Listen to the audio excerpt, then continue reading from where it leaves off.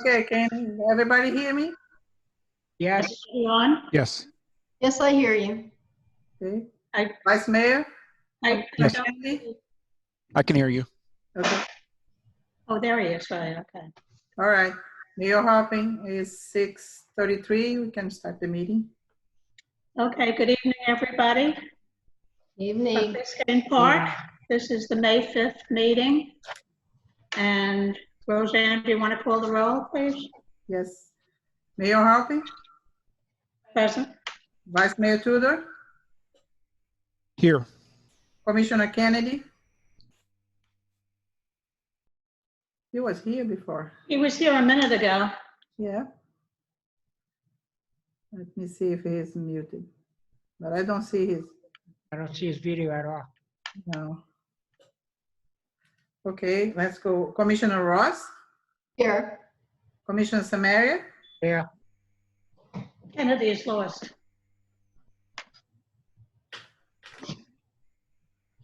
There's nothing I can do about it. Okay. And I don't see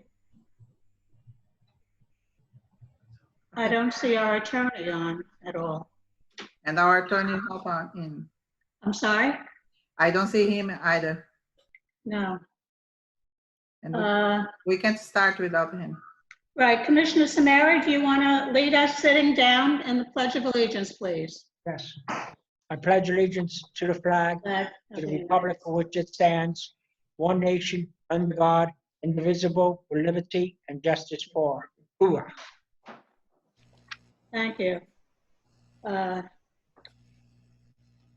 John would normally be reading the declaration of the state of emergency. It was the second extension to May 8th. And it coincides with the governor's executive order 20-52, which is scheduled to expire 11/59 on May 8th. Mr. Manager, can you call the village attorney to see if he's on? Mr. Manager, David? David?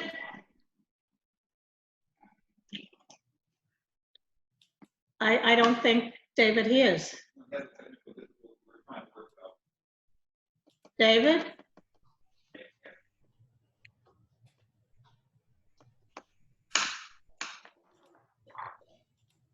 Please tell to call the attorney.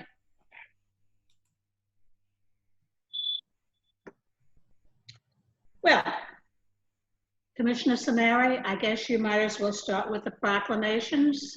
Could we, I'm sorry, Yes. what's the point of order? We had a commissioner here and we had the manager here, and obviously there's some technical difficulty. Can we work those out before we start working through the agenda? I agree. Fine, we'll wait.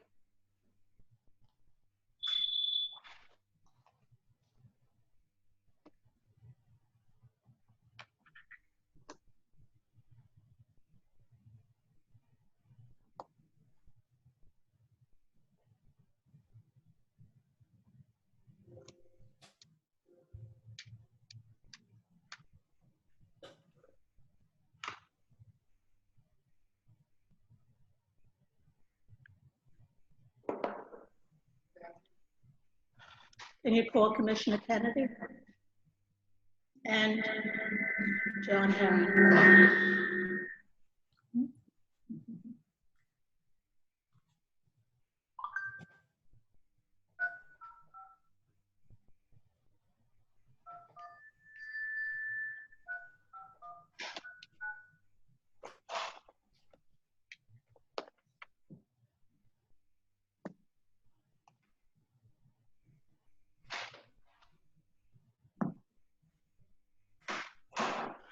Oh, okay. Yeah, now I see you there. All right, okay, I'll do it. Hold on. Yeah, he was on the waiting room, and Mr. Harry is also on the waiting room.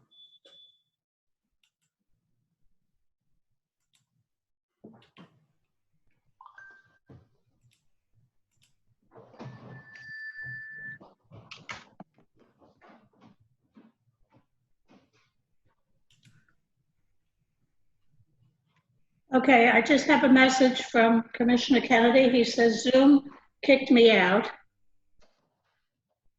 Yeah, and says I'm in the waiting room. I can hear everything. yeah, he's back in, and Mr. Herring is also in. Can you hear me, Commissioner Kennedy? Yes, I'm here. I heard everything you guys were saying. Okay. Good afternoon, Commissioner Kennedy. Hey, guys. Everybody's in. Mayor, do you want to do a roll call again, or we just?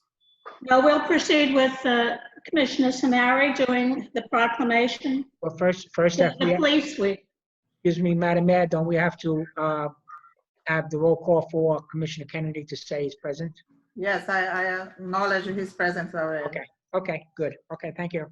Mhm. So is the attorney there for the declare the state of emergency that he can? Isn't that supposed to? I'm sorry? The declaration of state of emergency, doesn't he have to read that or? Well, commissioners, you all may recall that at the end of the meeting that we had last week, this issue actually was raised by the mayor, and it was in fact voted. The purpose of it being on the agenda is for you all to see and make and understand that it's been executed and it's in effect. But my distinct recollection is that it was in fact raised and voted on by the commission at the last meeting toward the end of the meeting. So the emergency declaration is there as an informational item. Okay, thank you. Now, Commissioner Samari, would you do the proclamation? Yes. For police week? Yeah, this first one, I want to do a proclamation to honor the police. I'd like to present this to the Chief Capero. A proclamation in honor and recognition of Police Week for service to the village of Biscayne Park. Whereas there are more than 900,000 law enforcement officers serving communities across the United States, including the decorated member of the Biscayne Park Police Department.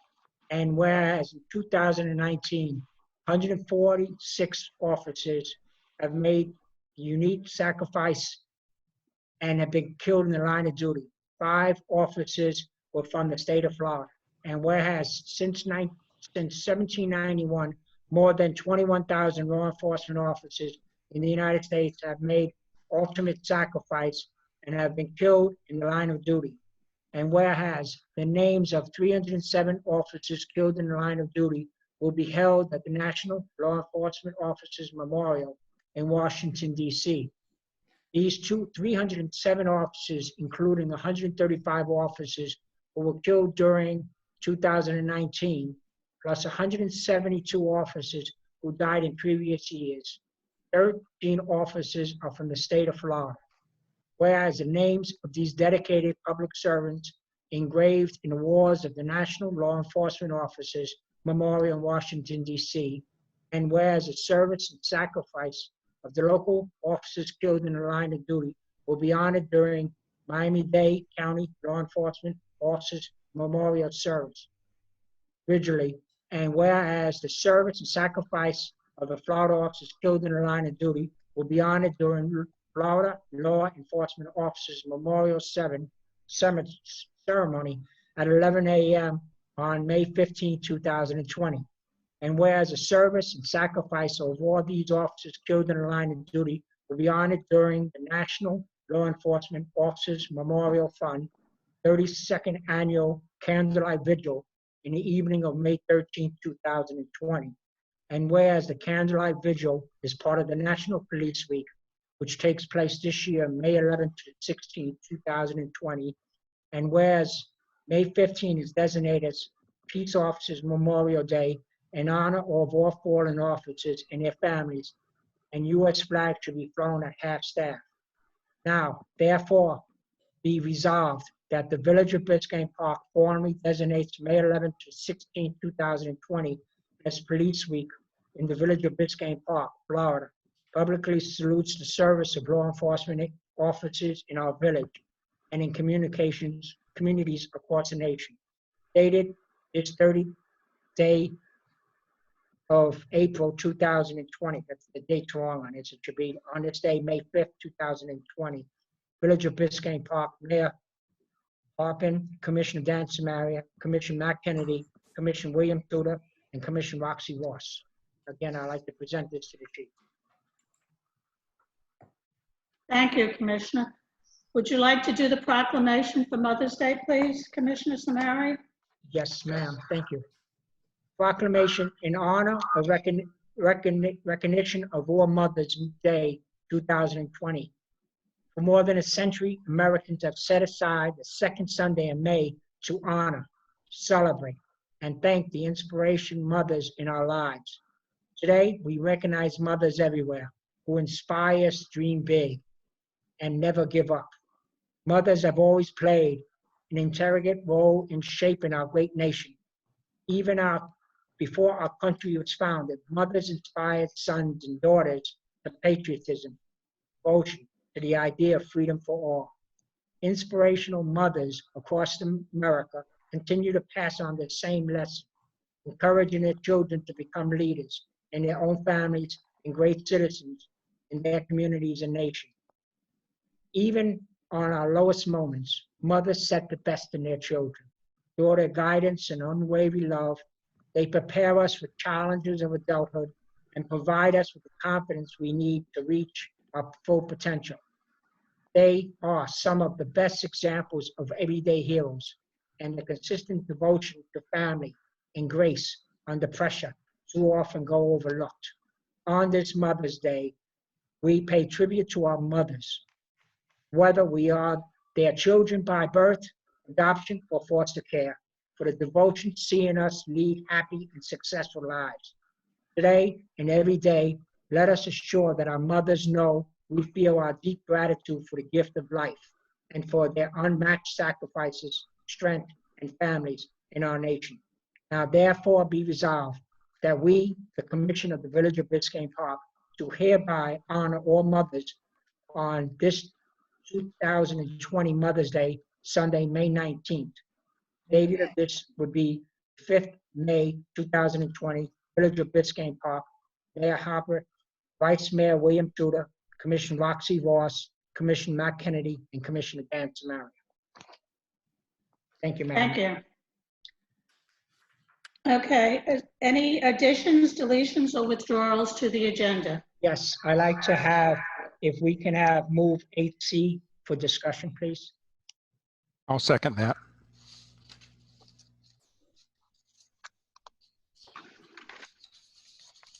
Okay, so that's going to be 10E, I believe. Okay. Yep.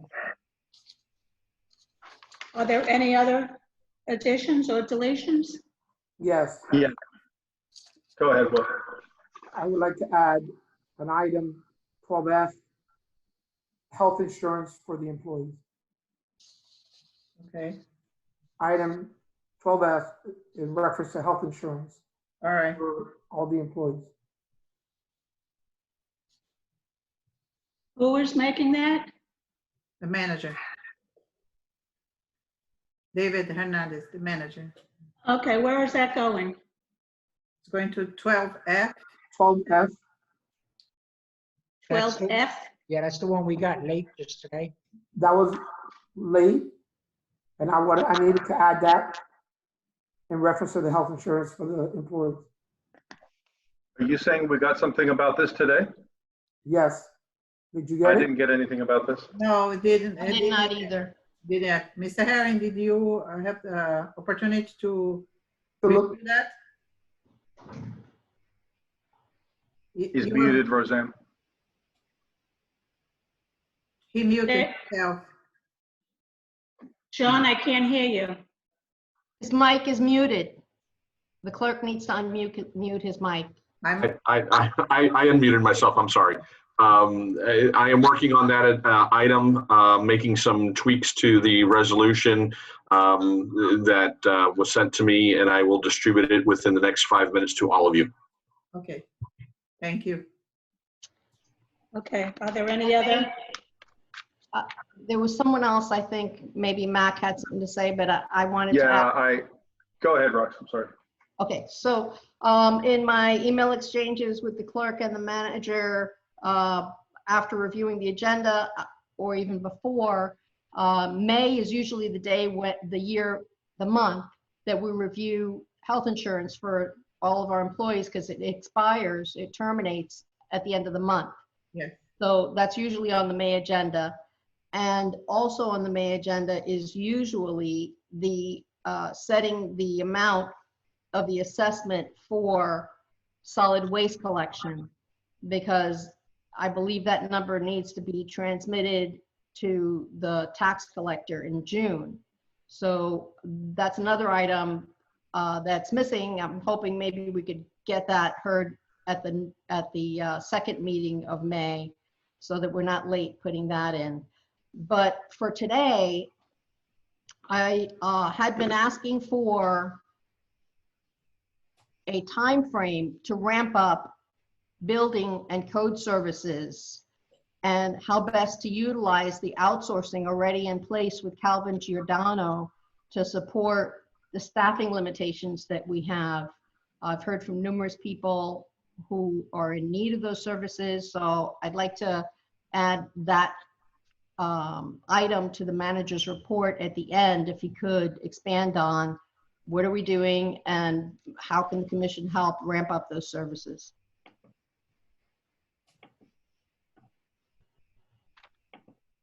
Okay, are there any other items that we want to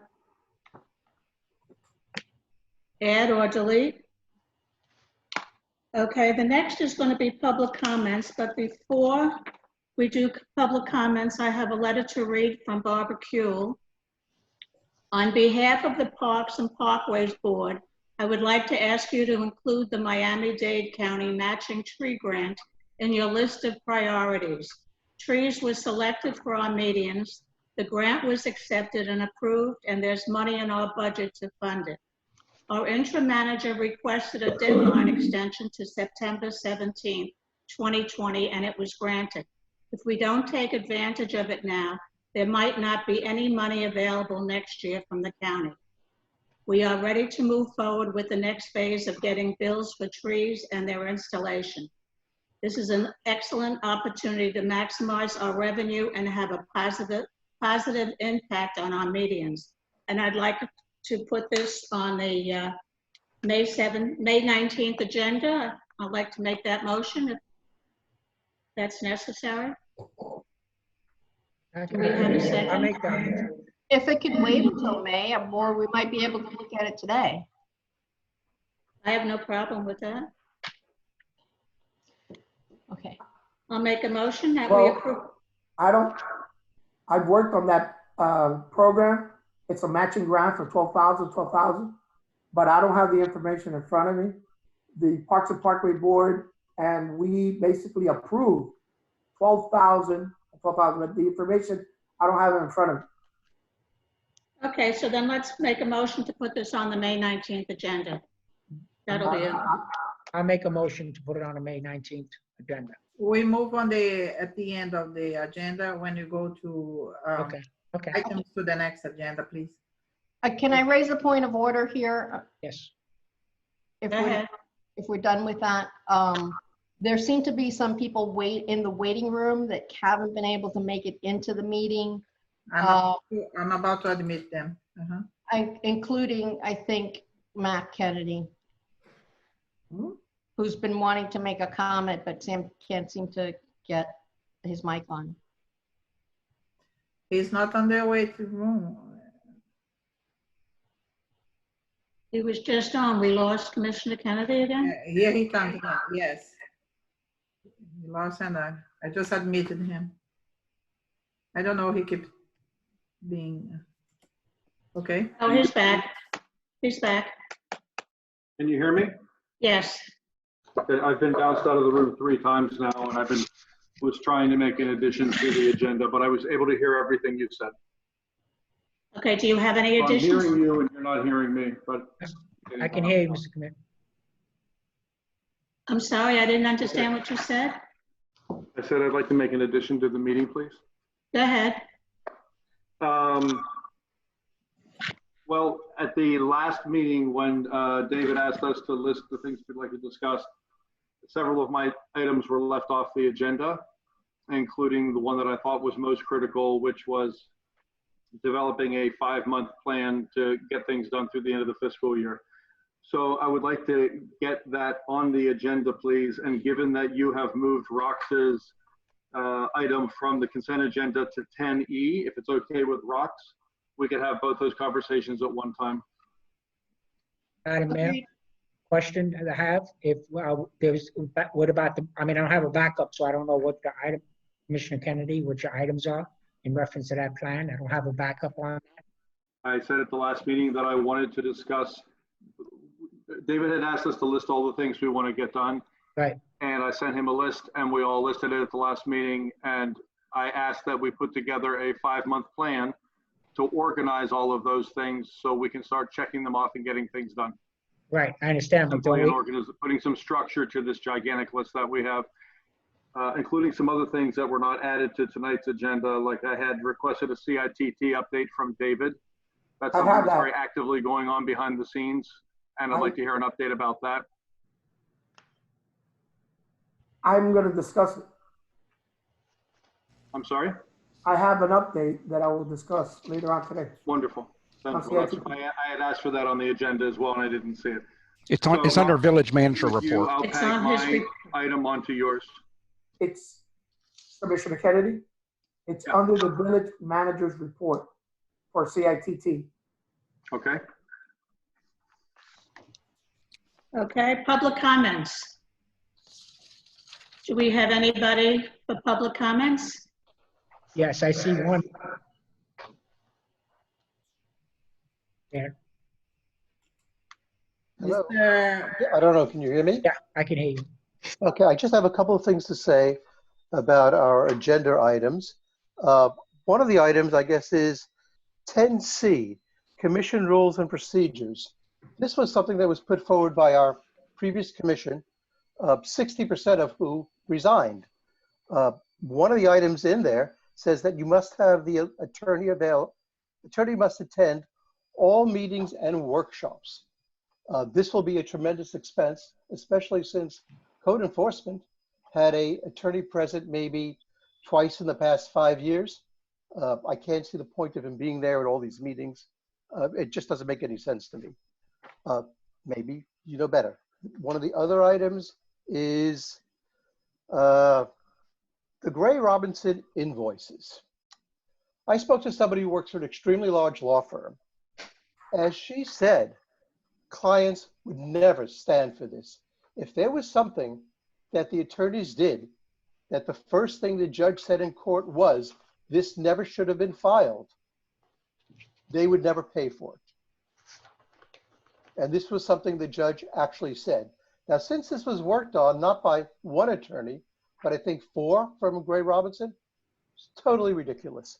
Same thing happens with the trim notices. The attorney went over the trim notice, it was sent out, it was incorrect. They then charged us for redoing it a second time. If they were wrong the first time, why should we pay for it the second time? There's also a couple of items in there with the attorney speaking with our mayor the same day, our old mayor, the same day she resigned. It would seem to me that item and also the items where she was speaking with Commissioner Johnson when she resigned, those are both private matters. Those are not covered under the obligation of the village commission. So to me, those portions just don't make any sense at all. The other thing is, as far as looking for a city manager and an attorney at this time, we're working on our CIT, we're working on FEMA reimbursements. I'm not really quite sure who you would get to actually apply for the job, considering in November, we are going to have a new commission. I know when I was elected, the previous commission, which was David Coviello, they decided not to hire an attorney, not to hire a commissioner, a village manager, since they knew there was going to be a change. To me, this would be the same thing.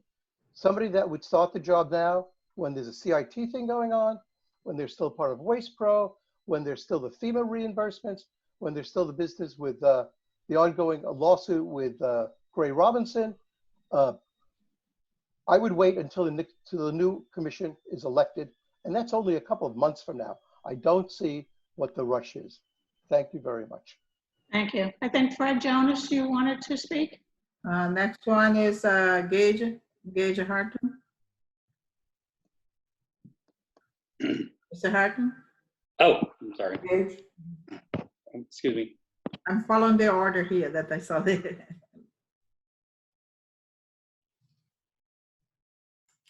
Gage, can you hear us? It's not letting me unmute my, am I on? Yes. Good. Okay, sorry. Hi, everybody. Good to see everyone.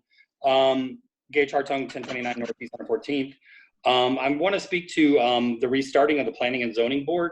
At this point, with the Zoom meetings and the commission meetings, I don't see why we're not restarting these meetings, at least virtually.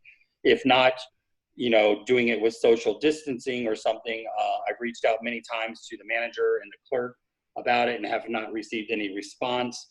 I'm also concerned about the email that went out last week that now the manager and the clerk and the building official, with all due respect, are now going to be making planning decisions as far as permits go. I think that's something that should be reserved for the Planning and Zoning Board, who is here in the village. It's just, we're not able to meet, because of the COVID, but we can meet virtually if need be. Going down the agenda items, I'm just curious if they could explain why the increase in the Waste Pro fee between now and September. I mean, it just seems weird that they want to have all that additional funds and that we're going to be billed in the next year probably for it. Also, code services, I would love to see them get restarted. I don't know if, I'm sure you all have seen the trash that has been put out. You going around and you see people putting trash out on Tuesday that's not going to be picked up until the following Monday. And it's gotten out of hand, all of the amount of trash that's laying around the village. And it would be nice if we can get the code service or somebody out there to at least be patrolling basic stuff. And unfortunately, I'll disagree with Harvey. I think we should go ahead with the manager search. This is a new commission that is operating now, and I think we should go ahead and be looking for a manager and an attorney. So thank you for letting me talk. Thank you. Janie? Can you hear me, Roseanne? Yes.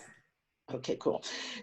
Good evening, everybody. And I want to publicly thank every employee who's managed to put this together and enable the commission to meet virtually. I know on top of everything else you're doing, this is a phenomenal increased workload.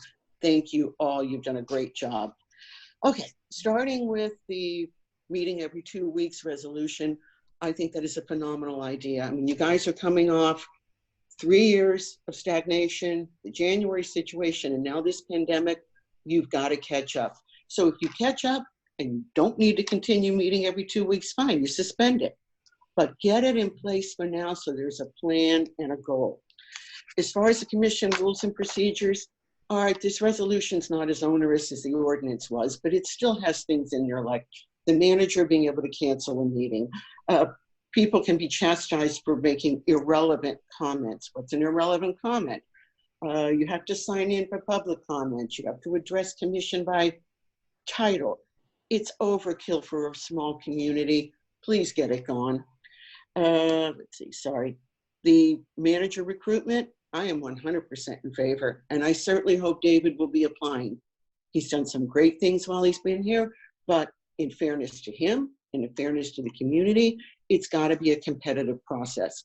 And as far as kicking the can down the road till the next commission comes on, that's 6 months from now. We have almost always hired our managers within far closer time of an election. And for those of you who weren't here, when Anna Garcia was hired, she was hired 2 months out from an election. She got, as most of us remember, a couple of difficult problem children commissioners. She got through it. She survived and thrived, and we thrived under her. So a 6 month out election is irrelevant. We need to move forward. As far as Waste Pro goes, for those of you who may not have had the chance to read my email, I think your only viable option is to go the RFP route. Anything else, you figure just to start negotiating with Waste Pro. If you don't have something in place to say, hey, here's our other option, what are they going to negotiate? They can't seem to live up to the simplest things in their contract. Put the cans back where they find them. Put the lid on securely. Don't toss the cans. If they can't even do that, I'm thinking you're not going to get a whole lot of negotiating without something else. As far as bringing it back in-house, that train left the station with the amount of equipment you'd have to purchase, the changes that have to be done over at Public Works to conform with Durham, manpower, including drivers. You're looking at upwards of $1 million if it's even that low. We have neither that sort of money nor that sort of time. I think the one last thing, the whistleblower protection. Dan, you know I supported you when you first brought that up. That was needed in the past. Right now, again, with so much else that's going on, and only one other city signing on for it, I think this is something we probably need to put aside for the moment till you guys clear up some bigger ticket items. Thanks. Thank you. Chuck Rock? Hi, good evening, everyone. Again, I also want to commend the police chief and his officers, the administration, village staff, and public works for their continued excellent work during this crisis.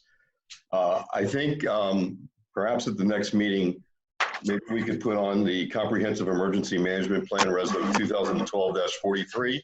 I think there's some things in there that we need to look at before hurricane season comes, which is around the corner.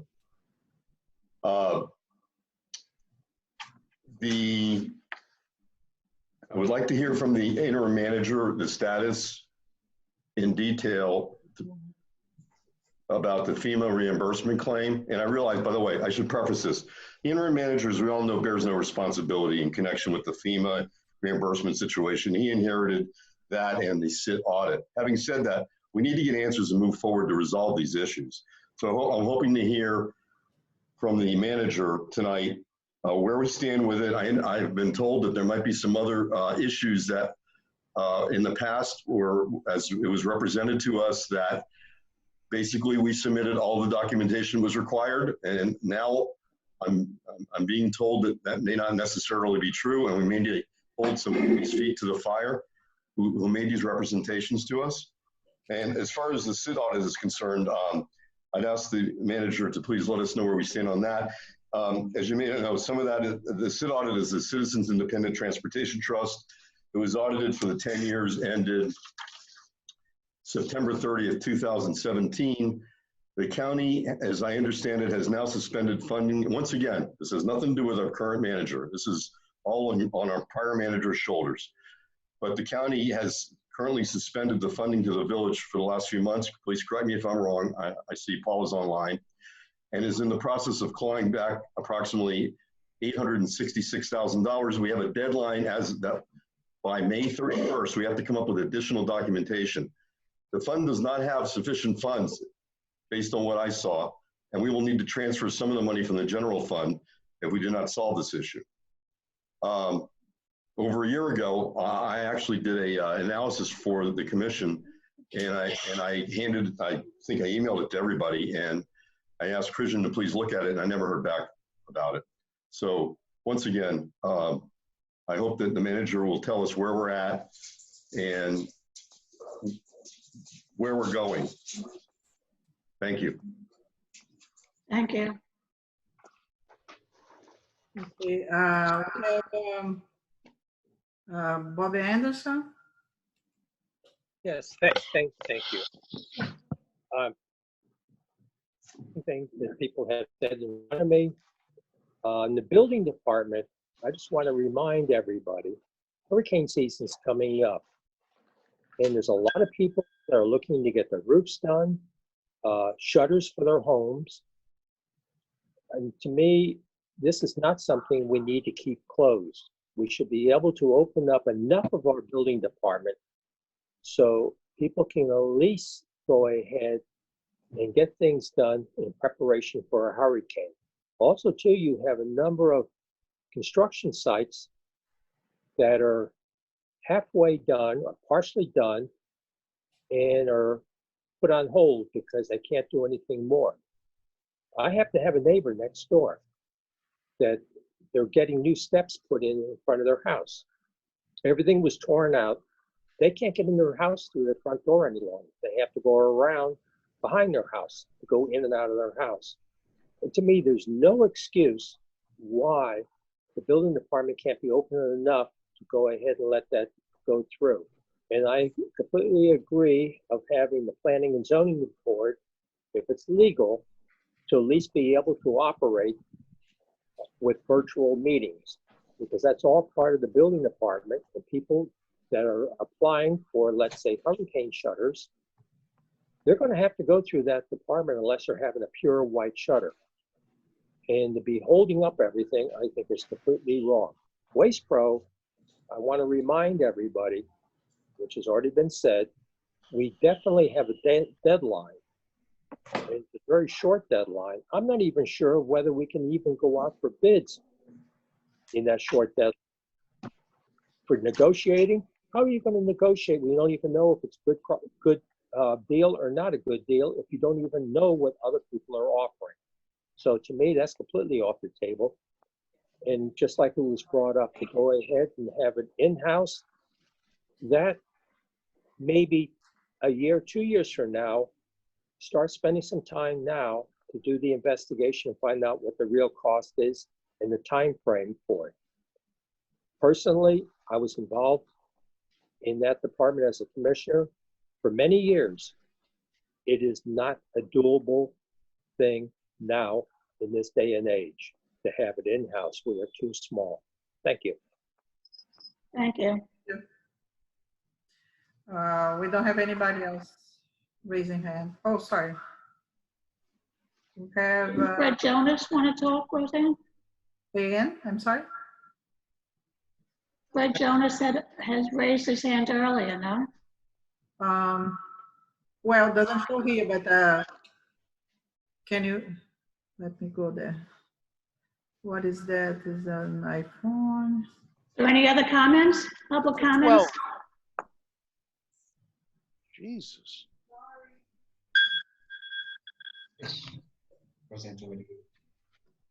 I don't see anybody else, Mayor, sorry. Okay, public comments is closed. Make a motion to pass the consent agenda as modified. I'd like to make a motion to pass the consent agenda, minus in the 8C. I'll second. Okay. Okay. Is there a consensus? All the others? Yes? No? I'm sorry? We need to hear from the other commissioners. Yep. Yes. Take a roll call. Commissioner Kennedy? You muted again. Oh, sorry. There you go. He's back. Sorry. There you go, Commissioner. Yes. Okay. So 5-0. Did everybody vote, Roseanne? Yes? Okay. Okay. John, do you read the resolution 2018 or? We have to go to a consent agenda, Mayor, first. Sorry? Item 8.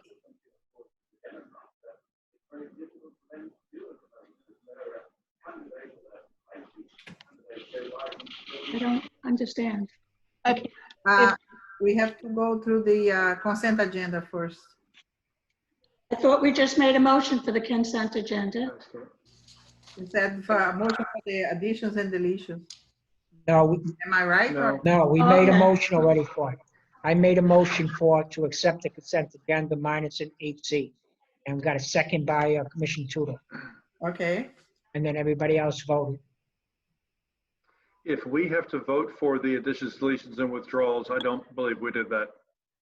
Yes, we didn't do it.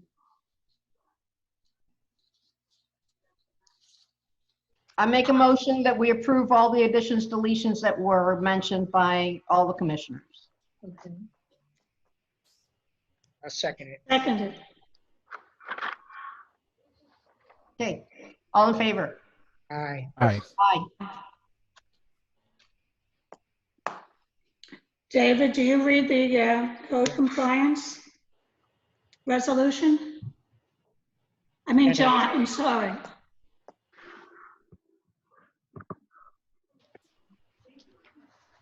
John, can you hear me?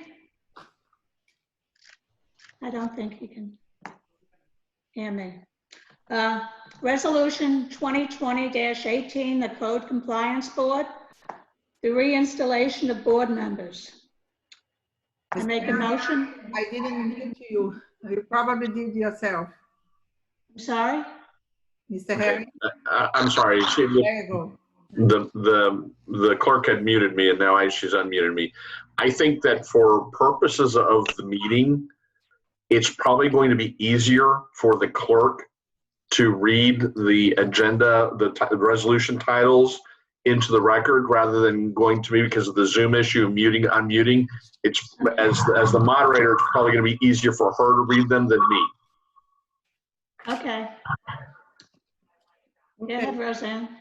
So we're gonna read the resolution 2020-18, the resolution of the Village Commission of the Village of Biscayne Park, Florida, ratifying the selection, appointment, and term of office of the board members to the Code Compliance Board, providing for an effective date. I have a question about this, if someone would let me know when I may ask a question. Sure. May I ask it now, Ginny?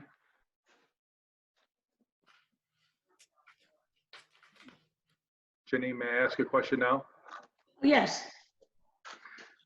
In this resolution, the final whereas reads all board members of code compliant boards resigned, and now all 5 members reapplied, plus a new applicant. That indicates that the 5 former members reapplied to be on the board and that there's another applicant, making 6 people. I only received 5 applications from the former members. Commissioner, can I explain that portion, Mayor? Mm-hmm. Yeah. Go ahead. We had a new applicant, but he decided to switch to the planning and zoning. Since the planning and zoning, we have an open term or an open member, and there was no reapplication. So. Okay, so that needs to be removed from this resolution. Yes, yes, I'm gonna change. So right now we're gonna. That was my question. 5 members of that reapplied for the Code Compliance Board. I also have a question. Yes. Go ahead, Commissioner. Thank you. So in order, because the terms are staggered, we have 1 appointment for 1 year, 2 appointments for 2 years, and 2 appointments for 3 years. I asked the clerk if I could please have a record of attendance to sort of decide who would get the shorter term based on as some kind of a measure, but I didn't get that information. So I'm at a loss as how to make this appointment. I'm sorry, I didn't have time to request the code compliance, not the planning zone to provide me the attendance.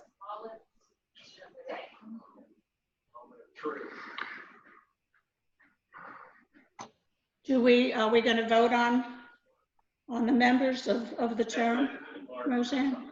Yep. Okay, we have to be. Make a motion first. We have to be by voice. Right, but don't we have to make a motion first? Oops. Mr. Herring? Don't we have to make a motion first? Then be second. John's muted, Roseanne. Roseanne, do we make a motion? Hold on a minute. Okay, I'm sorry, Roseanne. If you could, moving forward, allow me to unmute myself and not, because we're losing time here. muting you. I'm not muting you. I don't know. Okay. what's happening. All right. A motion has been made. A second needs to be made before any further discussion and a vote. Okay. Who made the motion? I didn't hear a motion. I was trying to make the motion. Okay, I'll second it.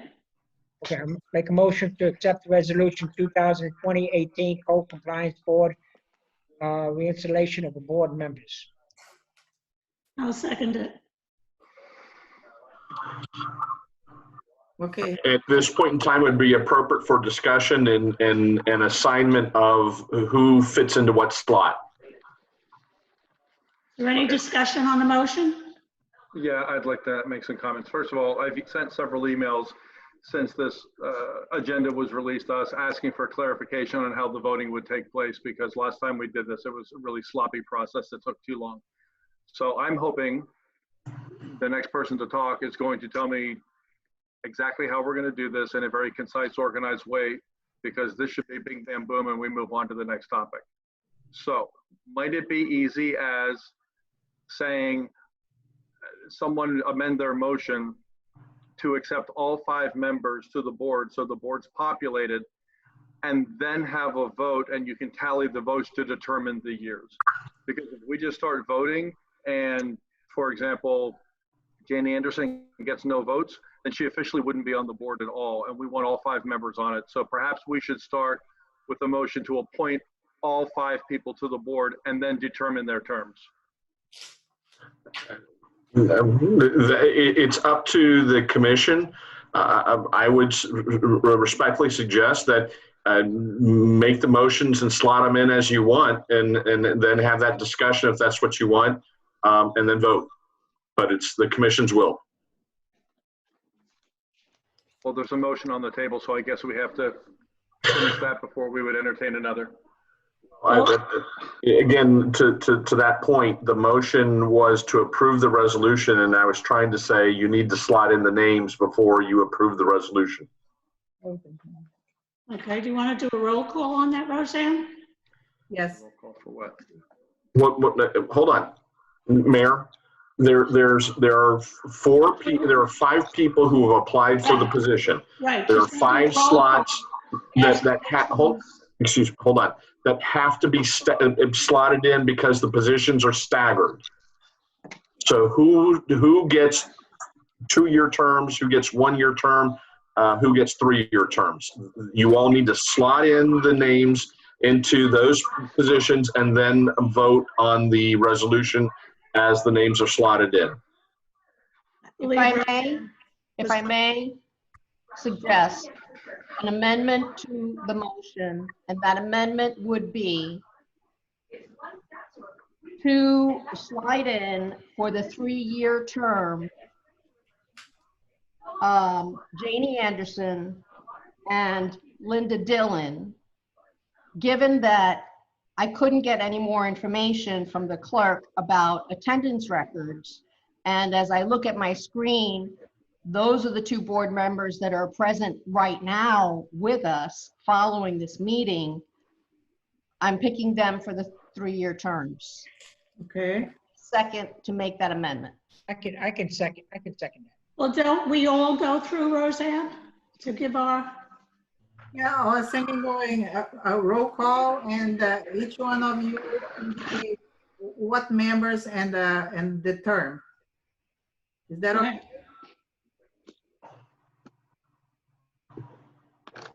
May I say something here? May I say something here? Sure, go ahead. With all due respect, I don't understand how we're conducting a meeting right now and something that should be a perfunctory kind of a thing, we are tripping over already. We just did this a couple of months ago, and here we go again. So I'm really sorry to sound so frustrated, but I have been emailing David and Roseanne since Saturday saying, how is this going to be done so this exact scenario that we're faced with right now is not happening? This is no way to run a meeting. This should be simple and quick and organized, and here we are trying to figure out how to do it right now, live in a meeting. Come on now. I believe Roseanne was going to call the roll and out. ask us our preferences. 1, 2, 3, 4, 5. A point of order, I have an amendment to your motion, and I believe that Anne Samaria seconded that amendment, nominating 2 of the members, applicants, for 3-year terms. Okay. I think it's appropriate to vote on that amendment. John Herron is out. And I have the, John Herron is out. oh my goodness. I'm not certain how it's appropriate to assign people to a 3-year term just because they happen to be in this meeting tonight. We have no idea where those other 3 people are, what their obligations may be. And I understand, Rox, that you're trying to establish some kind of a reasoning here, but I don't find a whole lot of merit in that one. I'm sorry. I'm glad Janie and Linda are both here, but I don't think that we hand them a 3-year term on a quasi-judicial board for that reason. I hear you. I just don't want to burn 45 minutes of our time. Yeah, I hear you on that too. Yeah. Yes, but That's why this should have been done prior to the meeting. Commissioner Kennedy, Yes. on the code of our, the code compliances and planning and zoning, the code of ordinance requires the term for each member. I understand that. That's why I'm saying the term. I'm talking about the procedures that we would have come by those terms. Mayor and procedural thing that the people who organized the meeting might have had together for us. Mayor and members of the commission, that really is not the issue because it's up to you all to decide. There's no, the statute nor your ordinance says how you go about slotting the individuals. That is up to you. There is a certain amount, and maybe some may say a significant amount of arbitrariness as to how you do that, but that is how the statute and that is how your code reads. It isn't up to us to predetermine who gets 3, 2, or 1 terms as staff. Frankly, that is your job. No, I understand that it's not your job, but I just wanted some direction on this and I didn't get any replies to that.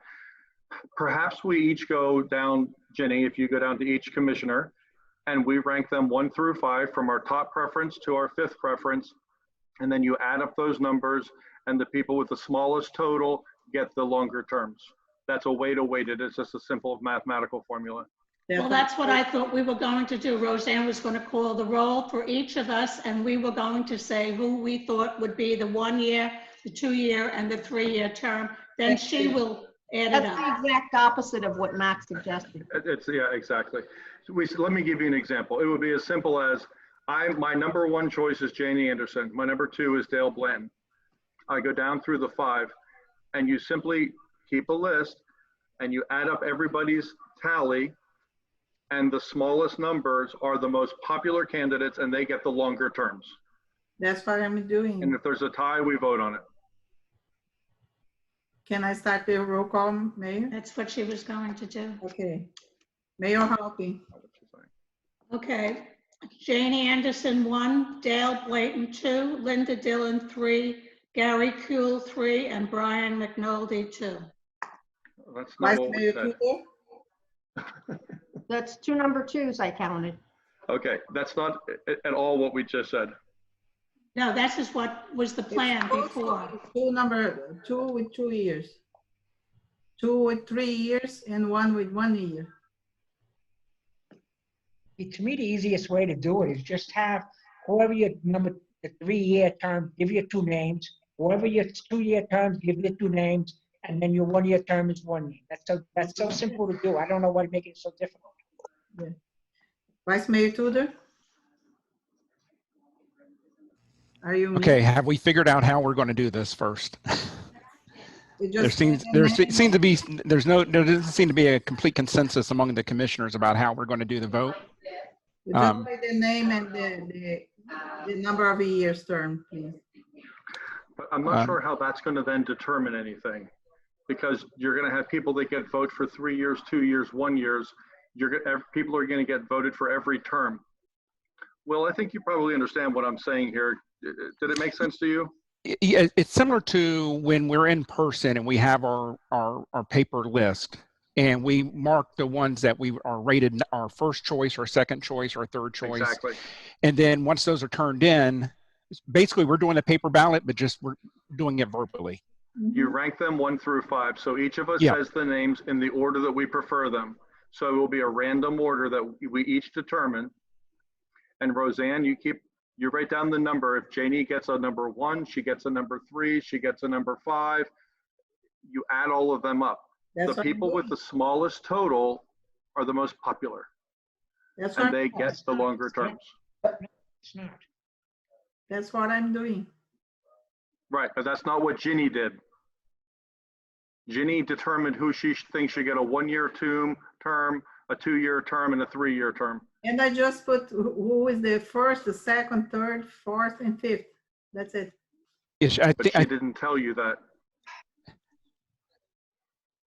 because I think I'm sorry, but these basic things that just we trip over are so frustrating to me. I think what the mayor was doing was she was doing a version of that, because her first 2 that she provided, those would both get 3-year terms. I guess probably to make it clear, maybe out of the 2 that she selected for a 3-year term, who ranked higher, who would be number 1 and number 2 out of those 2. That's what I did. The first 2 with 3 years term, I put number 1, number 2. The others 2 with 2-year term, I put number 3, number 4. And the But one. Roseanne, you made an arbitrary determination for Ginny about which of her 3-year term people were more important. So in essence, you're weighting her choices for her. Guys, it's this simple. Each of us reads 5 names in the order that we prefer them, from your number 1 choice to your number 5th choice. Don't assign a number to them.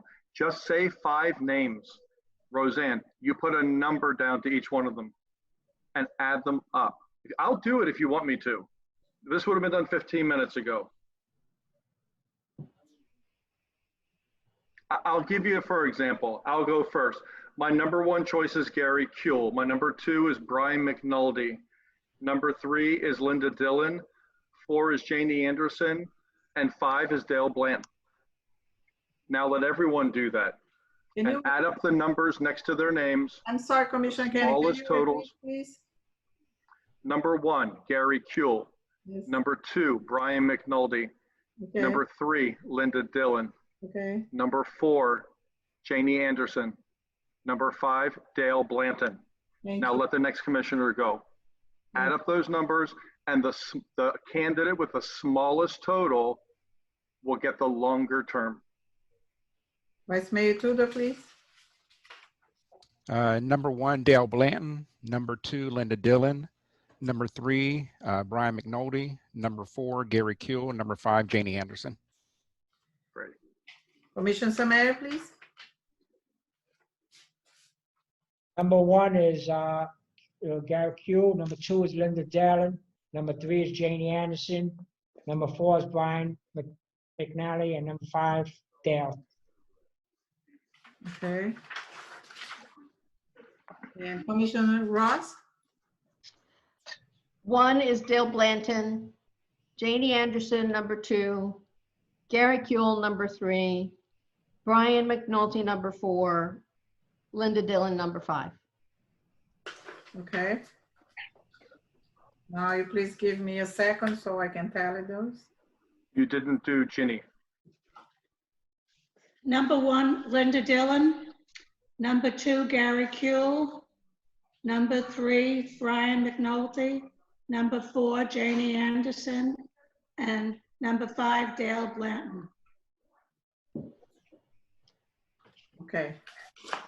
So let Roseanne add them up, and I hope someone is double checking, because it's always good to have 2 sets of eyes.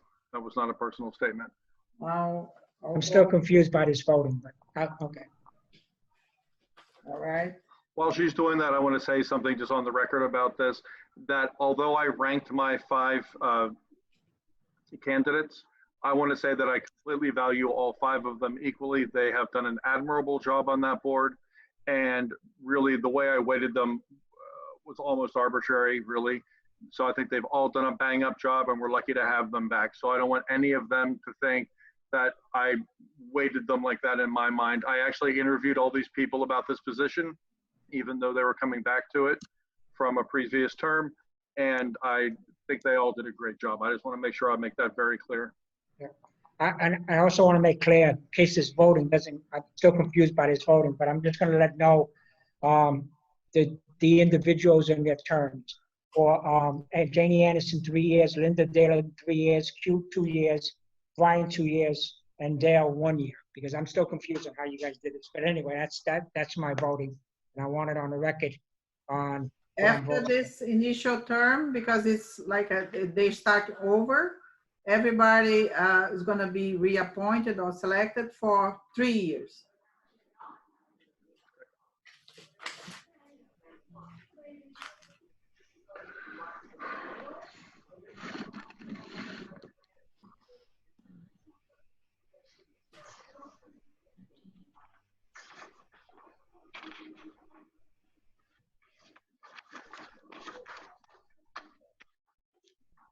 Hey, Ginny.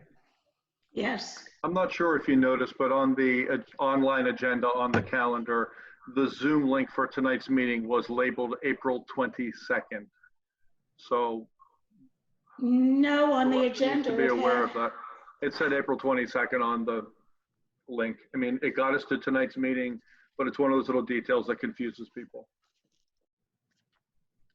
And I'm not suggesting that you did that. I know you don't put things on the calendar. I'm just letting you know because it's your meeting. That was on the draft. You're right. That was on the draft. The first one. It's when they online had- right now. Oh, well, a little bit wrong. Yeah, because the number's different on that one also.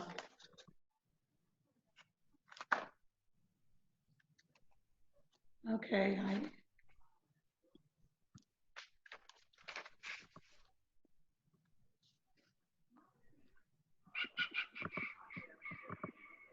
Oh, you guess can we're hear me almost whistling. ready for the planning and zoning. No, we have to get the vote first.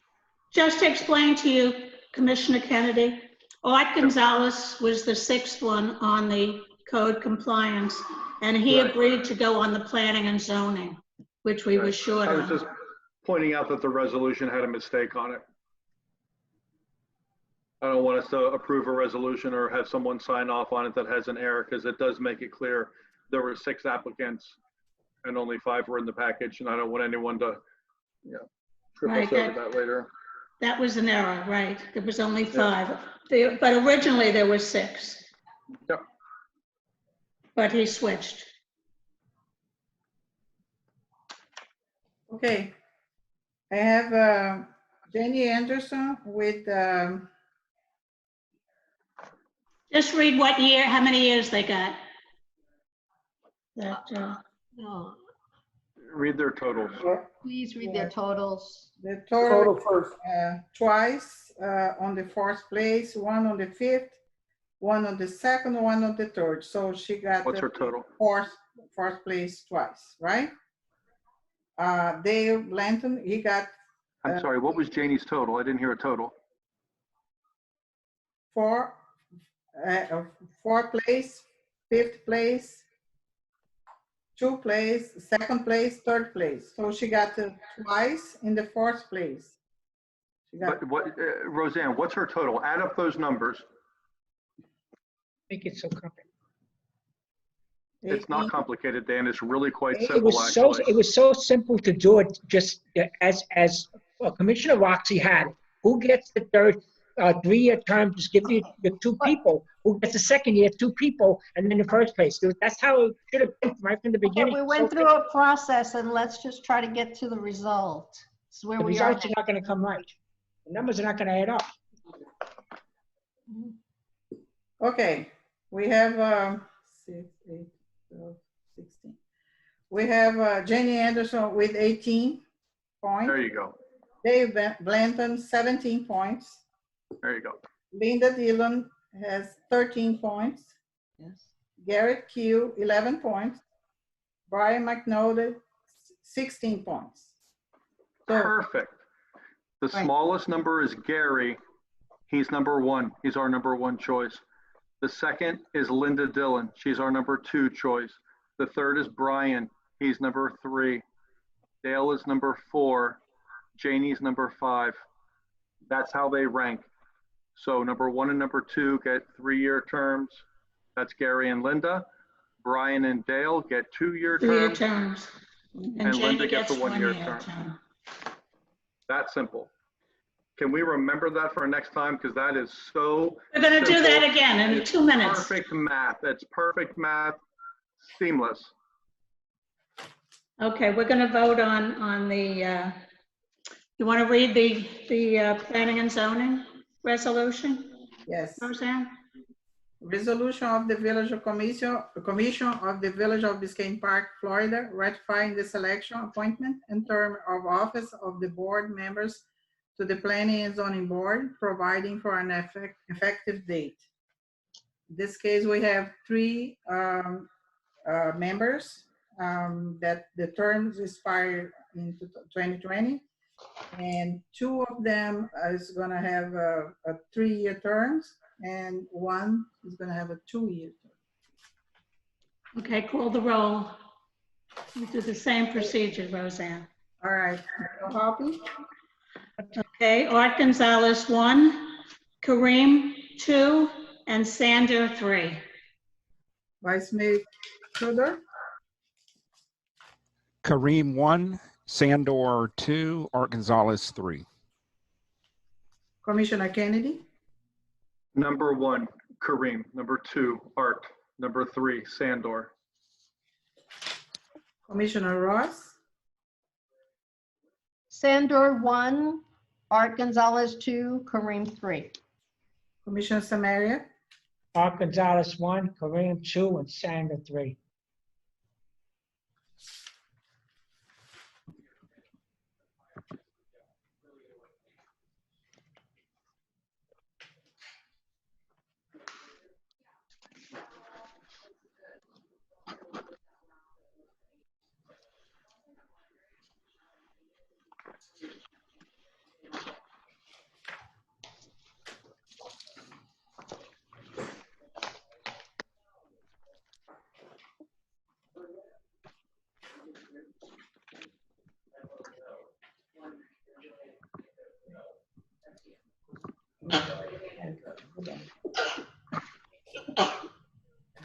Gesundheit. Thank you.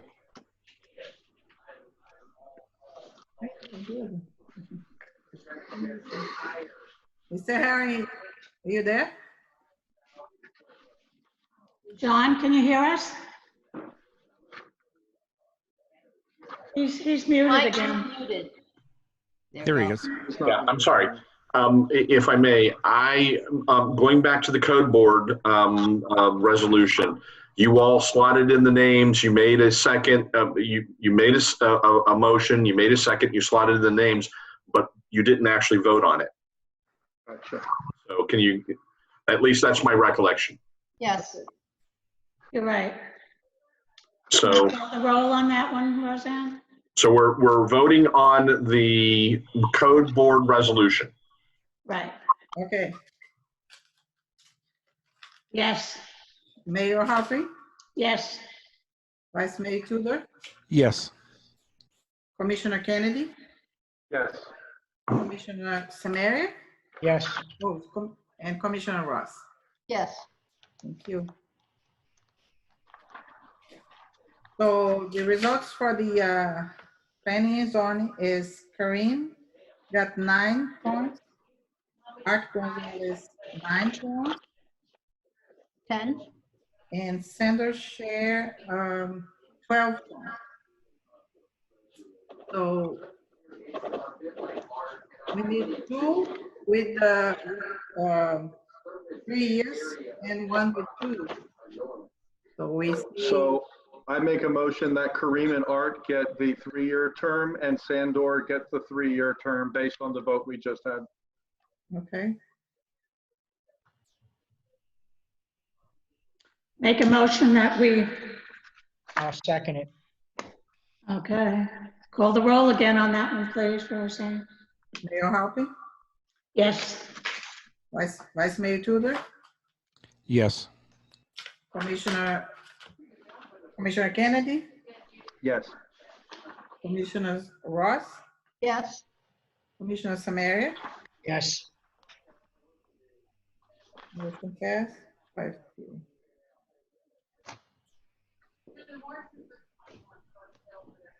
Roseanne, do you want to read 2020-20? Okay. Resolution of the Village Commission of the Village of Biscayne Park, Florida, amending section 216 of the Village of Biscayne Park Code of Ordinances, adopting commission rules and procedures for meetings and workshops, providing for an effective date.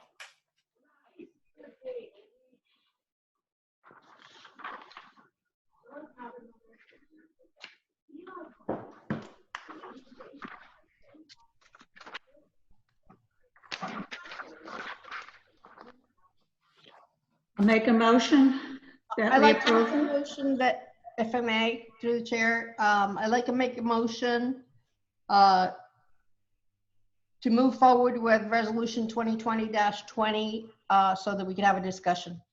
I'll second it. Okay, discussion?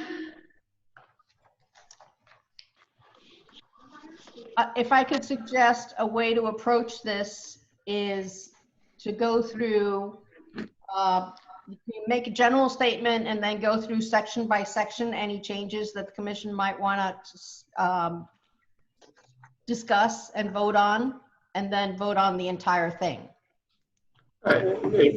Commissioner Ross and Mayor, if I may make a couple brief comments regarding this item. At the last meeting, the commission had before on second reading a proposed ordinance that was drafted by Ms. Rodriguez that was created a set of rules and regulations. And during that meeting back in now March, there was discussion that to convert it into a resolution, which is what I've done. And that's what's before you. I want to make it absolutely clear that these rules of procedure are what you all want. And it is my work product that you have before you is a grouping, an amalgamation together some of the better components of each of the ones that I use as reference tools, including that draft ordinance, the one that I distributed to you all at that meeting, and others that are out there from other jurisdictions. And I will end by saying that truly this is what will govern your future meetings, assuming you adopt it, and the procedures. So it is truly your work product, and whatever that you like or you don't like in that document is up to you all to direct me and the manager and the clerk to modify as you all see fit.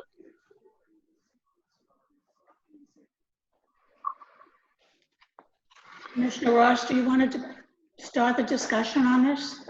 Yes. Okay. May I say something before we start that? Rox, do you mind? Go right ahead. Because what you just proposed, I think, makes perfect sense. However, I'd like to possibly amend it a little bit. I would like to hear every commissioner's kind of overall view of this thing, so I have a better understanding how each of the five of us kind of view it before we start to slice and dice. Because if we go through the process now of each of the five of us making a general statement and then running through and listing everything, I think we're going to be here for hours, quite frankly. I spent a lot of time the past couple of days, and I went through this thing, and I have 50 things on here that I would want to talk about. So I would benefit by hearing Roxanne, Will, and Ginny, and Dan have a general kind of short conversation about it first, so I kind of know where everyone's head is on this. I'm happy to start that, if I may. Because we're going to get in the weeds here. Yeah. Okay, who would like to start that? You, Commissioner Ross? Sure, I'll start with a general comment to say that, first of all, our charter sort of directs the commission to organize its own rules for discussion.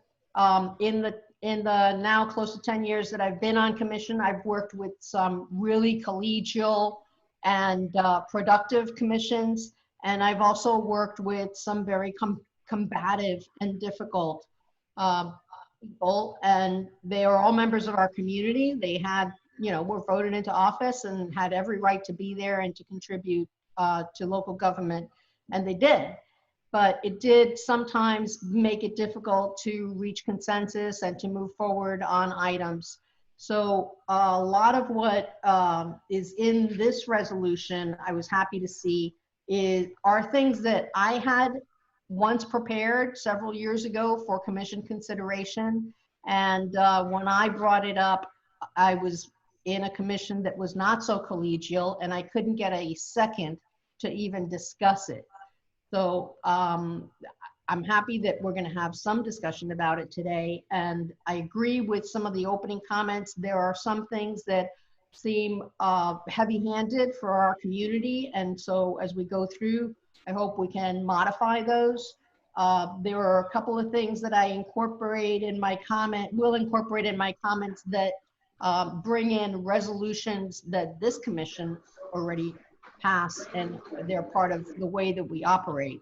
So I think it's an important discussion to have, and once we have this in place, it will bring about a more orderly operation of the meetings, not only the meetings, but the agenda preparation and the production of the agenda. General comment. You don't want to list what you don't agree with on this? Oh, I do, but I thought Mac suggested that we have sort of a broad statement first. That we each go through a broad statement. Mac doesn't make the rules. That was my suggestion. If you guys don't want to do it that way. Yeah, I'd rather. I said I would benefit from hearing that. Commissioner Ross, I'd rather have you tell us what you don't agree with on this, or what you'd like to see changed. Okay, and it might take care of some of the concerns, some of the other concerns. So, basically it's Exhibit 1 that we're talking about, and that's on page 1. There is rule number 1, and the third paragraph down, C, emergency meetings. Right. So,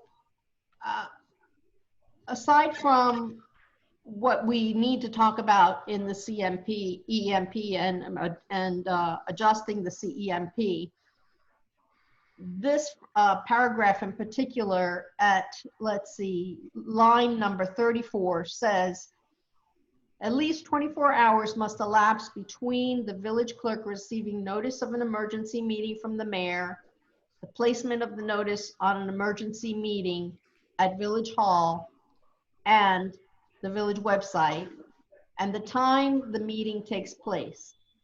Now, so it's unclear to me what those 24 hours start when and expire when, because you're talking about 3 different events. I didn't know what the intention was, but I think that the public should, if at all possible, have at least 24 hours notice of the meeting. Commissioner Ross? Yes. That's exactly how it's intended to be implemented, which is that from the point in time when a request for either a special meeting or, because the language is the same in both, by the way, or an emergency meeting, and particularly with respect to either one, a determination or enough information is received by the clerk to move forward with the scheduling of it, because she figures out there's a quorum, then there would be at least 24 hours between that point and the actual meeting. And that is consistent with, and the way why it's written that way is to be consistent with and implement the various attorney general opinions and other court guidance out there that indicates that 24 hours is the bare minimum notice that should be given for these types of meetings. Okay, but the sentence starts that at least 24 hours must elapse, and then it talks about the manager calling, the clerk receiving notice, the notice being posted, and the meeting happening. We'll clarify that, but that's the idea. Okay. Assuming that the other commissioners agree, we will clarify that. Okay, so then, Mayor, would you rather go through, have everybody's comments on each section, or just let me run through all of my comments? You run through yours, we'll take turns. Okay, so moving on to the next page where it talks about workshops, and the fourth line down, commission may not consider any other matters at the workshop. And the commission, it says the commissioner shall provide all supporting documentation and materials for the workshop being called. Well, it's oftentimes, at least a couple of times a year, we have workshops on the budget, and I would not expect the commissioner to compile all of the information needed to discuss the budget at that workshop. That is something that is better in the hands of the administration. So right after the semicolon and, I would say, except for a budget workshop, or if otherwise directed by the commission, the commissioner requesting the workshop should bring the materials, should provide the materials. The concept being, if Commissioner Samaria wants to have a workshop, well, let's do a real one. Commissioner Kennedy wants to have a workshop on communications. Even though it's a community discussion and it's important for all of us, it's up to the commission to say, we want staff to work that up and for him, or we want staff to do the research and help produce that, whatever's going to be produced for that workshop. Otherwise, it would be Commissioner Kennedy who is bringing sort of a plan for us to hash through and then take it to the next step. Excuse me, Commissioner. I think John Harris offline right now. He's got the image, but he can't talk. I'm here. Okay. So, John, I don't know how much of that you heard, but in general, the idea of the workshops, and so a commissioner requests a workshop, it shouldn't always be on that commissioner's back to produce all the materials for the workshop. Sometimes those materials need to be provided by administration. So I just wanted to put in a phrase that would facilitate that. I understand, and there's no problem with that. We'll work with, assuming that, again, that is the direction of the entire commission. We'll modify that, and I heard you read off some language, so I'll get that from you. And just as a side note, from time to time, if I click off the video, it's because I'm taking notes, and you don't need to see that. Okay. So, and I'm glad you mentioned that, because I don't want to go through, I don't want to go through all of these changes and then not know who agrees with it or not. So if we can go back to the first part about the 24 hours, can we get a sense of what the other commissioners think about clarifying that language?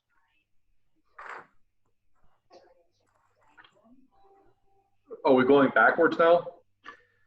My first comment with clarifying the language about the 24 hours when you're calling an emergency meeting.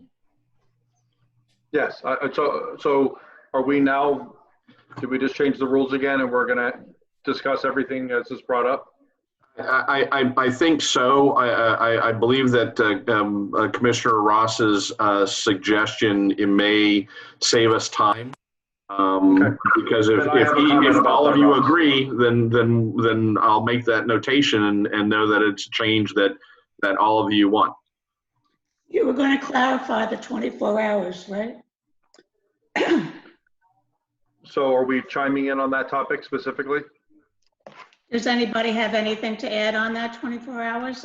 I do, because I had marked the exact same section, because it's probably a language cleanup, but you can't connect three things in one time period like that. So there's clearly a language problem there. The attorney's going to clarify that. correct? Yeah, and if I may, if because of the importance of this item, I know that it's theoretical that you all can vote on it tonight, and that's certainly your prerogative. But I will bring it back as a clean version to reflect your changes at the next meeting, so you all can ratify that the changes I've made are in fact consistent with your direction and your vote. Okay, that sounds good. Next, Commissioner Ross? So did anybody else have a comment on that 24 hours? Everyone, I think, agrees? I think that our attorney's going to rewrite that. Okay, but I'd like to hear the other commissioners say yeah or say no, I don't agree. Something. Yeah, I agree with that. Okay, Yeah, no problem. thanks. Okay. So the other point was on workshops, when a commissioner, and by a majority vote, the commission decides to have a workshop, what's implied, what is stated in this paragraph, subparagraph E, is that that commissioner who's calling for a workshop should have to put together the materials for it. That may be appropriate sometimes, but not all the time. So I'd like to have a phrase dropped in that says, except when it's a budget workshop, or if the commission directs otherwise. Do you want to change the word shall to may?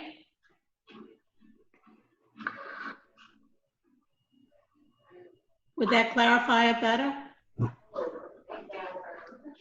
I think that it makes it a little, it makes it not as stringent, but it also doesn't give it direction. Well, I kind of agree with the if they may, because if a commissioner is going to provide documentation, I just want to make sure they give it in enough time to the village clerk. That's really the main thing that I'm kind of taking away from that, is just giving staff enough time to get that information and incorporate it. So if we change shall to may, that would take care of that part?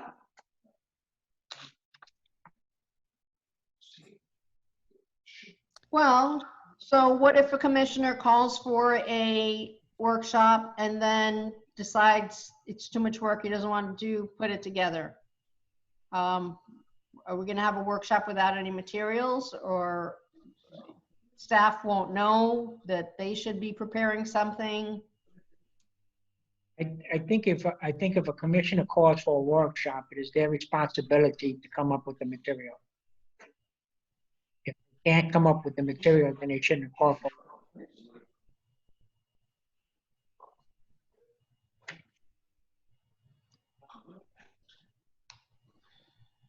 I mean, they could ask the village clerk to help them if they. You have to take responsibility. If you called for a workshop, you should be coming up with the material.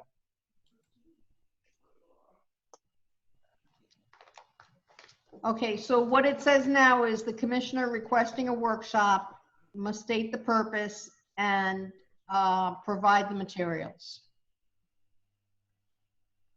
So what you're saying, Commissioner Samaria, is that you agree with the language as it's written? Commissioner Kennedy is off. Commissioner Kennedy is lost again.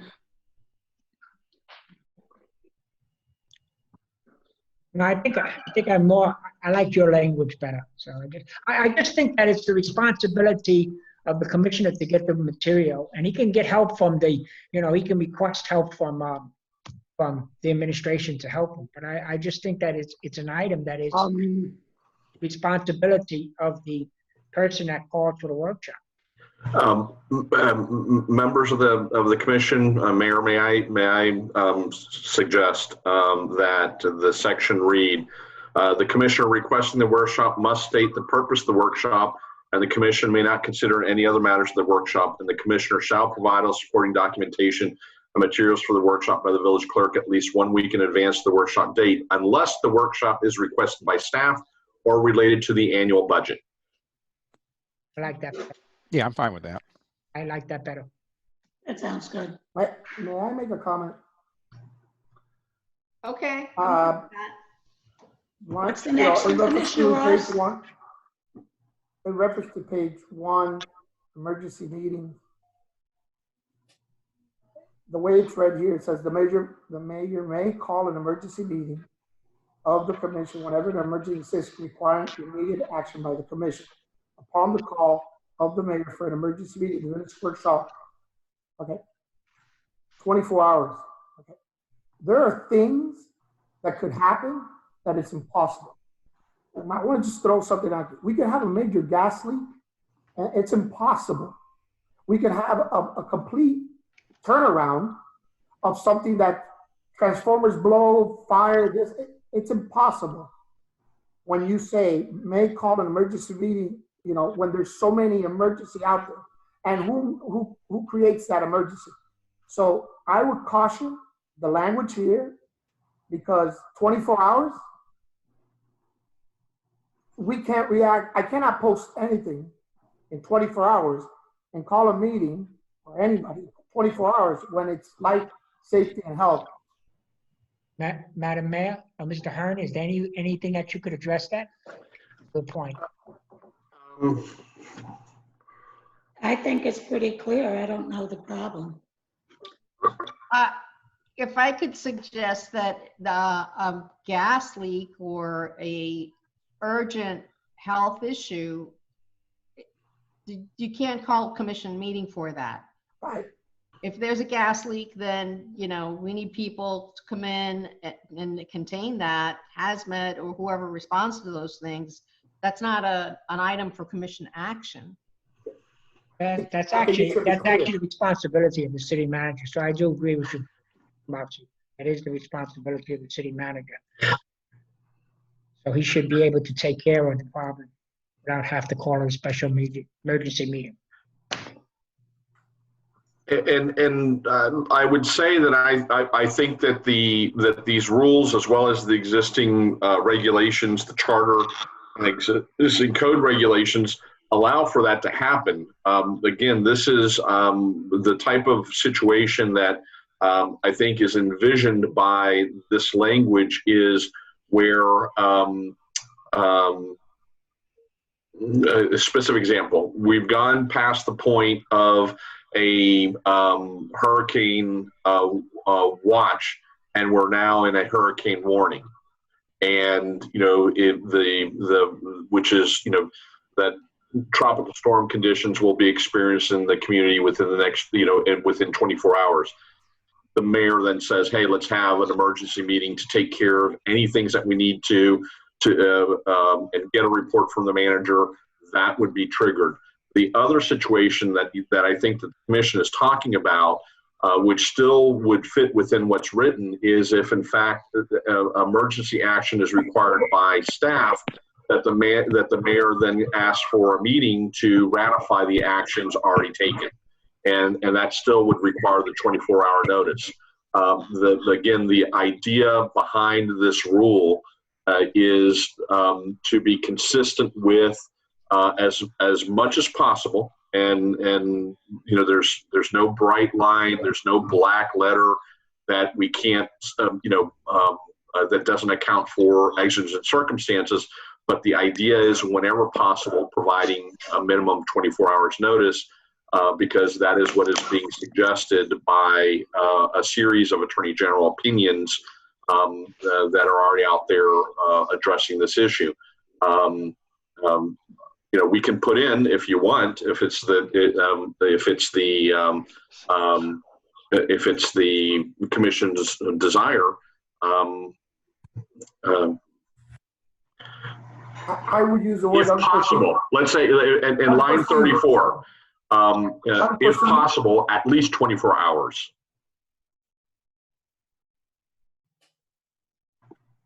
Fine. I'm good with that. Anybody else have a problem with that?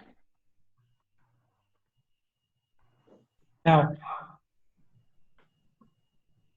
Commissioner Ross, what's the next item that you?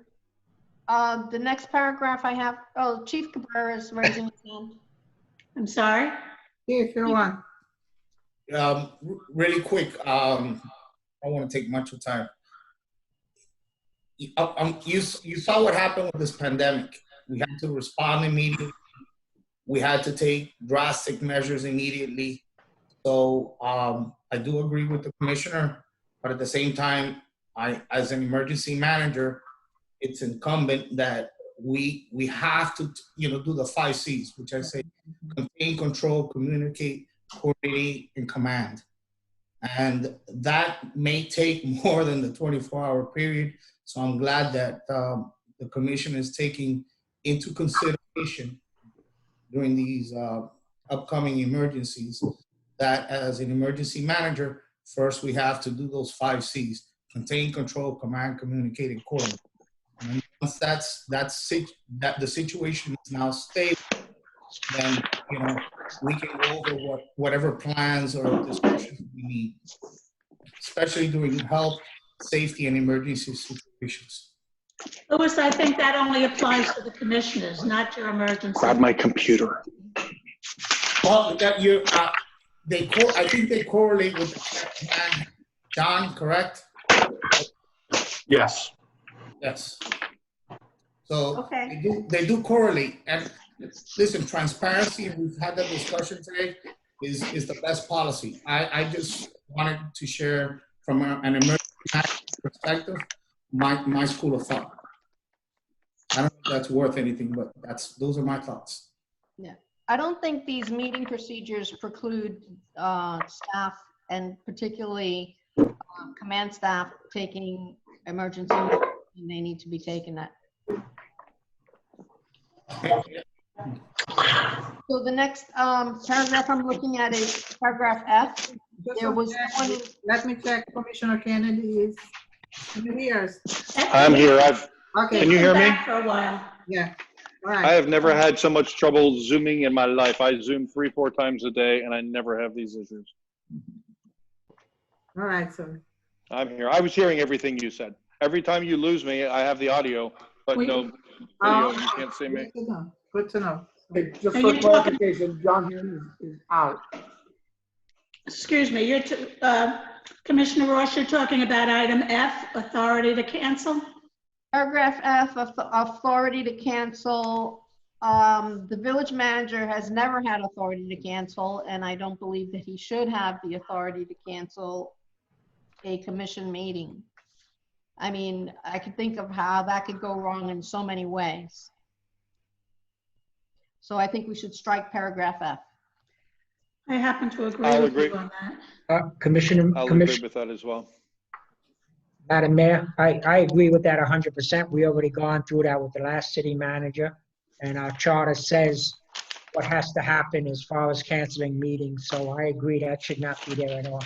Okay, I think everybody agrees with that. Commissioner Tilda, did you agree? So everybody agrees to that, eliminating that one. What's next? Done. One quick note, Heron is out online. He's not online. The attorney is not online. Oh, I think he said that he could hear us, but his video is not on. Commissioner Kennedy? I'm here. Yeah, he agreed with that, eliminating. Okay. Didn't you say that, Commissioner Kennedy? Yes, I completely strike paragraph F. Okay. What's next, Commissioner Ross? Next under the agenda, we actually have a resolution that was 2010-5 that talked about an 8-day notice, 8 days for submitting agenda items. So the commission or whoever, sometimes it's a public wanting to make a presentation, would be required to submit their item for business 8 days before the date of the meeting. You mean you want to change the 7 to an 8? Yeah, we actually have a resolution that says 8 days, so I'd like to make it 8 days. That means the Monday, the week before a commission meeting, everyone should get their agenda items in to give the clerk enough time to put the agenda together. Does everybody agree with that? If we already have a resolution on that, I don't know why it would say 7, but. I agree with that. But does that determine when the commission gets the backup? or it does not. Okay. So the next element about this paragraph talks about a 4-day rule. Mhm. And upon completion of the agenda, each commissioner will receive a copy of the proposed agenda and supporting document. This talks about a 4-day rule, 4 days in advance. I think it should be 5 days in advance, because we have a meeting on Tuesday, that's Monday, Sunday, Saturday, Friday. You're talking about Thursday. No, you're going back to what you mean Thursday, because if you go your way, that means we'll get the backup on Saturday. Can't be right. No, she wants to. Can I finish my comment? Yes, ma'am. So if we have a meeting on Tuesday, counting back 5 days, that's Monday, Sunday, Saturday, Friday, Thursday. That's what I said. Our agenda packet and the backup Thursday at the latest, because that only gives you 2 days to really come back to staff and ask questions to get ready for the meeting. And if that Monday is a holiday, that only gives you 1 day to review it and ask staff for information. Does everybody agree with changing the 4 days to 5 days? I would like to get some Yes. feedback from the manager and the clerk about the turnaround time, because they're the ones preparing the agenda. So if the deadline is Monday, close of business Monday, would getting the packets to the commission on that Thursday Instead of Friday. or is Friday really needed, that extra time needed in order to finalize the packet to get to the commission? Yeah, we need a Friday, because if the commission comes with any change, I need an extra day to do that change. There shouldn't be any change. Well, It happens. days is for the proposed agenda and supporting document, right? To submit to the commission. 8 days in advance, all items should be submitted to the clerk. I'm personally fine with leaving it for the commissioners to get the packet Friday.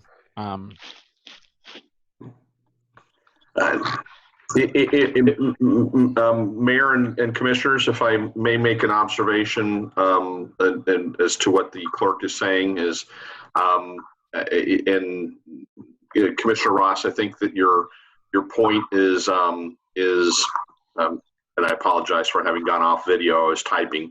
I think your point is well taken, but this is going to take some time to get used to all of us. And I think the clerk's observation is that absent these rules, she gets agenda item request up to Thursday currently, which leaves her 24 hours or less to process those requests that she may be getting from commissioners and finalizing the agenda and getting it out and published on Friday. But again, it's up to you all, and we will make the modifications. And your Commissioner Ross, your point is well taken, is that if people observe the 8-day rule, it should work, whether it's 4 or 5 days. Maybe the compromise is to leave it at 4 days for now. And if things work as we all hope, then we can, and the clerk says, hey, I don't need that extra day, or staff or administration says, you don't need that extra day 4 months from now, we can recommend modification. So John, I don't know if you were offline when I said we actually have in existence a resolution 2010-5 that calls for agenda items to be submitted 8 days prior to a meeting. That's been, that was approved 10 years ago, and it might have been people have been very lenient about applying it, but it worked before and it should work again. I don't think that it's necessarily being observed, and maybe staff is, we all collectively have been too accommodating to all of us ourselves, including on the staff side. So I understand the idea of the 8-day rule. The 7 and the 4 to some degree. I think, again, as I mentioned before on another item, there's a certain amount of arbitrariness here. This obviously will supersede when it's adopted that prior resolution. And I think I'm 99.9% sure is that the 7 and 4 days were taken from the similar procedure that the county has, where they have what they call the 7-day rule and the 4-day rule, or maybe 5. Again, it's up to you all. Whatever you direct us, we'll make the modification and we'll implement it. This is your document. I thought we all agreed on the 8 We did. instead of the 7-day rule. I already made that change. We're now discussing whether or not you want the 4 or 5 days. Tudor, I'm sorry, Commissioner, you made a comment and I stepped out. What's everybody agree? Commissioner Kennedy, what is your opinion on the 4 or 5 day? I'm fine with the 8-day, 4-day. I would prefer the extra day if it's not too much burden on staff. It makes for a very long weekend when we get these on Friday and we get them often Friday late in the day, which means it's extremely long weekend, and I often am working on weekends as well. So I have a very busy job and I slot this in very happily, and it's a lot. So an extra day would help me an awful lot. Commissioner Samara? I would, and let me make one other point there. We seem to get a lot of revisions as well. So I'll get an agenda and then I'll get a revision. I don't know how many revisions I got for this particular meeting, but it was quite a number, and lots of mistakes and errors. And I spent a lot of time this weekend also going through the agenda and questioning not information that we would be discussing here, the substantive things, but mistakes in things and questioning why things aren't done properly. And it makes it very cumbersome to go through these agendas when you're kind of cleaning them up as you're trying to absorb all of the information and prepare your thoughts so you can contribute to a meeting.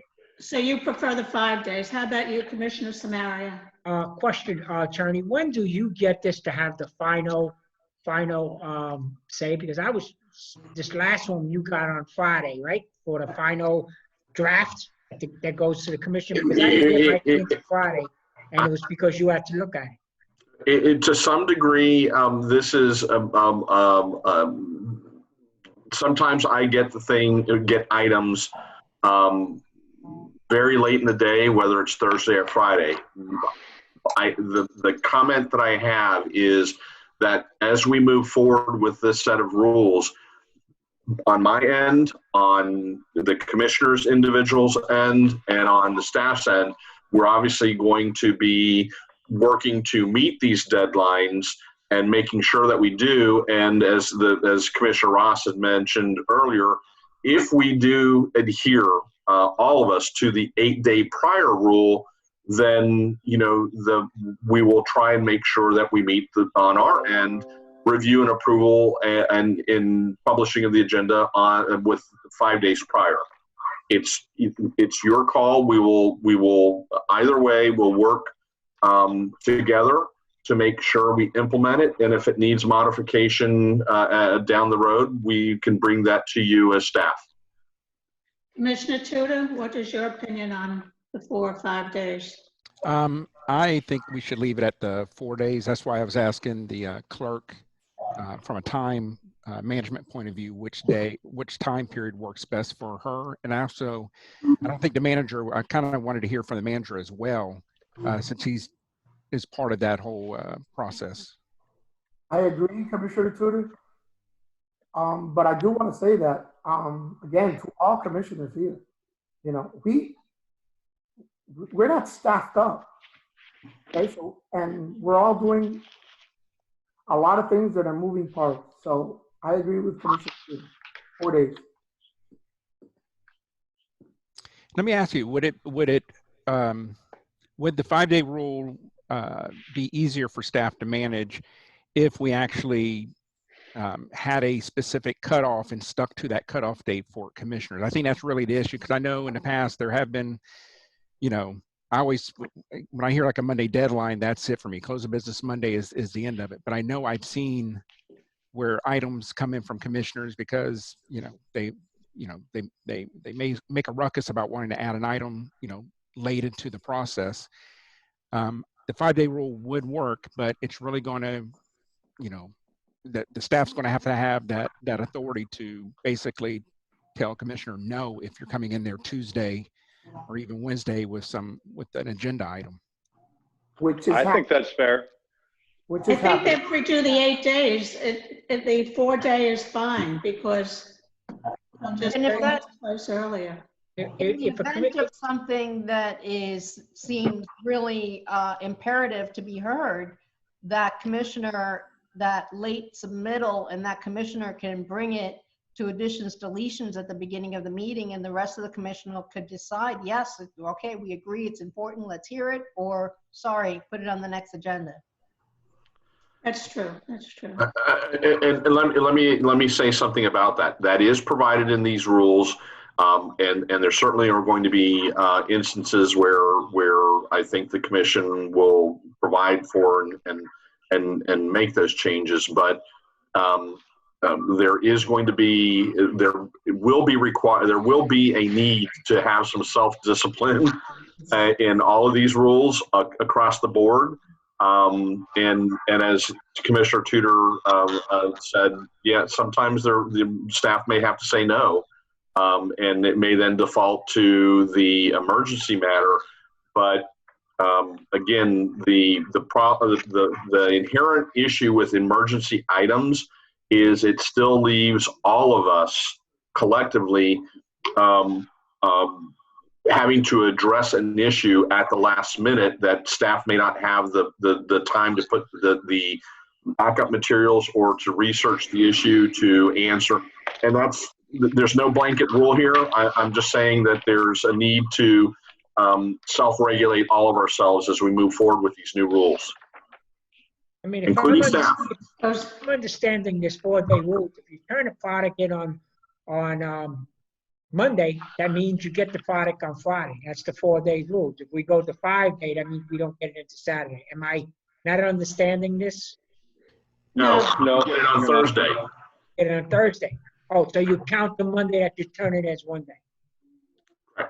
So if you meet the 8-day rule, we then process it and we get the materials and we get the agenda out by Thursday, where the current rule or the current custom is that staff produces the agenda and publishes it on the afternoon of the Friday before the meeting. Roseanne? Actually, the current rule was to be published on the Thursday.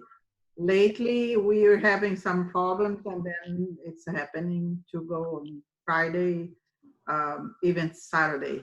And to be honest, sometimes it's just the staff need the flexibility, like we have with this health resolution, health insurance. We just had the information, received the information today, so we have to put together the resolution in very fast, so we can have the fastest resolution. So flexibility is something that we always can, accommodate. Just if it's a rule, we follow the rule, but it's always the exceptions. Commissioner Samaria?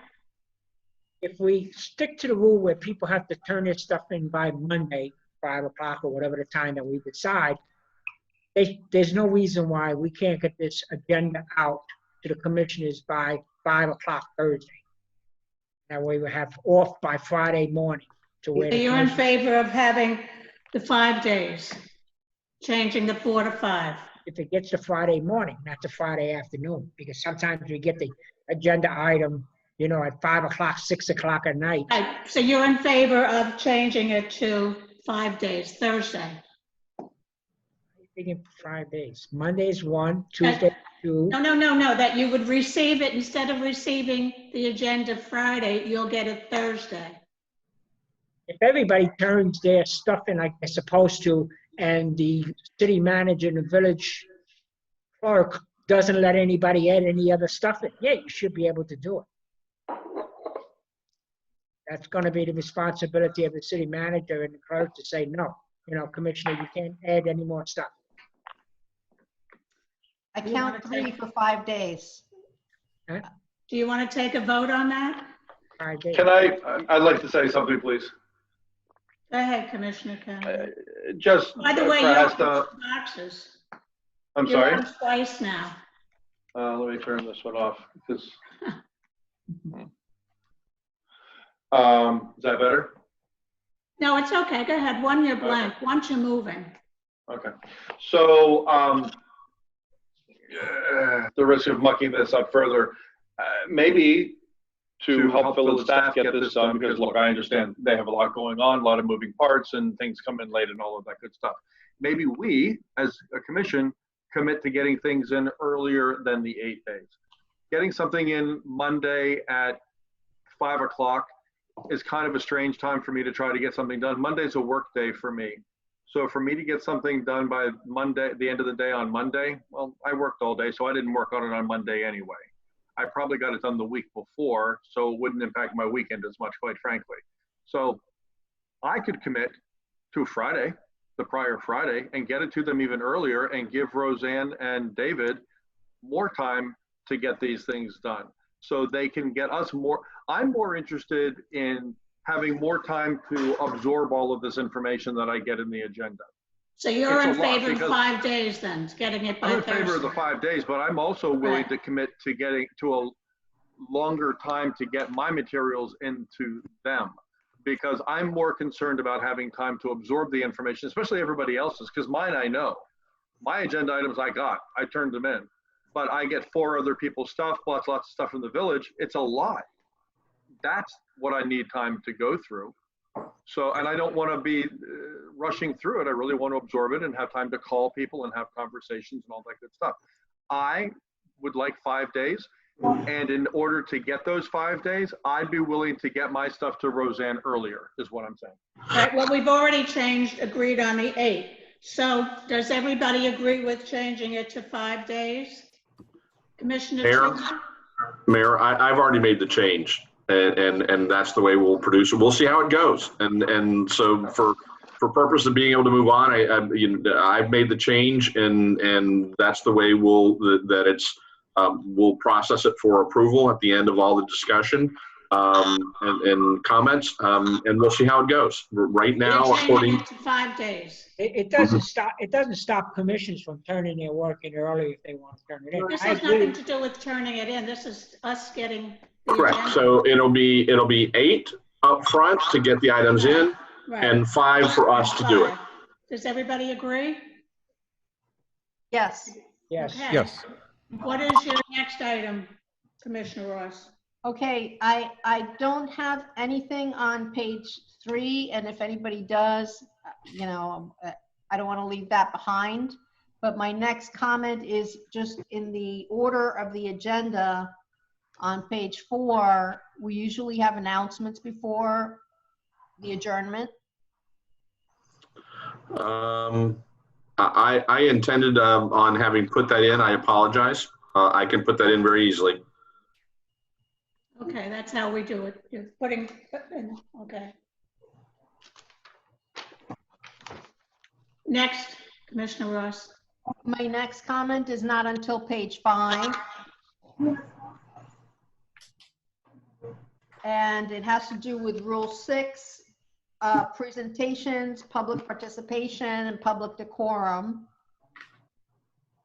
Under sub A, we talk about presentations. The commissioner or the village manager must sponsor any agency, group or individual wanting to make a presentation. Request placed on the proposed agenda.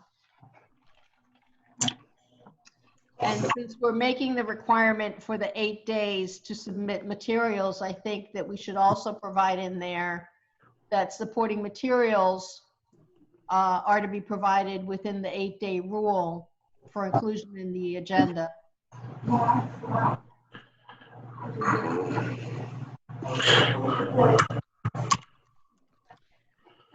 You're talking about presentation. You're talking about somebody wanting to make a presentation to the commission.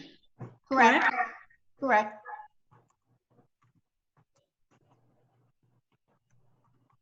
And what is your objection to that? I'm not objecting. I'm just saying that if there are materials that are going to be presented, and sometimes someone will just come and give us a talk about something. Right.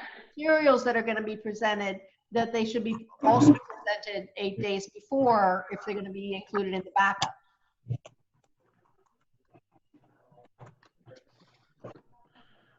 Does anybody else have any opinion on that?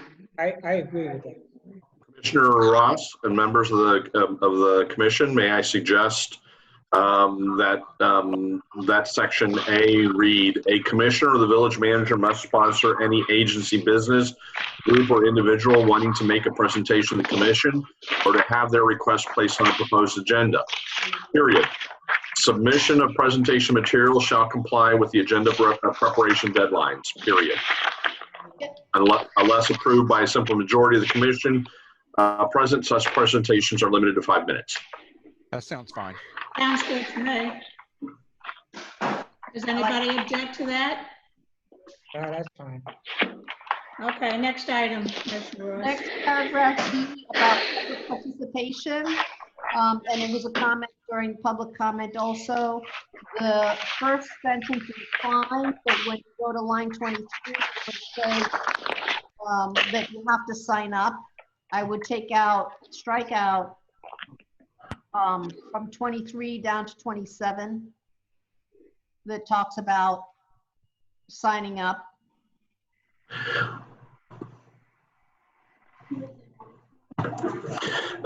So we would strike out the sentence starting a member of the public through unless.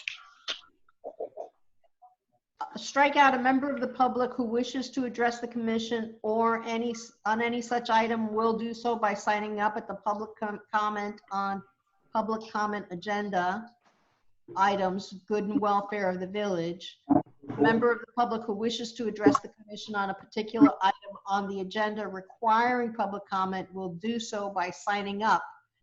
Okay, I got you. On which they wish to speak. Right. We haven't been doing the signing in, so I agree with that. And then I would like to add, in that Hold on, same if I may, can we get a consensus on deleting those two sentences? I agree. What about you, Commissioner Tuda? Yeah, I'm fine if they don't sign in, as long as we keep the process of, presenting their name, where they reside, that type right. of information. Yeah, that's later on. Yeah. Okay. I agree with that.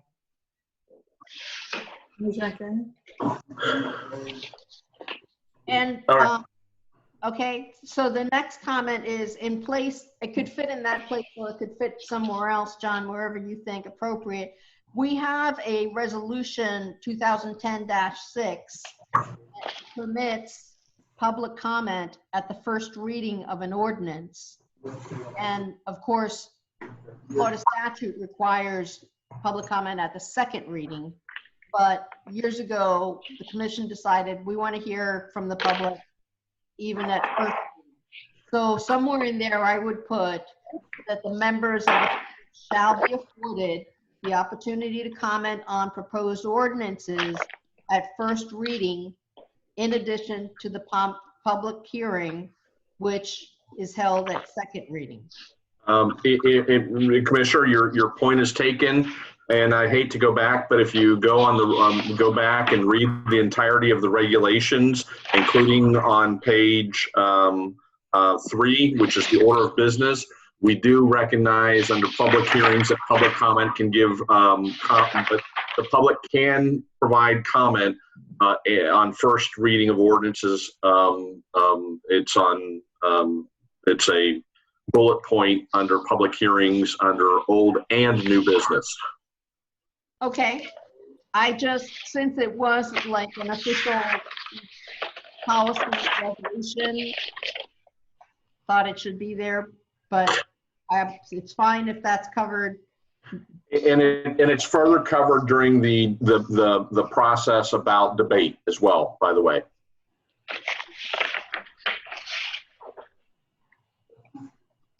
Specifically talking about first reading of an ordinance? Yes, ma'am. Okay, perfect. All right, so it's already in there. Yes. What is your next item, Commissioner Ross?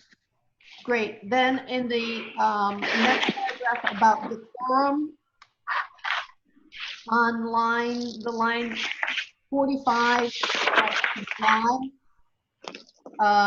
the sentence starts, any speaker failing to comply, you're missing the word with the presiding officer's order.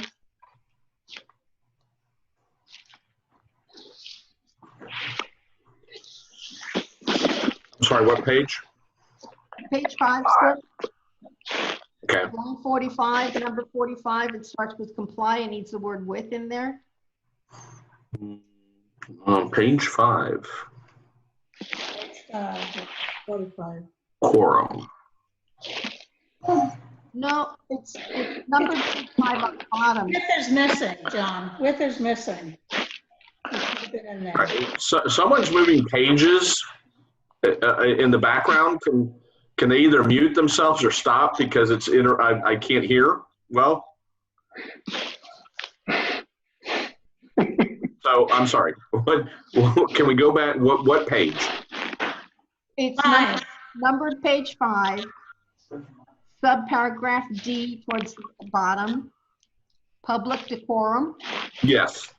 When you follow the numbers on the side, you go to line 45, and it starts with the word comply with. The word with is missing. Maybe my pagination is different. No person except the village employees or the representatives may go beyond the podiums in front of the commission without the express permission of the presiding officer. No. Am I reading the same place? You're reading the same paragraph, but go up maybe 3 lines from there, where it says The speaker. No. Any speaker failing to comply with. With is missing, John. Do you see that? Any speaker failing to comply with. It just says comply the presiding officers. John, are you working on a Word document? Yes. Search for the word comply. Just do a word search. Search for comply. I don't think it's in here very many times. Yeah, that's you all probably have a PDF. I'm sorry. Okay, that's not a Word doc. Okay. Well, Yeah. you can search on a Word document too. So Look, may I say something here? I see what it is. I'm sorry. Yeah. While he's changing that, look, if we sit here and parse every word of this, we're going to be here all night, like truly all night, because Rox is on page 5 of an 11-page document, and she's one of 5 commissioners. So far, I have many more comments on every page that she does. This is not a very organized way to go about this. And if we're going to correct the grammar of the attorney's document, we're going to be here a long time. John, can you have someone go through this document and proof it and edit it before the next reading? Because I found lots of grammatical errors in here, and I don't want to sit here and proof your document all night. Your point is well taken. If there are grammatical errors that you all identify, we can take that offline. I think we're more concerned, or I am certainly more concerned with the substantive. That's it. Let's talk about content and let John clean up his document, or we're going to be here for a week. Okay, Commissioner Ross, what's next? I think that was the first time I referred to a grammatic error, but I didn't mean to be critical of you, Rox. I'm just saying that we have a long way to go. Long way to go. Concept. Yep. So in that same paragraph, we're talking about the presiding officer, in order to maintain decorum at the meeting or a workshop, can give direction to escort a disruptive person back to their seat or remove them. This sort of thing has not happened in all of my years of looking at commission meetings or going to commission meetings. We've never had that kind of a problem. And I would like to see put in there that if that is required, then it's only an action that should be taken with the support of the majority of the commission present.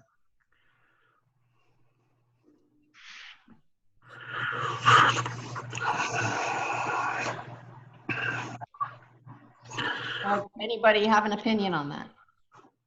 I do. May I speak? Okay, so regarding this whole section, and it's going to kind of eat into a little bit of my overriding comment about the entire thing. This is very heavy-handed, and further, here's how I view this entire document and this section in particular. It's reactive to a specific situation that we experienced for the past couple of years.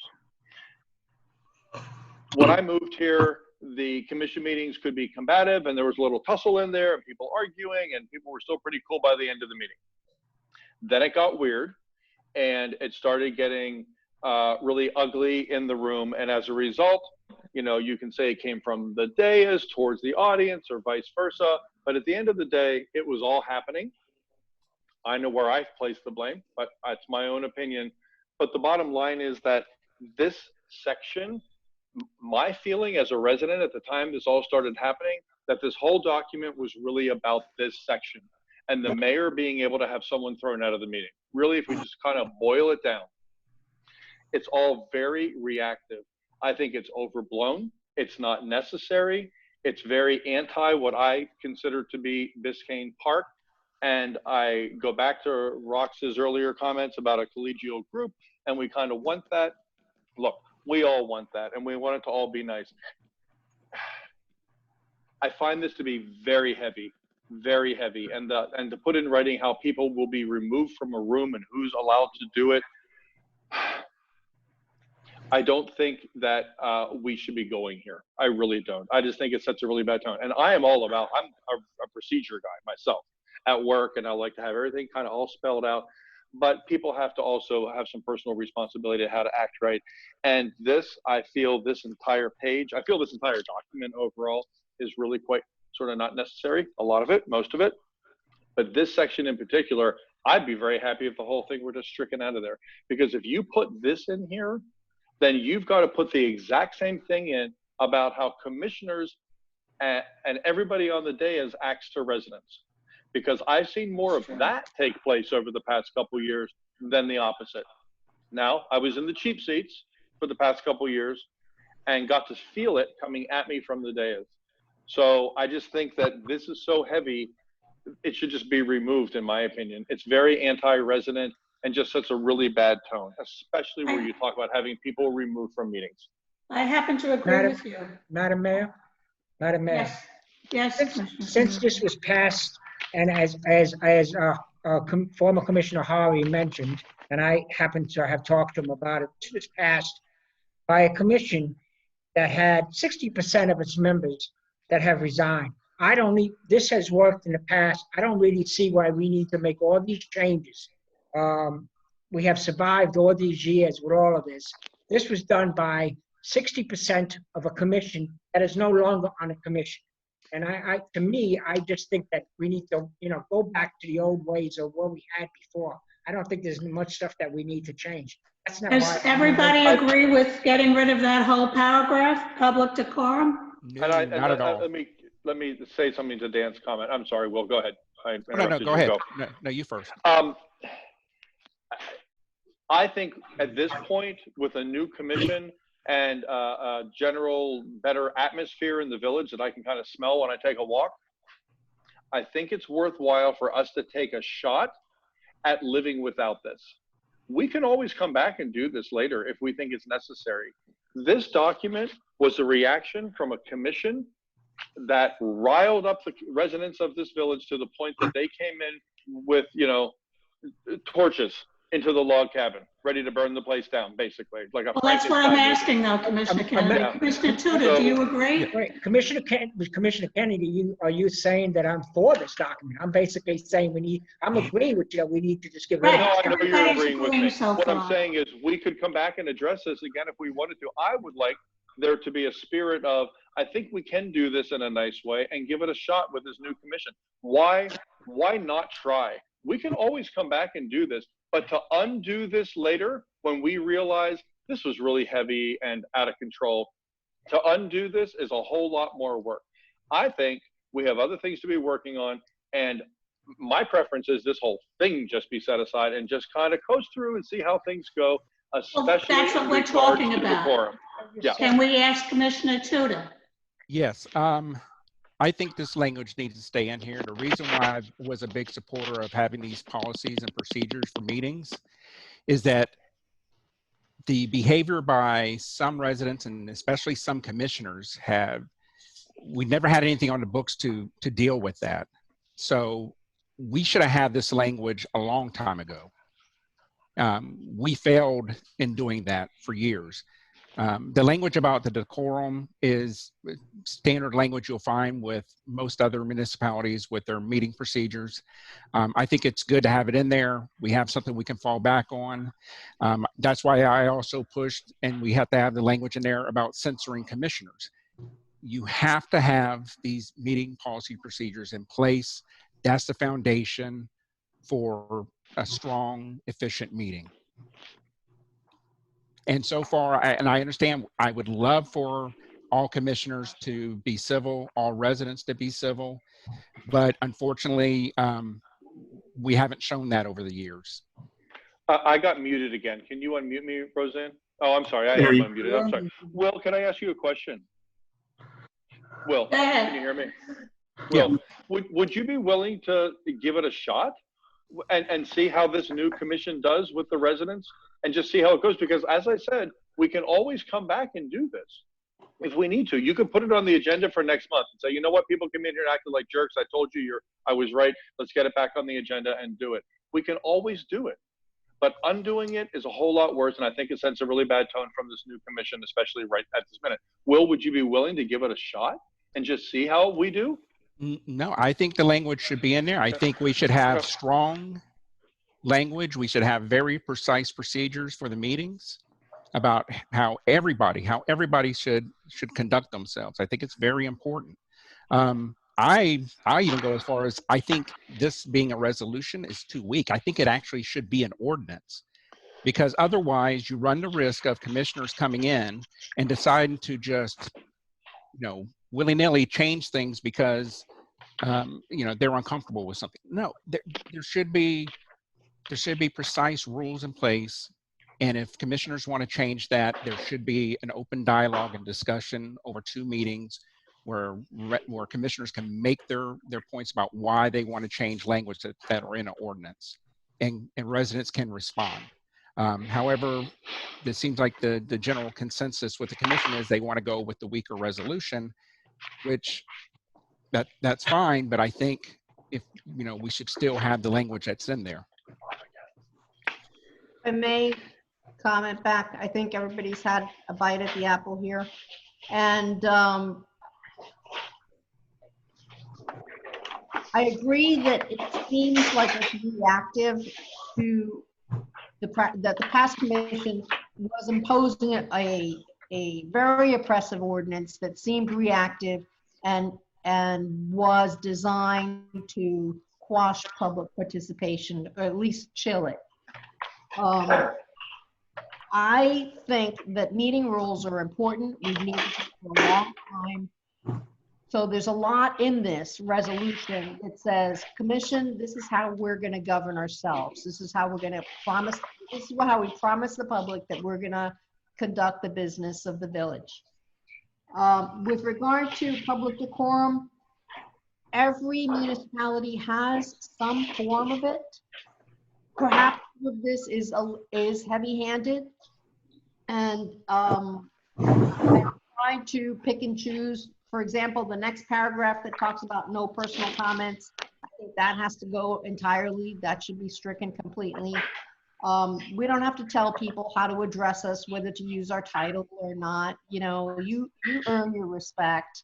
And if people call me rocks, that's fine. They're entitled to. I'm going to listen to them and try to solve their issue, no matter. So I think that there does need to be some form of something, and it probably should apply equally to the public and to the commission.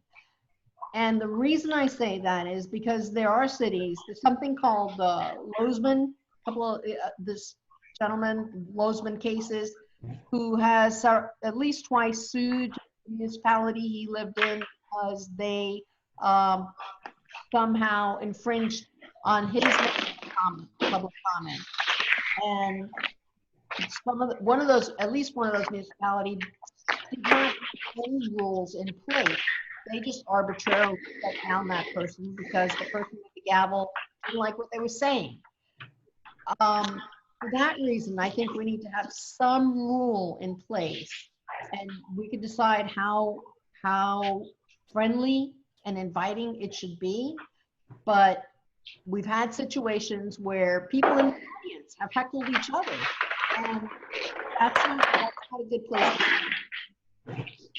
Can I ask a question, Commissioner Trudeau? What about on the end of our meetings where we have decorum listed, where all comments must be addressed to the commission, et cetera, the standard decorum that's put on all the agendas? What is wrong with that wording instead of public decorum? What's wrong with the wording that's under decorum? If you look at the back of the agenda item. See where it's in the box after adjournment? Does everybody see what I'm talking about? Yeah, I think most of that is incorporated into Some of it is, yeah. the resolution. But that's here. a much nicer way of saying these things. And why couldn't we just go with that? In that regard, maybe I can be of assistance.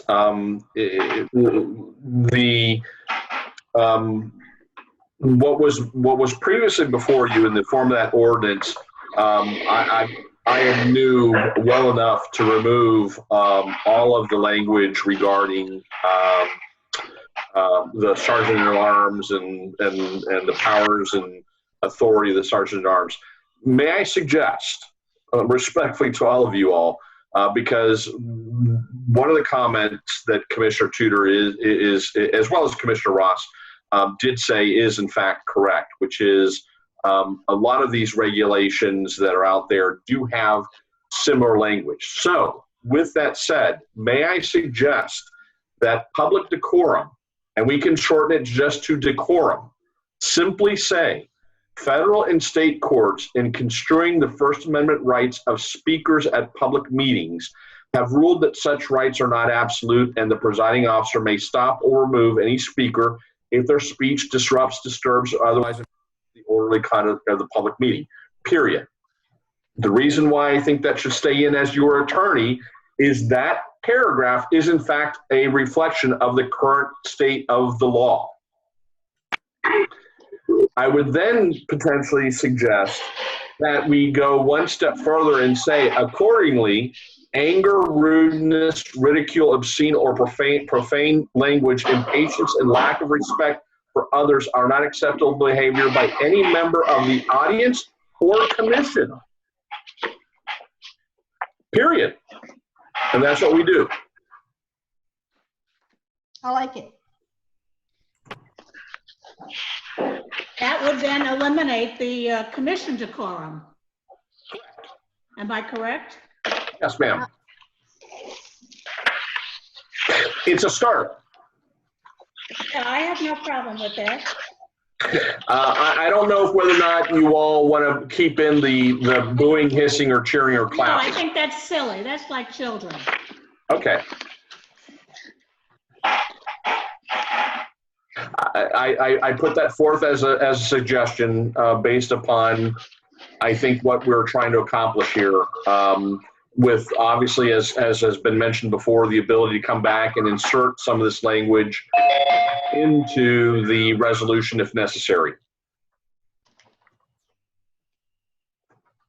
Does everybody? I agree with the changes that John's suggesting.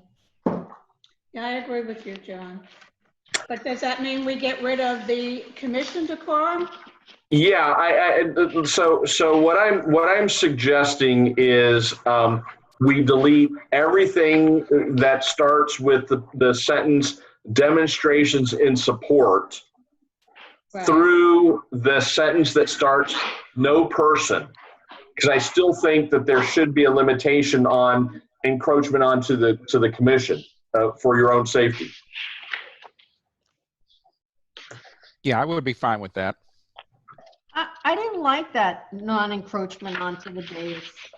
Again, that is your discretion. If you feel comfortable with people approaching the dais without recognition, then delete it. I think that could be the chair and the commission could decide whether that's disruptive or not and make the call at the time. Well, again, I would point out that all it simply says is that no person can approach the dais without being recognized by one of you all. Hey, Madam Mayor, please, can I make a comment? It's a separate thing. Commissioner Kennedy, I know you can do two things at one time, and you're not doing it intentional, but I'm having trouble hearing everything because I'm hearing your noise in it. And again, I see that you're doing work, so I'm not criticizing you, but I'm not doing anything. I'm sitting here reading the I can hear document. papers rattling. I can hear. I hear papers rattling from someone too. It's not me. I'm looking here reading. I can see you doing it. Okay. Again, I'm ready to hit delete on everything up to no person. If you want me to go further, let me know. Well, wouldn't that be covered with the police? A threat? You're not allowed to do physical violence or threats. No. This is nothing about the threat. This is about approaching, going past the podium when someone is speaking without being recognized and approach the dais. Again, it's up to you all, but I'm ready to certainly hit the delete on the sentence that starts with demonstrations and support all the way through the end, or leaving the last two sentences in. Up to you. Actually, I like it all going after that. All right. Does anybody or everybody agree? Or I'm fine with the deletion up to the no person. You know, I think it's just a standard practice where somebody wants to approach the dais, that they're just recognized and step up. I think that's a standard. I appreciate that, Will, but just having been on the other side of the dais and at a break walking up to one of the commissioners to comment on something, the Sergeant of Arms, very tall gentleman, nice guy, stood next to me and was a little intimidating, even though there was no commission meeting going on. So, you know, I don't want people to experience that. Well, and y'all have removed the Sergeant of Arms. That's not part of this resolution that I noticed. Right, so you don't have to worry about a Sergeant of Arms, you know, towering over somebody and intimidating anybody. It's just, to me, it's just proper protocols. I think it should be in there. It's nice to have something in there because if you do get somebody who, you know, storms the dais and, you know, and has ill intent, you know, it's always nice to kind of have language that kind of protects the village overall and protects the community. Can I suggest that we ask John to eliminate all the language that we agree on, and then maybe that one sentence we can revisit it next time we look at this? I will highlight that if that is your desire. I agree with that. For future discussion.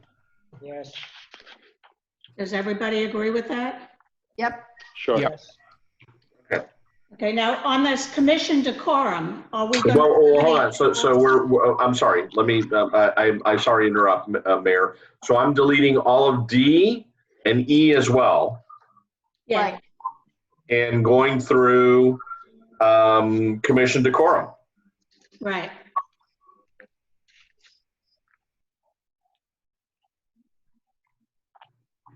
Does anybody have any comments on that? So we're taking out paragraph A of commission decorum, and everyone has the same decorum rule. Right. That's correct. Right.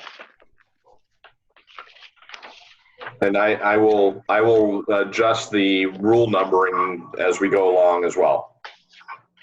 You know, I real quick, I think having the language in that in A, the commission decorum, does cover a little bit more in regards to conducting the business of the commission. You know, it does cover some stuff about you know, commission to commission interaction. So I think it almost makes sense to actually even have additional language or have that language there that, you know, puts that onto the commission.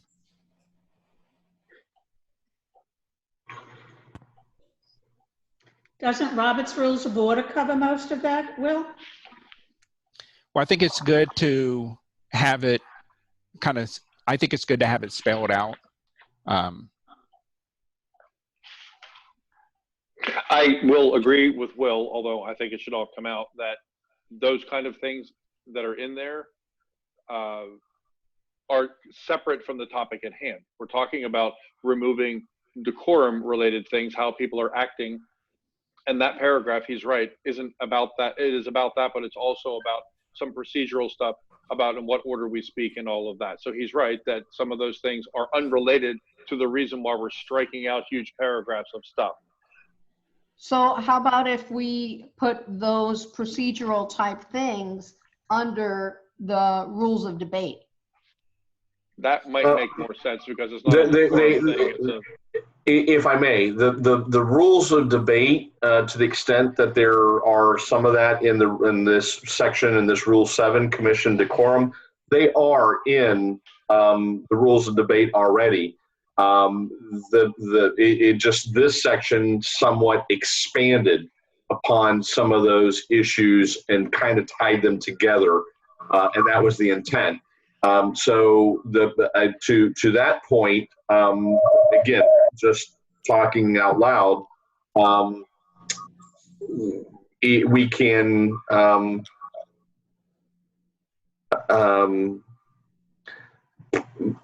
assuming for the moment that you want to keep in any commission decorum, I would suggest that you can leave in everything, or not everything, up to where it says no commissioner shall discuss or speak on any question or matter.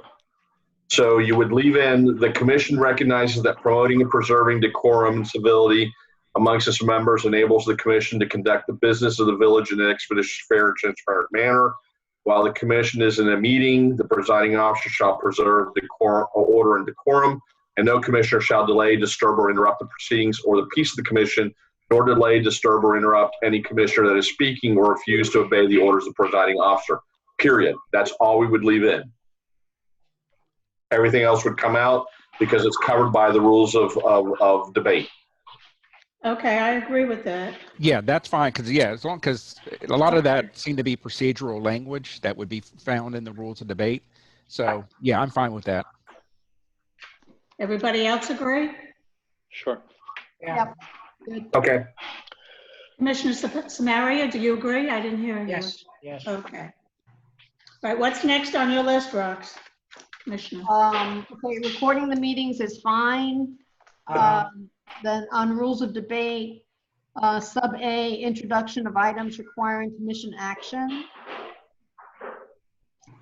So appropriate, the village attorney or the clerk shall read the title of the ordinance resolution into the record. Thereafter, the presiding officer shall request a brief explanation from the village staff. I would add or sponsoring a commissioner of the discussion item. So if it's, I bring an item, put it on the agenda, I should have the opportunity to introduce that item. Makes sense to me. Opinions? Makes sense to me. Sounds okay to me. How about you, Commissioner Tudor? I'm fine with that. Commissioner Samaria? Yeah. Okay. And then I move on to where on the next page, there's 3 bullet points. If Commissioner Ross, if I may interrupt, to your question earlier, I want to point out to everyone subsection B, public comment. That's where everyone has an opportunity to give public comment on ordinances and resolutions that are marked in the order of business as public comment. Okay. All right. I'm sorry. So where the 3 bullet points are, just before that, it says presiding officer will preside over the debate according to the following general principles. The maker of the motion, the second, and then recognize people in turn. I think that the commissioner sponsoring or moving the adoption of the ordinance, resolution, or whatever it is, should have the privilege to close the debate and sort of answer any questions that are raised. Yes, absolutely, I agree. Okay, let's see. Let me make a last person is mover. I'm making just a notation there. Okay. Okay. And I'll clarify it and bring it back. Because what that basically means is the sponsor presents it, people discuss it, and the sponsor then gets basically to respond, defend, and represent what's about to be voted on, correct? Yeah, I agree 100%. Okay. So then I move on to, I'm on page 9 of the PDF. And it talks about number 7, to withdraw. The maker of a motion may withdraw a motion at any time before the presiding officer puts the motion to a vote. Whichever occurs first. So we've always done that once there's a motion and a second, that item, that issue belongs to the body. And the maker can't just say, never mind, I don't want to go forward with this. Because what ends up happening is you have a lot of debate and then the maker backs out and you've wasted a lot of time. I think it's effective when the maker is understood by everybody to be in support of the item, or else don't even bring it up.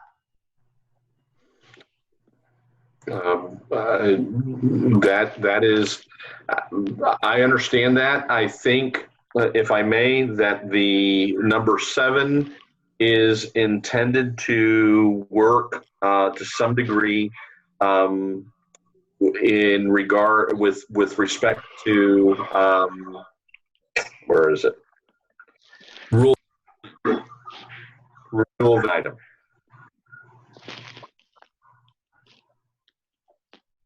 So it's the commission's will. I'll make whatever change you want. When I read this, it was my understanding that the idea, here's what I sort of read between the lines, that the person who makes the motion, when it's being discussed, the discussion could make them realize, oh, this isn't going well. My motion's not going to get passed here, and I'd rather just pull it right now altogether than have it be voted down, so they could go back, retool it, bring it back, and represent it. And my understanding that if it got voted down, there's a certain amount of time that you can't bring it back up, right? 6 months or something. And that's what I was reading this to mean. It kind of was a way for the sponsor to say, you know what? I need to work on this some more. You're right. Feedback from you guys. It's all good. I'm about to get this thing shut down. I want to go back and work on it some more and bring it back to you. And it enables them to bring it back faster. Is that part of what this is about? That is correct. Okay. See, then I think it should stay, Rox, because that's what I interpreted that little thing to mean. It was a way out for the sponsor to say, I have more work to do. Okay. I agree with you also. Is Yeah, I agree with that. Commissioner Samaria? Okay. Okay, so that stays. What's next? On paragraph 11 after that, to rescind or repeal, the council should be commissioned, of course. Sorry, Mac, I had to point it out. Yeah, no, you're right. Yeah, circle it too. Council may vote or rescind actions it has previously taken, or to repeal items that have been previously adopted And I think that that should be done at the same meeting or at the next commission meeting, just like the preceding paragraph about reconsideration. I don't think that you should be able to rescind or repeal something months down the line. Well, let me kind of defend that from the perspective of your, as the attorney. You know, you may, for example, let's take these rules. 6 months, 3 months from now, you may say, you know what, John and staff, these rules are absolutely horrible. And you have the right to rescind or repeal them. If you remove this language, then you wouldn't have that right, or whatever, or a time frame of up no less than 6 months. My point being is that as the body under your charter, given the authority to adopt legislation, you have the authority at any point in time to undo a piece of legislation. Amend, yeah. By an amendment. Or repeal. And I wouldn't want to put in a rule that removes that ability for you all to make that decision. Okay, I withdraw my comment. Thank you, Matt. Okay. I think we agree with John on that one. Okay, what's next? I just want to have some clarification about the censure on Rule 14. Reading it the first time, I thought, are we going to censure the public? That didn't make sense to me, and I want to make sure that we're talking about ourselves. Again, up to you all, because it's theoretical that it could be an outside third party that you want to censure that has taken a position or said something publicly on behalf or purportedly on behalf of the commission that you all don't agree with.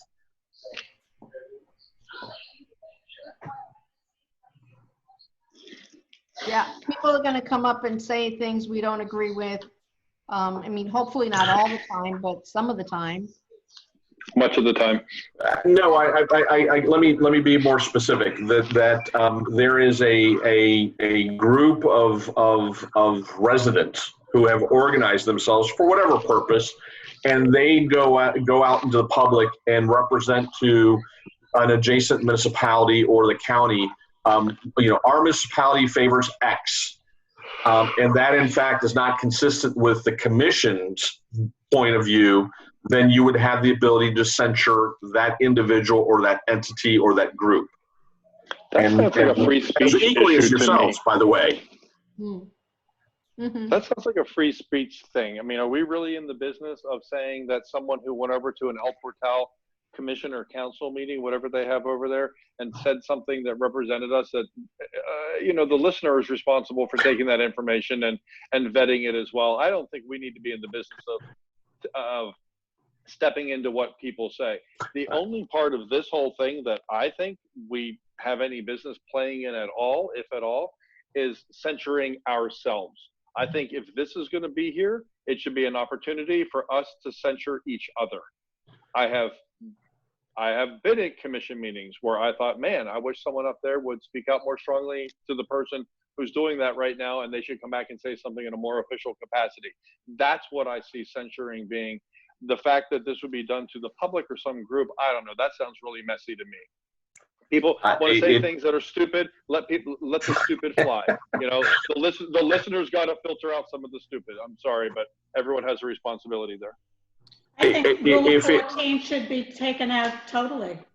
Again, or Jenny, if we keep it, it should be directed inward back to us only. If this were a section about the commission censuring its own members, I'm totally cool with that. Otherwise, I'm with you, Jenny. Just scrap it. I can make the change very easily. If it's the consensus of the commission to leave it in, but apply it only to yourselves, that is a very easy solution, very easy modification that I can do and present to you at the next meeting. Part of the reason why I think that this was in the original ordinance And for at least purposes of discussion, for you all to discuss it, I left it in is because many instances in many charters, I have seen this language about, particularly as it relates to censuring other commissioners or elected officials, is a provision in the charter. You don't have that in your charter. Okay, then it's important we have that. I'm all in favor of keeping that in there for us only. This is a stop for us. Agreed. Yeah, the whole purpose of this section is really to police the commission. Yes. Because exactly. that's one thing, you know, before we had these huge discussions and everything did seem focused on residents' behavior when there's been horrible behavior from commissioners. And so this is finally a way for the commission to hold other commissioners accountable. Well said. Okay, I agree with that too. Does everybody agrees with that then, right? You're gonna turn that around. Yes, I'm already making that change. Okay. Oh, I didn't hear Dan say anything about that. Yeah, I Dan? agree. Yes, I Yeah? agree. Okay. Okay. so do we need a motion or just we're clear in direction to the attorney to revamp this and bring it back to us next month? I think he's gonna bring it back and we'll vote on this at the May 19th meeting, right? Well, I'm gonna guess we're gonna have more conversation about it when we see another draft. I don't think it's gonna be as simple as approving the next thing that we see, but that's the idea, yeah. But, and I also think, I mean, there's some topics, I know some of Mac's topics didn't get to be on this agenda, so maybe we could do this on June, bring it back June. Yeah. So is this the end of our discussion about this? Because my understanding was No, that it's was not. Rox's run through That's Rox, and the rest of yes. us get a crack at this too. Okay. I good, was gonna good, call okay. on you, Commissioner. That was my last comment. Okay. Okay. Commissioner Kennedy? You Okay, wanna well, Rox start? took a lot of my stuff, so I will try to make this as quick as I Well, can. I already that was gave the some idea. of my- That worked very well, Ginny. You're smart. Very Go good. ahead. Okay, so I already made some of my sort of general comments that I find this to be very heavy-handed and overblown. I'm on 2 cameras here, so I'm not sure where to look. I'm going to look here. I know. It's rather heavy-handed and overblown as far as I'm concerned. If anyone else was in agreement with scrapping this all together, I'd have that conversation.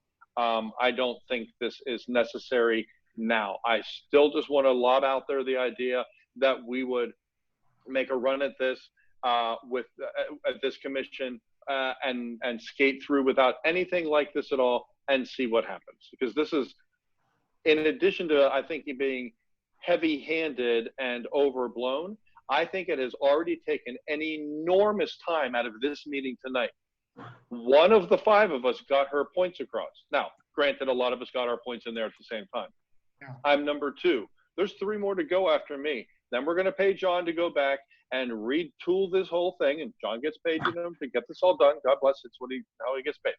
And then he's going to bring it back. We will never approve this thing the next time we see it. We're going to have another conversation that will look very much like this. I hope it's structured a little more organized, maybe, but we will go through it again. John will go back and do it again. We're going to be talking about this at least 3 more times, if not 4, or I wouldn't be surprised if we talked about this for 5 more times, or if it was one of those things that kind of got kicked to the curb. Do you want to make a motion? I'm still kind of discussing it, and I wouldn't mind hearing some other people's opinion on that. Look, let me make this clear, because I agree with what some of Will said, and I like policies and structures and procedures, and expectations is really the word I like. And its expectations, really, I view this as being more about us than about residents, all of this. But I think we could set this aside, work on some other things that this village needs to work on. We have much more pressing matters, some on this agenda that, quite frankly, we're not going to get to. Let's not kid ourselves. Set this aside and come back and look at this again later and see how we do. I just think now is not the time for this. It seems to be a bit much, and we've already wasted a lot of time. And I'm a big talker, so I'm going to start now with my list, and we're going to be here for a long time just to get through mine. And I'm sorry, I'm going to take my turn now to get through all of my thoughts on this. So I think we've already spent too much time on this. I think it should be set aside and come back to it later if we think it's necessary. Am I correct? I don't know who to ask. I'm going to ask Rox because I kind of trust you for your institutional long-term knowledge here of people who have their mics open. Rox, how long have we lived without something like this? We've never had any rules. When I first got in, there were some heavy-handed rules another commissioner wanted to have. We had lots of discussions on it, at least 3 or 4 meetings, and then we tabled it and didn't go forward. Okay, so answer is, thank you for that little recap, because the answer is we've never had it and we're fine. Someone just texted me, I've lived here 42 years and we've never had this. Why do we need it now? I agree, person who shall not be named publicly. So I think we can live without this for another 6 months or so, get some other work done, some very important substantive work that people hired us to do. When I was campaigning, no one said, Mac, get in there and make meeting rules. And you tell us how we have to address you. To the contrary, they said, get some stuff done that really matters to us every day. This is not one of them. If we find this to be so important, we can come back and do this. I'm not saying never do it. I'm just saying, don't do it now. Let's get to work, get some important stuff done. If you want to make a motion? I would like to make, I'm not good at making motions, Jenny, so if you want to step in here and help me, feel free. I would like to make a motion that we table it. I don't know the exact phrase you would use. That we exactly set this aside. Madam Mayor, can I make a motion? All right, I think we opened this up with a motion and a second to discuss it. Oh, Madam Mayor. Yes, we did. Okay. Go ahead. Rox sounds like she's making a very important point here. Did we get a second on this? Well, I'll second it. Well, hold on. A motion to table it. Hold on. A motion on the table. Hold on. Yeah, exactly. And you know, I can't let the opportunity go by to simply point out that a significant component of these rules is how we conduct the meetings, and that there's a piece of paper that we all can refer to and follow when having these meetings, when the issue that has come up right now can be addressed by looking at those rules. And here's as the attorney, a motion has been made, a second has been made, and that has to be disposed of before procedurally anything else can be taken up. And that's one of the rules of debate. Fair enough. Now let me respond to that, because this is important and I don't want to forget. Yes, absolutely yes to everything you said. And that's an attorney speaking there to try to make sure we mind our P's and Q's and box us in and keep us all doing our thing the nice, clean way. And that's his job, and I respect it. But let's not forget something. When we pass this, what's the next step? We've got to use it. Then we're held to it. We're held to the letter of it. We're responsible for following it. And when we don't, we're kind of in trouble. You guys passed rules and you aren't even following them. Then we're going to be chasing our tail on that. And we have to enforce all of this. And when you don't enforce it evenly, then we're in trouble again. So I agree with everything Will is saying, and I agree with everything John is saying. I just don't think this is the time, and I think we should coast through and see how much we really need this. And we may come back and have a conversation in a couple of months and say, you know what? We need a much smaller, much more constrained version of this that is really simply some procedural stuff that we can follow easily. Because I dare say there are things in here right now. We probably violated 15 things in here in the past hour, you know? And once we pass this, we've got to hold to it. And the mayor's in charge of like really enforcing all of this and making it happen. I think it opens a big can of worms for the village of Biscayne Park. I could see myself in 3 months, 4 months, after we get through important things like budgeting and stuff, I could see myself wanting to take a look at that and making a little procedural version of it and getting rid of a lot of some of the other stuff. So I don't know where I'm going to claim ignorance here, because I'm one of the newbies, you know. So, you know, someone said, you want to make a motion? I started making a motion, and then Rox reminded us that we have one. So someone tell me what the next steps would be, because I would like the next to step propose is to that ask, we table this. To ask Commissioner Tudor and Commissioner Samaria and Commissioner Ross what their opinion is of tabling this. There's a motion on the floor to table it. I'll speak real quick. No, there's Oh, no, no, hold on. No, there's if I not a may, motion Mayor. to table it. There's a motion on the table to approve the resolution as has been discussed and is being modified. I've already made 99 or about 95% of the changes that you've already been discussed to date. Excuse me, John, I thought the motion was to table. the whole No, res- that is what is being proposed by Commissioner Kennedy, but there's already been a motion on the table. So you need to dispose of the motion that's currently before you by either the maker withdrawing their motion, or you all take a vote, and if it fails, then another substitute motion can be made, which would be to table. Who made the motion? Commissioner Ross, and second by Commissioner Samaria. Now, I want to have this discussion. I mean, it seems like only 2 commissioners have talked, and there's a total of 5 commissioners here. I want to comment on stuff that's in here that I think should not be in here. That's the whole purpose of why I'm here tonight. To talk about this for two people, and then all of a sudden we table the items. Well, no, Dan, no one suggested that the rest, I haven't gone through my list either. So no one suggested that you or Will or Ginny or I wouldn't be able to do our things. Well, you're talking about really giving my opinion. Well, you're talking about tabling it. So tabling means that nobody else will be able to talk. Do you want to start giving your opinion about this whole thing? Well, I was just starting with mine. So if we're going to do that, then we've got to keep on going through. I'm just getting started. I hadn't even gotten through my first one. So if we're going to, okay, guys, this is my other Can I point. make a suggestion? If Yeah. that somewhere middle of the road is, while we were talking about this, everyone seemed to agree with some portions of this resolution. And how would everyone feel if I amend my motion to have the attorney make the changes that we all agreed to and revisit this in July after we've taken care of some other items? And I say that really with a reservation, because I think that everything else that we want to talk about, that discussion will be enhanced by having these rules in place. I'll agree with that, but I'll add to it if we follow it. If we follow it and enforce it, and that's going to become the next thing that we have to wrangle. But I think that's a great compromise, Rox, if you're willing to change your amendment and say we won't look at it again for 2 more months.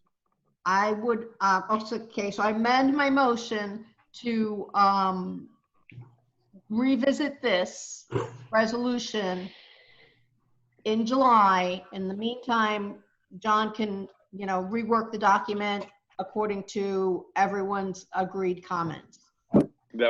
I'll second that motion. I can do that. All in favor? Well, we have to first let everyone get their things, because Will and Dan and Jenny and I have not made our comments yet. Didn't Will just second it? I seconded okay. Rox's amendment. Yeah, Rox but itself don't we sometimes. next have to have everybody go through their stuff, because there's 4 more commissioners that want to be heard. May I make a suggestion, Commissioner Kennedy? Yep. To the extent that there's we've identified issues or components of this that you all agree should be changed, and some of them may overlap, but it's clear that you, Commissioner Samaria, Vice Mayor Tudor, and the mayor have comments. You can provide those to me offline prior to the meeting when it comes back in June. I think that's the date. And then we won't have come to July. an agreement on them. And I can try and incorporate those into some of into changes, alternate versions, potentially. Okay, I have a problem with that because we won't have discussed them. There were some things that Rox brought up, for example, that after we talked about them, I was in agreement with them. So the value of this is having a conversation. I want to hear what Dan has to say, and not debate, that's a strong word, but discuss them. So if we're going to do what Rox just suggested, then I think we need to let everyone else get through their list. We just spent this much time to let one commissioner do it. We can't just take that for what it's worth, have you work on something, take our emailed suggestions and try to figure out how to weave them all in there. I don't think that's cool. I think we need to, and certainly, blast through. Whether it's a one document or multiple documents, it clearly would still be subject to comment. But again, I don't want to look at 5 versions of this. I spent a lot of time looking at one version of this. I don't want to look at 5 more in July. I have said from the beginning, this is your document, and I'll take whatever direction the commission gives me. I think we should blast through this, Ginny, because I'll make mine fast. Rox took most of mine up. I have no idea how much the rest of the 3 of you have. Okay, let me recognize Vice Mayor Tudor first. Actually, I don't have, after Commissioner Ross went through the items she had, I didn't see any other changes that I would make. So my input is quick. So is mine. Commissioner Samaria? Kind of quick. I mean, I have some concerns about some of the issues on here. All right, that's why I want to go last and see if I can put everybody else says, and maybe I can agree with what they say. But you know, I have some issues with this, so I'd rather go last. Commissioner Kennedy? Okay, let me blast through this fast. So first of all, there's some bad English all through this document, and I trust that John and his staff will get that all cleaned up for us. Incomplete sentences, things that don't make sense. Okay, there's a bunch of that. Okay, paragraph, I'm going to go page by page. First page, does anyone want to have a conversation about starting the meetings earlier than 7 o'clock? I can be there at 6 o'clock for the meeting. I'd rather get started earlier to accomplish either getting more done from 6 to 11 or possibly finishing them earlier. So, and I think that might be better. But remember, we have staff that stays here after working hours and then they don't start until 7. And then assuming we're back at the log cabin sometime in the future, if there was a way to get us out earlier and to get our staff out and home earlier, I think that would be a great thing. And if starting earlier helped that, I'm open to that. I can be there at 6. That's a suggestion. Anybody want to talk about that? I would love to start earlier, but I think our charter says the meetings are Just going to say that. 7. Yeah. Oh, it does. Okay, fair enough. Scratch. Yep. Okay. Special meetings, the mayor or 4 members of the commission. Is that in the charter, Rox? Yes. In the charter. It is? Okay, never mind. So I'd love to see that change to 3. Okay, throughout here, not throughout, but a couple of times it talks about how meetings are noticed, and it talks about placed at Village Hall, on the webpage, blah, blah, blah. So I think in the year 2020, anytime we talk about how meetings are publicly noticed, it should be more than passive communication.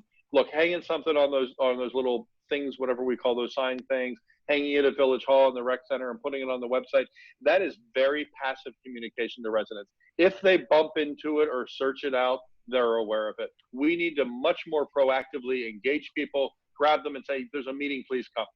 So I think we need to do a whole lot better than passive communication. I would like to add language anywhere we talk about how meetings are noticed, that it would always be an e-blast, which I know we do, which is not in here.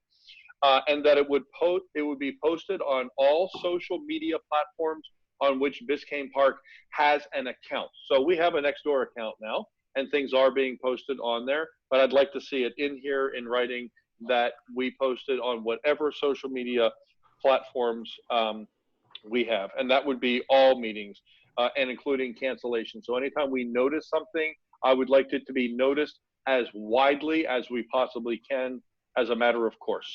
Comments? Agree. Sorry. Will? I have no problem with that. Will?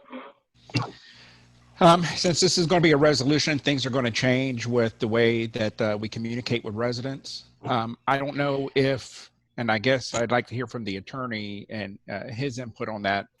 I think we have to identify certain items, but I don't know if there's anything that would preclude us from adding additional things like social media and stuff.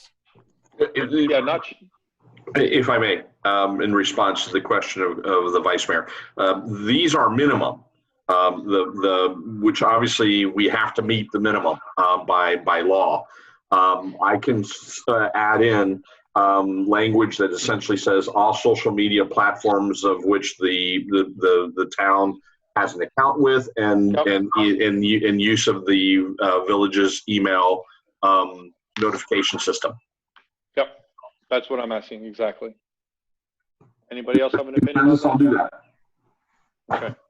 Okay, going quickly here, still on page 1, I have a, is there a reason why at a special meeting other business can't be brought up? I mean, anytime we have a meeting, the residents are aware of the agenda, it's posted publicly in advance, and then we meet, and the first thing we do is we add stuff to it or take things away. So we're springing surprises on the public all the time.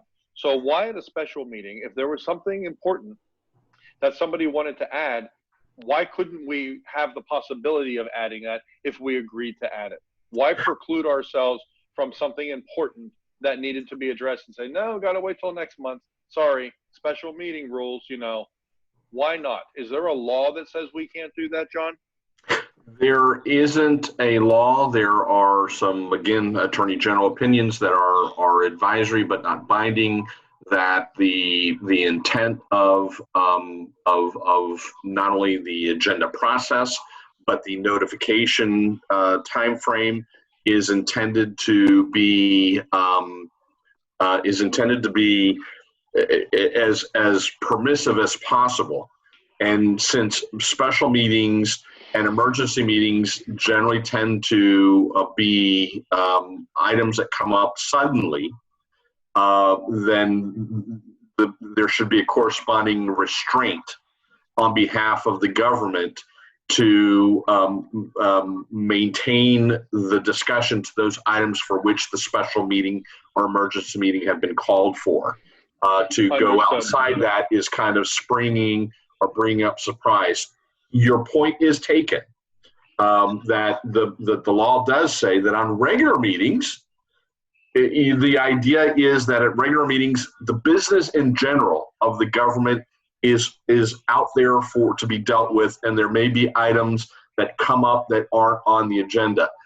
The flip side of that is, again, on special meetings and emergency meetings, they're sudden, they're called for generally a particular reason, and therefore the discussion should be limited. It is up to you all, but we do have to be careful that if we expand special meetings, emergency meetings, it again be somewhat limited to something that is immediate, that is time sensitive, as we've provided for exceptions otherwise. If that's a consensus or direction of the majority of the commission, I'll make some changes to the special meeting section and emergency meetings to that effect. That's exactly what I'm suggesting, but with one important clarification. For special meetings, not emergency meetings. I see them as being two different animals altogether. I don't think an emergency meeting is an emergency. I think that should be very limited in scope. It's an emergency. Ginny declares, she calls for an emergency meeting. That's different. But for a special meeting, and if you wanted to add language like time-sensitive topics, I'd be totally cool with that. I think we should have the ability to do that. Why tie our hands from something that could be potentially important or good for the village? If there was a specific challenge that had a time factor attached to it, or a specific opportunity that we wanted to jump on. Let's not forget, good things come up and we're like, let's hop on that before we lose that opportunity. I think we should make that available to us. Anybody else have an opinion on that? For special meetings, not for emergency meetings. I agree. With time-sensitive language, Rox? Requiring that it be time sensitive, you mean? Yes. Not necessarily. Not necessarily. I think the scope could be expanded without that limitation. So kind of leave it to us, because we could choose as a group not to address it. Exactly. Right? Yeah, that's true. We do have the ability to say, nope, not doing it. If I bring up something and you guys don't want to do it, you can say no. I want to add something to the special meeting agenda. I want to talk about a newsletter, and you say, nope, not tonight, Matt. We're doing this one thing. We're out of here. I'm done, right? Yeah, maybe that's the way we go, is that we take the language that's in another section of this resolution to say that it takes a supermajority vote to add anything additional to the special meeting.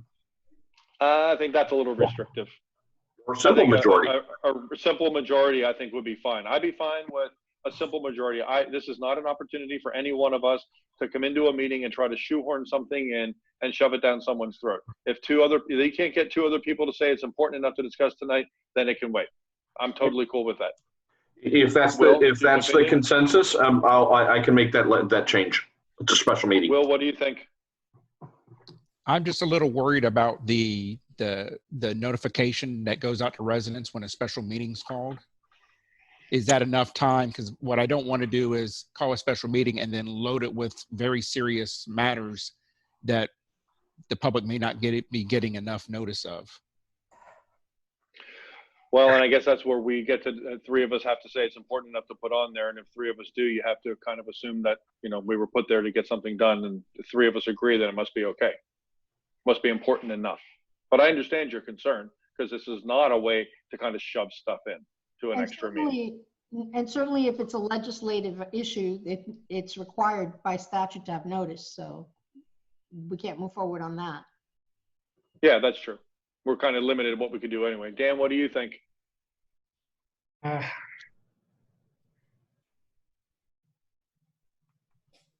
don't have much. I think the key is the public has to have enough notice, and with maybe I'm a little confused on. I know what special meeting is. I'm confused on special meeting is an example for the beginning of the year for the hurricane. For the virus. The mayor wanted to have, or whoever wanted to have, the mayor's the only one that calls a special meeting to discuss the virus. That's it. So nothing else can be added onto the agenda.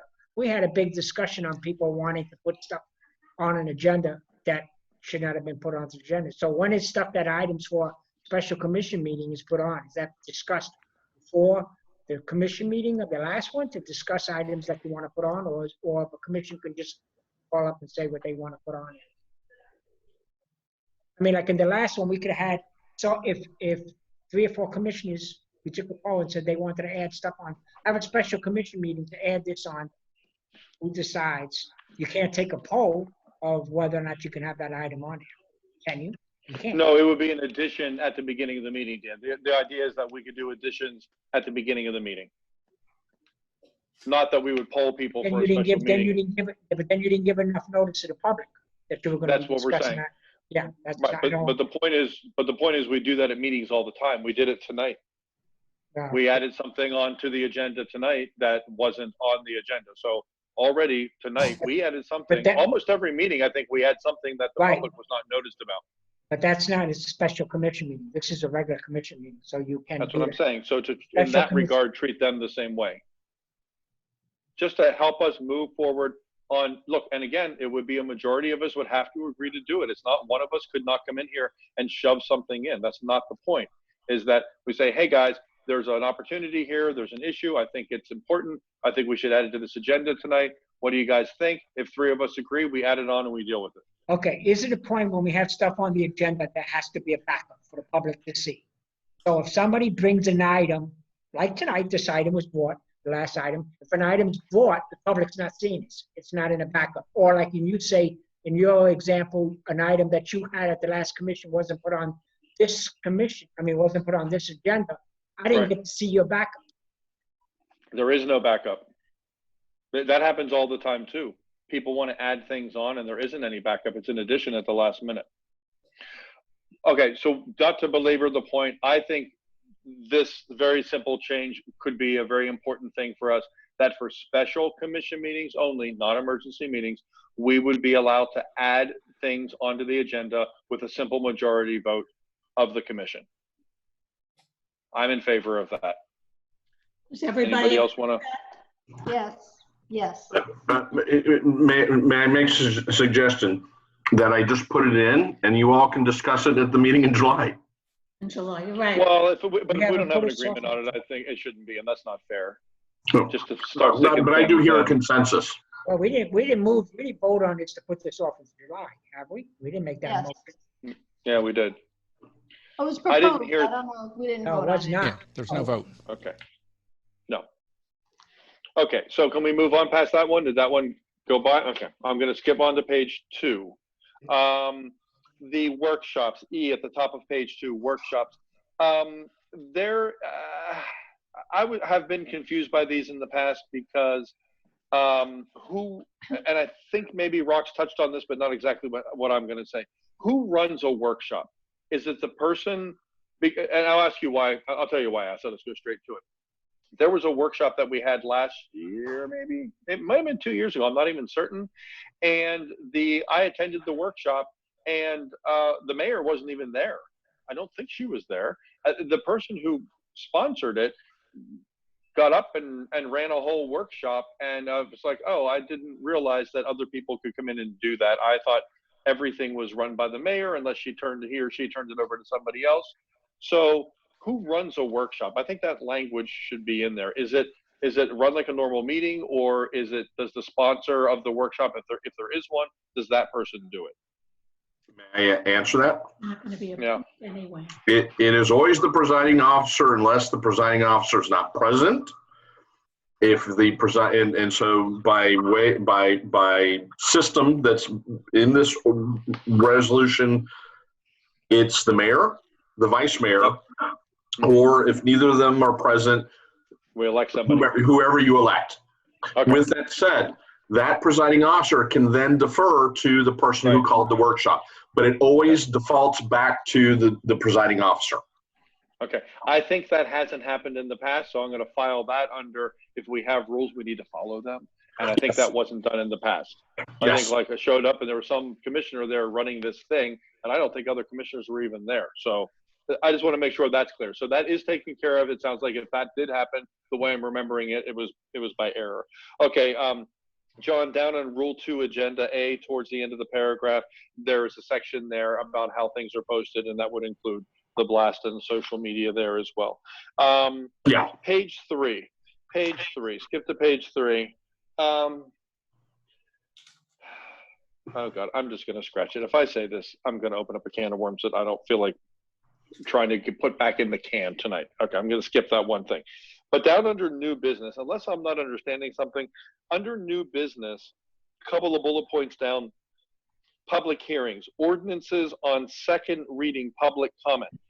Can an ordinance on second reading even exist under new business, or by default, by definition, isn't that old business? No, I mean, it gets scheduled.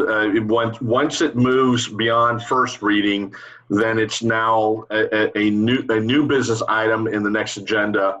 Good, fair enough. I just wanted to make sure I understood that. Yeah. Got it. You don't need to explain it more. Just say, no, Mac, you're wrong, and I'll move on. Yeah. Okay. So let's see here. Okay. Page 4. This is a big one. Rule 5. This is a really big one, and I want everyone to take this very seriously.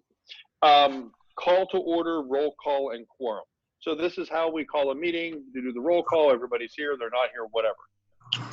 I think we need to define very clearly at what point does a commissioner who missed a prior meeting and now is back, at what point do they explain why or not explain why? And does the commission vote to accept or deny that as an accepted absence? We need to police ourselves better. We are in the position last year or 2 years ago of a commissioner, or possibly two, who were missing more meetings than they were attending. Enough, we would have the next meeting would roll around, and it was as if nothing ever happened. Like, I didn't notice she wasn't here.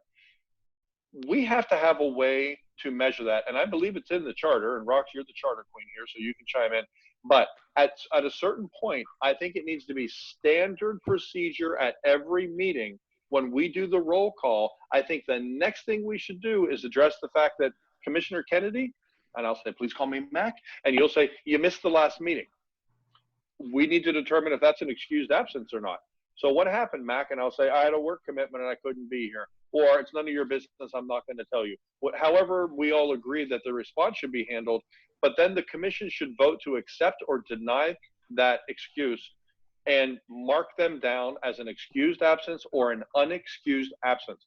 Because my understanding of the charter, and I probably should have pulled it up and had it ready here tonight, is that there is a provision for dealing with commissioners who have unexcused absences, but we aren't accounting for those unexcused absences.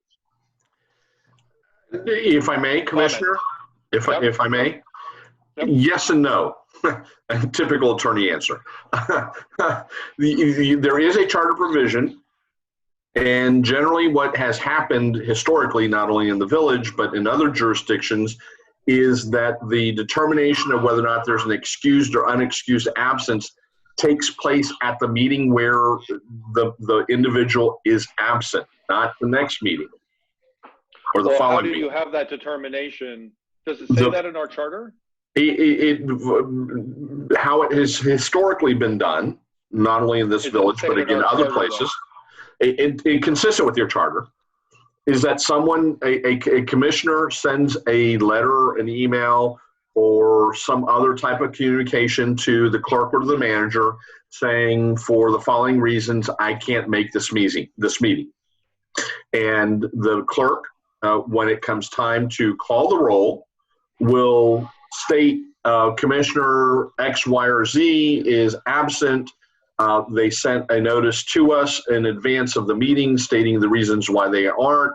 It is or it isn't an excused absence. In a broad sense, or is not an excused absence.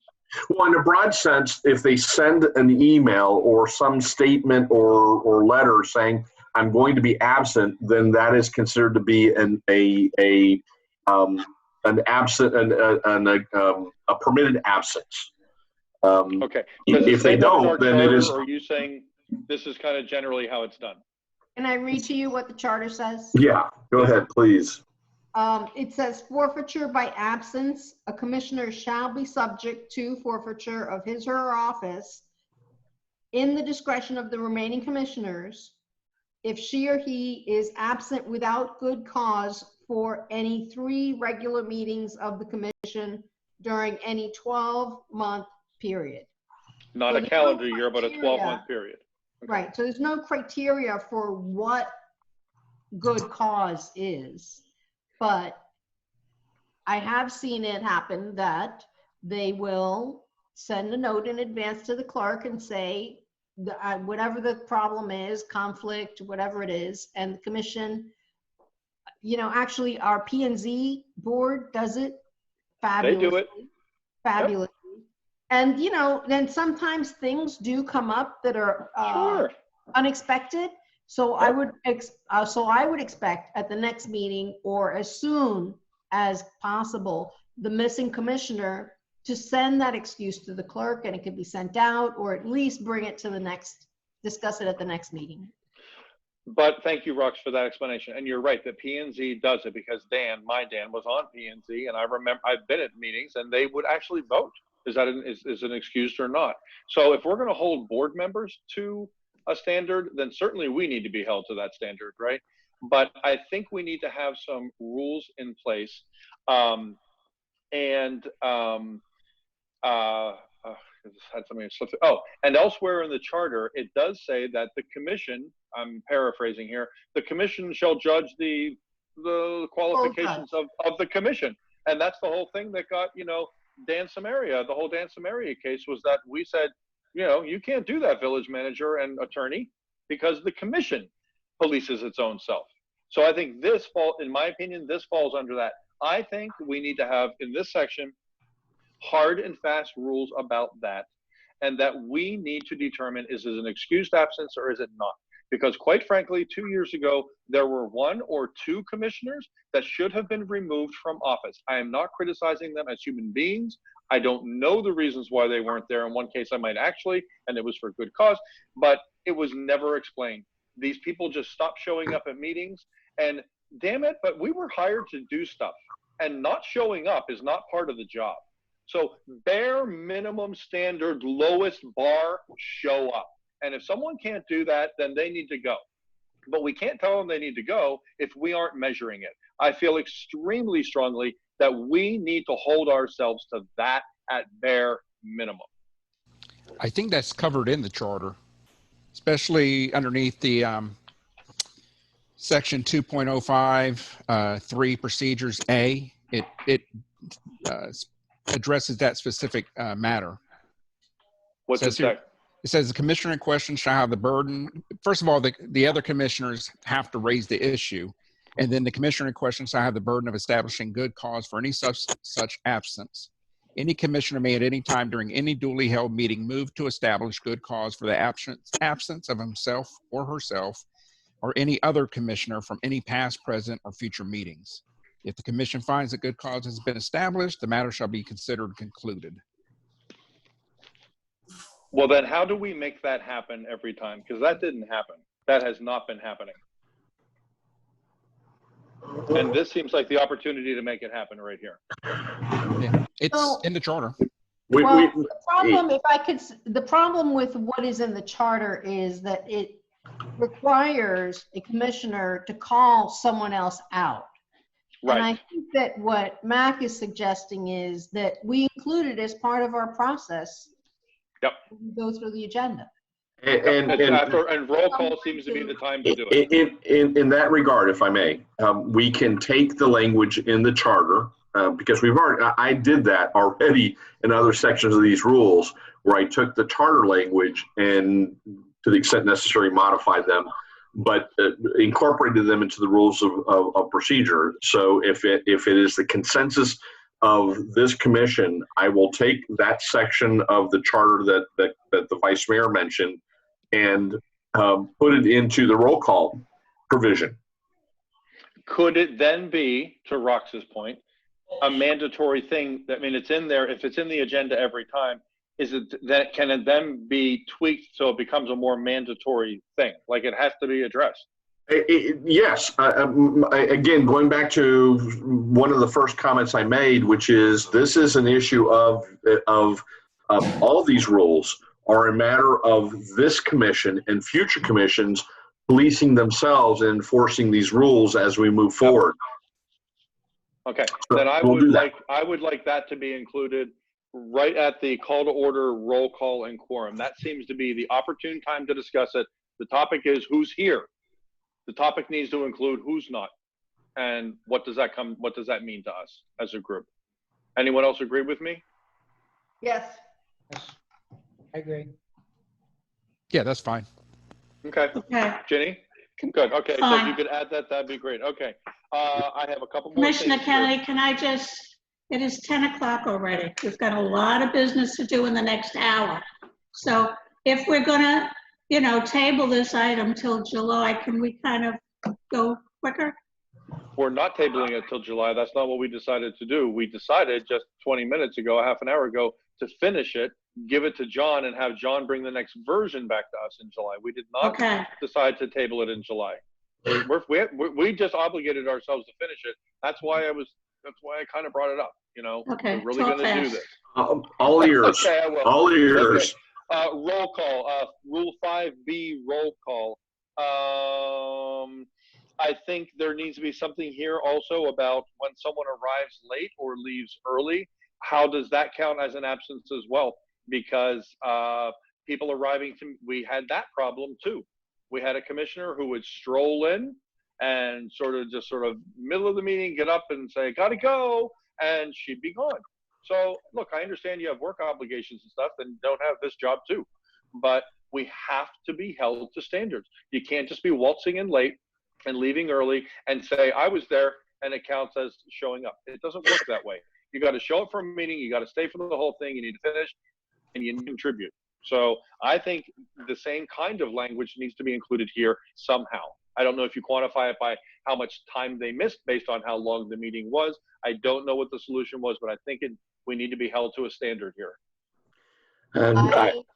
If I could comment on that, I think that now we're going into a very gray area. Now we're going to measure how much someone contributes, how many minutes they speak. It gets to be not speak, too just much. there. Just there. It gets to be too much to count the minutes that somebody's there. Did they get up and go to the bathroom or make a phone call? I would leave that to the voters. And the next time it comes up for vote, for a vote, they can try to explain themselves to the voters. Well, that one ended up quitting actually. So, but the point is that people come in late and they leave early. And I think there needs to be a standard. Look, I have employees that are required to be at work on time and they can't show up late and they can't walk out early. or they got to take some time off. Is that a sick? You left it. You didn't come back after lunch. Is that a half a sick day, a half a personal day? What was it? You're being docked for it. It's a bare minimum showing up for the job, showing up on time and staying for the whole thing. If I may, Commissioner, I understand your point. I do. But I would respectfully suggest that that is something that, much like the language about what constitutes an excusable absence and the requirement that the person or the commissioner who did have the absence has to justify their absence, is that is something that is properly to be included in the charter, if at all. To try and quantify that, as Commissioner Ross's references, I think my experience is that I've not seen that in any rules of procedure, and frankly, I've not seen that in any charter. Fair enough. So do any commissioners agree with me? John. We can just move on if no commissioners agree. John, Looks like nobody agrees. Yes, Chief. And it's a kind of a technical question because I went through this already, with the in the past. I'll just leave it like that. Really quick, to remove a sitting commissioner who's a charter individual, doesn't the authority lay on the with the state attorney's office? Removal of a commissioner? Right. According to the charter, the state attorney's office, just correct me if I'm wrong, because I know before, is the body that investigates and is in charge of making that removal. Am I missing? If the allegations against the commissioner rise to the violation of state law, or and I had this conversation with one of the other commissioners earlier today or in recent time. I had a situation where we were having the same discussion, and I rendered an opinion on what is, how we enforce our charter on some of these issues.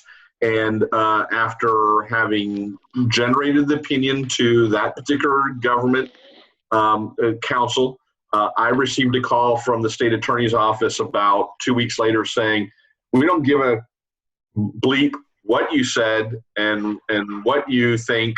We're not enforcing your charter. So I'm just simply saying that it depends on the jurisdiction. But to your point, Chief, if the actions of the commissioner in question rise to the level of being misfeasance or malfeasance, there is a state statute that says that the governor can and the state attorney can take action against that particular elected official, but that's state law. I just want to clarify this with you because we just went through this with the state, and they were very clear when we met that they were the entity that investigates and then recommends, the removal of that individual from office.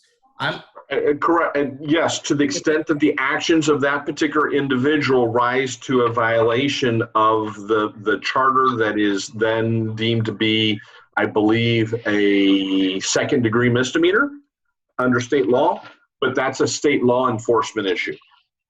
But you are correct. Okay. I just want to clarify for Commissioner McDonald to help him out, because I don't know if the question on the missing of the meetings falls into. I think your point is well taken across the board to all. That there's some degree of concurrent jurisdiction with various agencies here. Well, it might also fall under something we decide to censure somebody for as well, because now we have that coming up here as well. Let me move on here because it sounds like that one's not going to get the last sentence on page 4, John. There's the sentence is not good English. It doesn't make any sense. Top of page 5, and this is about when we have when we're missing commissioners and we appoint people. Do we need to define how we would do that? Because it doesn't say anywhere that I've seen, unless I missed it. It just says that the full membership, we appoint people. That's what this is about, correct? And do we need to discuss how we do that? You may recall I just said a moment ago that that's charter language. I lifted that right from the charter. Okay, so does anyone think we need to kind of further define what that would look like here, or do we deal with that when it happens? God hope we never get that bad. I think we deal with it when it happens. I'll go with that too. Okay. Okay. Okay. So I was losing track of some of the stuff that got cut in Rule 6, and I don't want to repeat. I know that got cut. Never mind. Paragraph D, public decorum. We cut all that whole thing, right?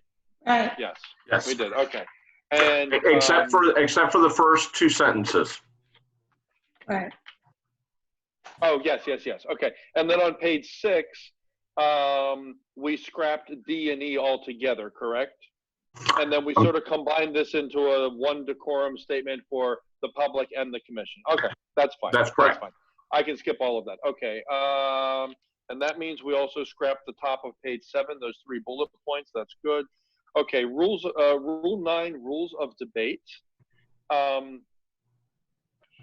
Okay, never mind. The Rocks took care of that as well. Okay, here's something I've never understood, and someone's going to probably tell me there's a legal reason for it. Rule 9, rules of debate, letter C, action by the commission, second sentence. Any commissioner may make a motion. Why can the mayor not make a motion? Or is the mayor considered a commissioner because that's the position they were elected to? Do we need to define that? And no, let me make this absolutely clear to everyone who's listening.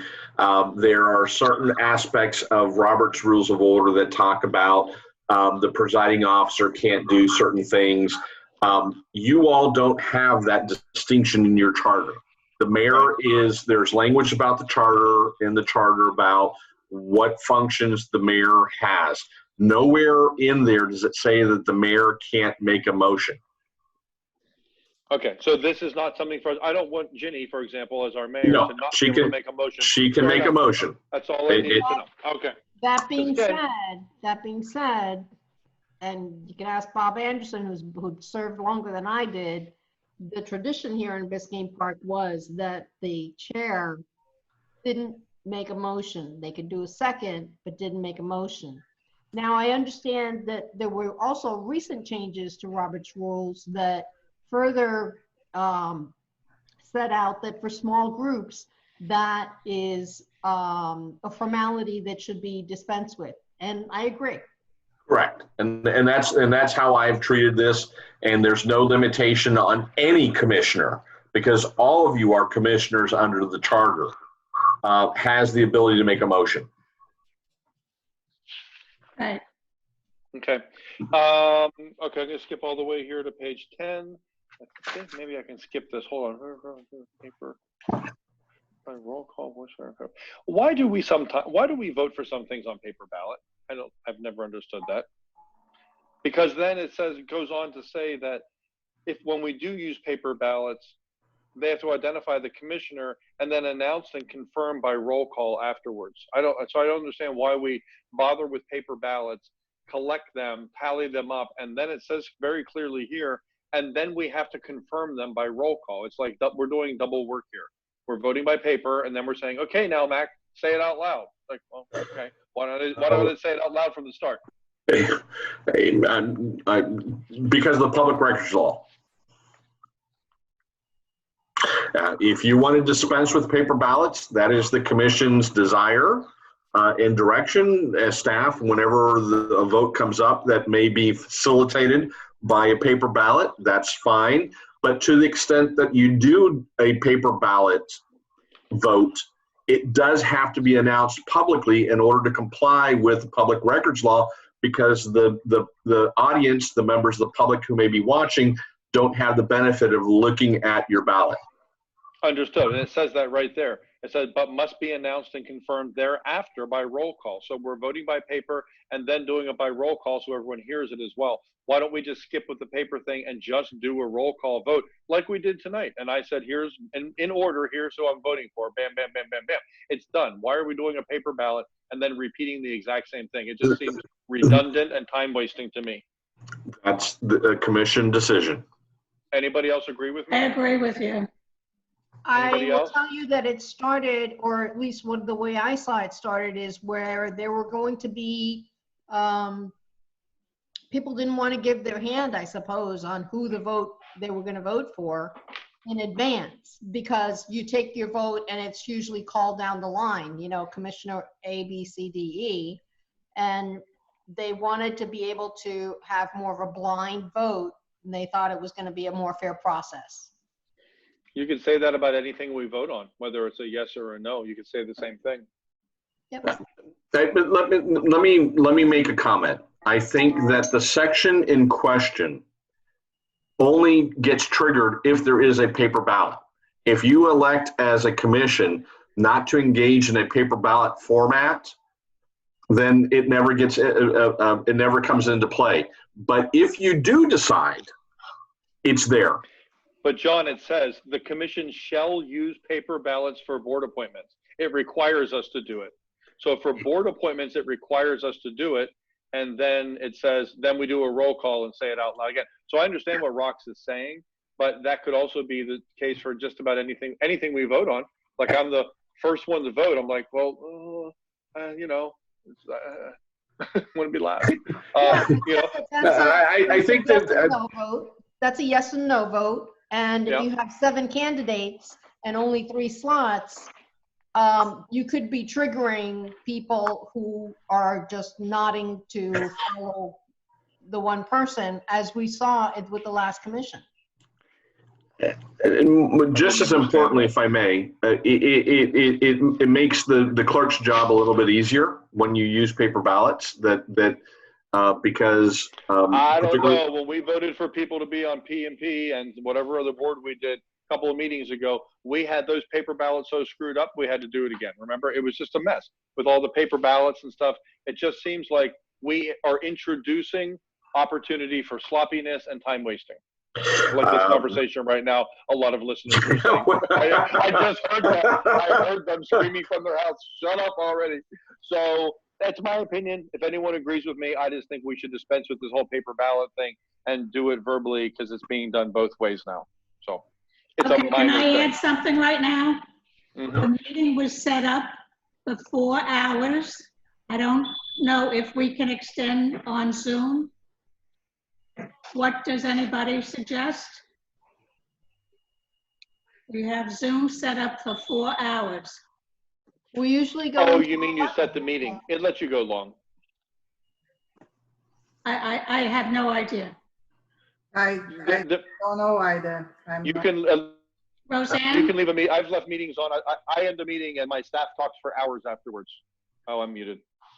Even if you set up for certain. Yeah, I set up all my. Well, Yeah, I'm not very familiar with Zoom, so. Well, I'm muted. Oh no, you can hear me. Okay, so I can just tell you that I do Zoom several times a day. I really am now, especially, and I set up every meeting for a 1-hour meeting, and I often walk away, turn my camera off, and my staff hangs out and talks and stuff when we're done for like an hour.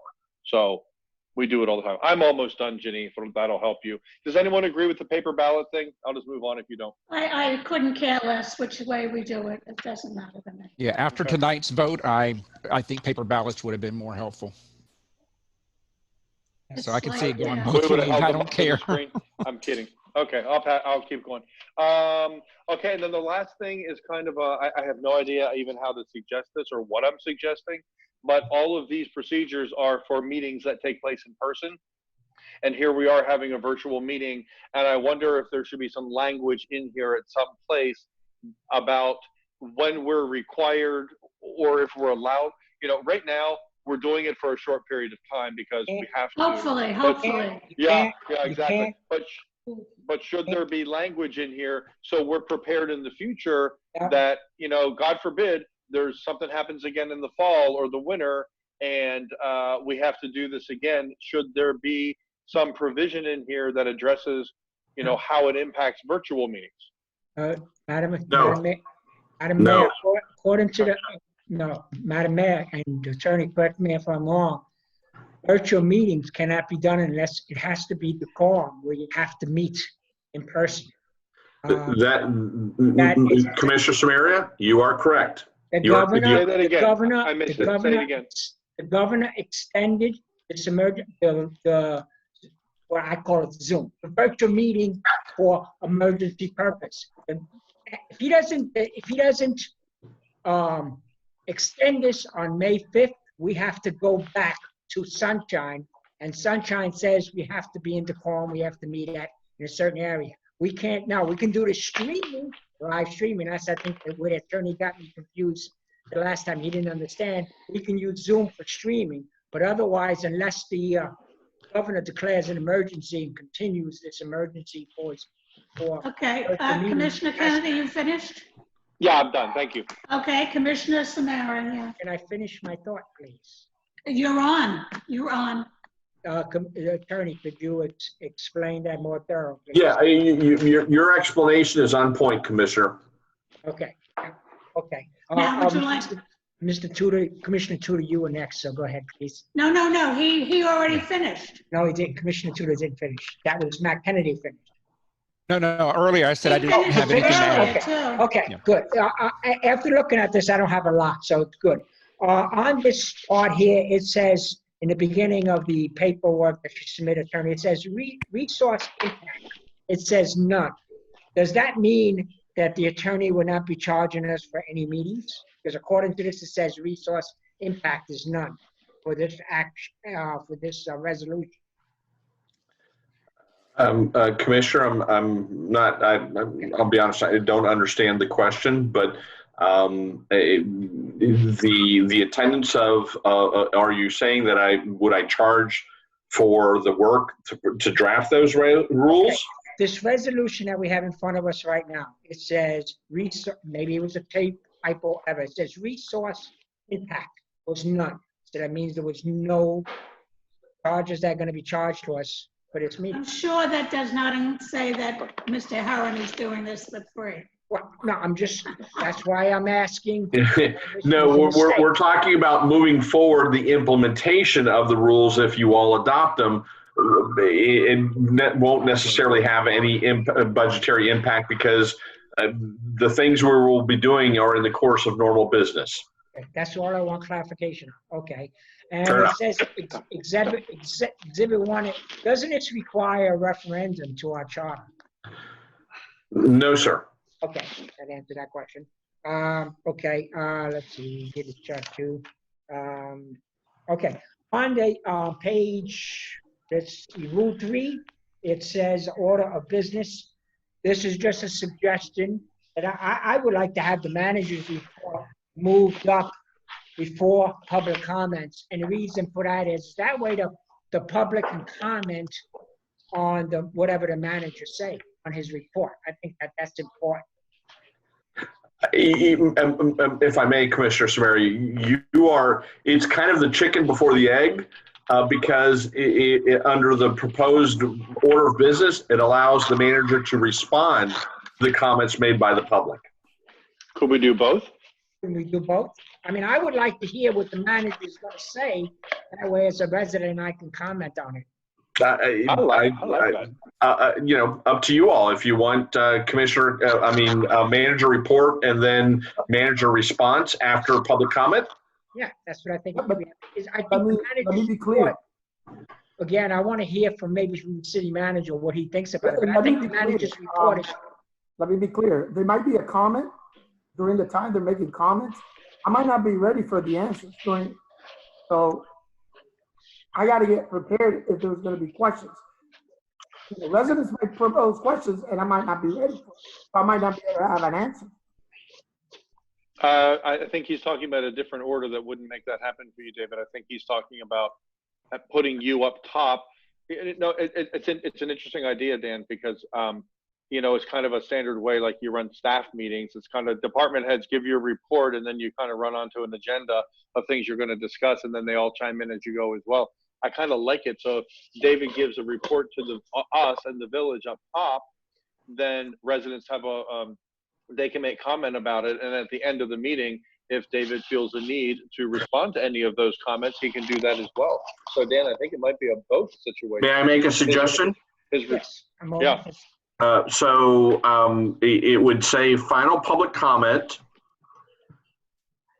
Commission and/or staff response to public comments, commissioner comments, request for placement of items on the next commission meeting agenda, announcements, adjournment.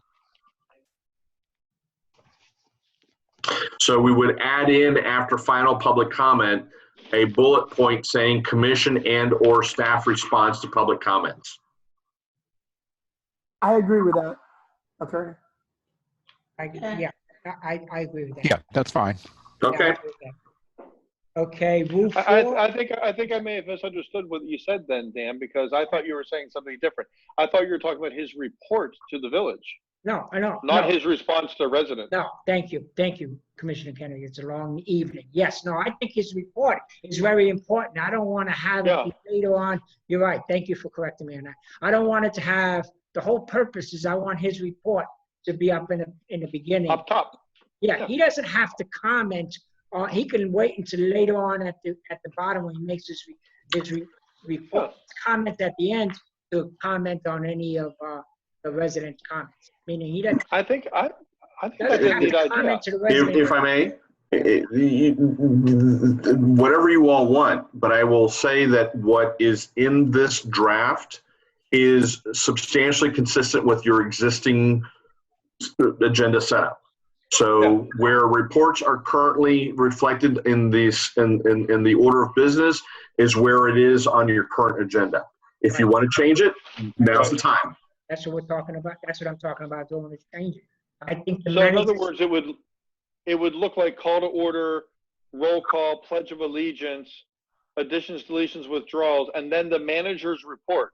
Right. And so at the top of the meeting, the first thing we all get to hear is David's report to the village, basically. Right. And then the public can comment on it if they want to, and he can reply later at the end. Right. Later at the end, that can be his final comments. He doesn't have to comment right there because the resident is going to see his comments in the video and so on. So, you know, but I just think the manager's report is very important. And I like to, as a resident, hear what the manager's saying in the beginning. I don't want to wait until the end of the meeting to hear his report. What are the other guys thinking? Whatever the commission wants. In the past. What do you guys think? Well, let me finish. In the past, I would have said, let the manager stay at the back because we had a city manager that really did, his reports were not that great. This interim city manager's reports are pretty good. But I think and I've gotten emails from residents who have said his reports are really good. So I like to hear that in the beginning. And then they can comment. What do you guys think, Will, Rox, Ginny? I couldn't care less where it is. His report, it's good. And he can always answer the things at the end. I think we all talk. Right. So I agree. I think the manager is involved in the discussion throughout when questions come up and we need information from the administration. And either he or he asks the chief or whoever the pertinent department head is to provide the information that is required for the discussion. And the manager also issues weekly reports. So the residents informed on a weekly basis of what's going on. Having him at the end of the meeting helps sort of wrap up whatever questions come up throughout. And I've never seen the manager report come at the beginning of a meeting. We've always had it at the end. I think it might also be in sort of like the formatting that I've seen for like the ideal municipal agenda.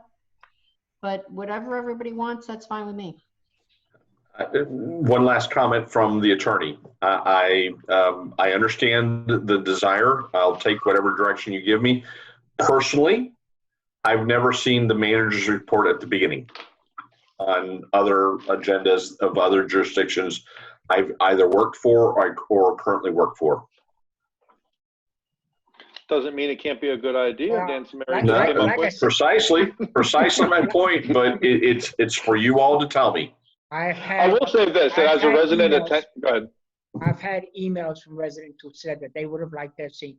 Now, I mean, I'm not going to give the person's name, but I do. If commissioners want to see it, I'll show the residents have said that they would have liked it. So I'm just bringing it to the commission and let the commission decide on what it's doing. But I just think it should, you know, It's an idea. Just because other cities doesn't do it, that doesn't mean that we have to. I will say this, that as a resident, when I would attend meetings, it always, now that you bring it up, Dan, it always felt like a miss to me because I, sometimes didn't stay to the end of the meeting. They went long, whatever. And it seemed to me like a really important thing to be buried at the end of the meeting. It's like the manager's in charge. I mean, really, it's a public meeting, but the manager runs this whole place, and I would like to hear him kind of give his report, whatever's on his mind, up top. I like it. I like it.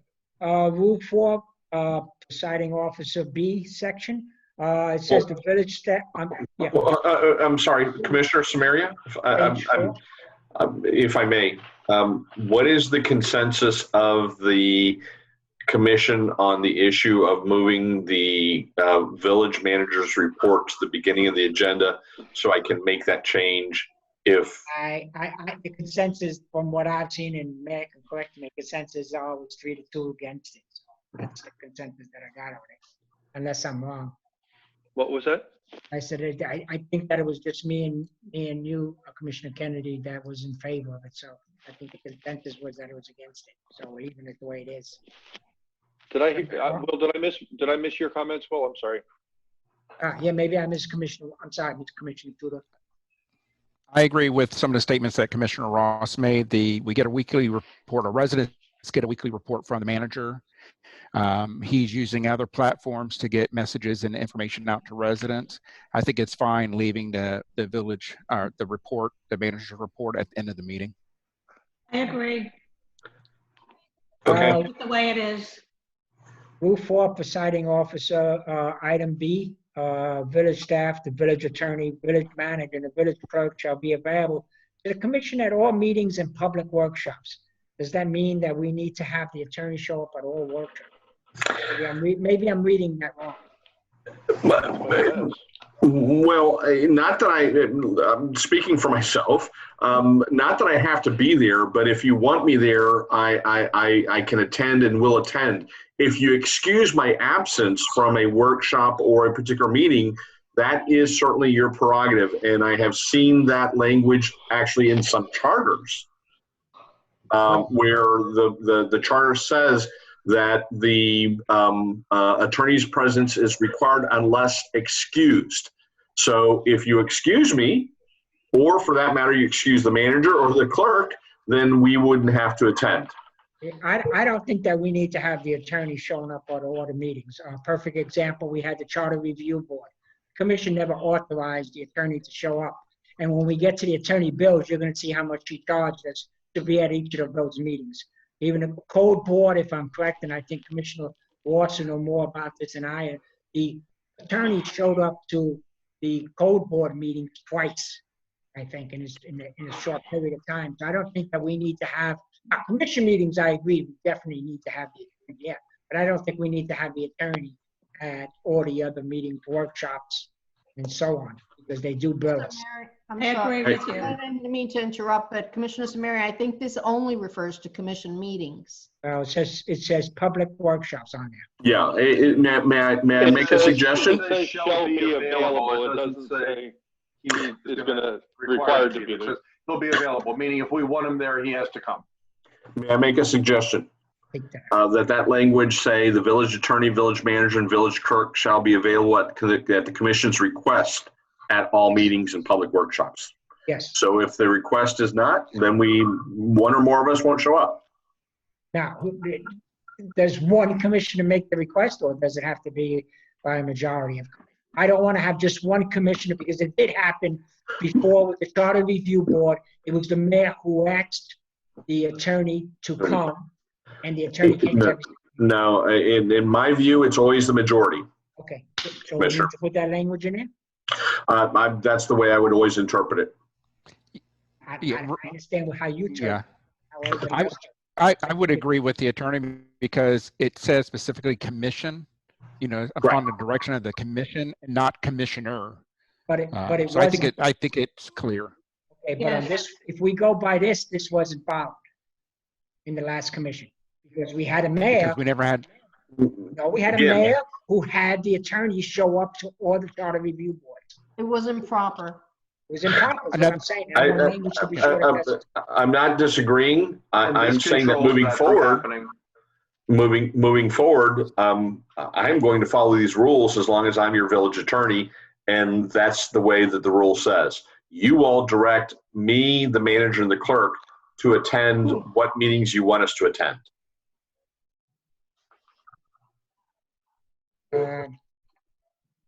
Okay, and then we go to page 6, D, it says no personal comments or speakers shall address the comments to the commission as a whole and not to say anything, any individual group. So that means that the resident can't, not with respect, but can't address the mayor or a commissioner. We cut that section. We removed that. Okay. We got rid of it.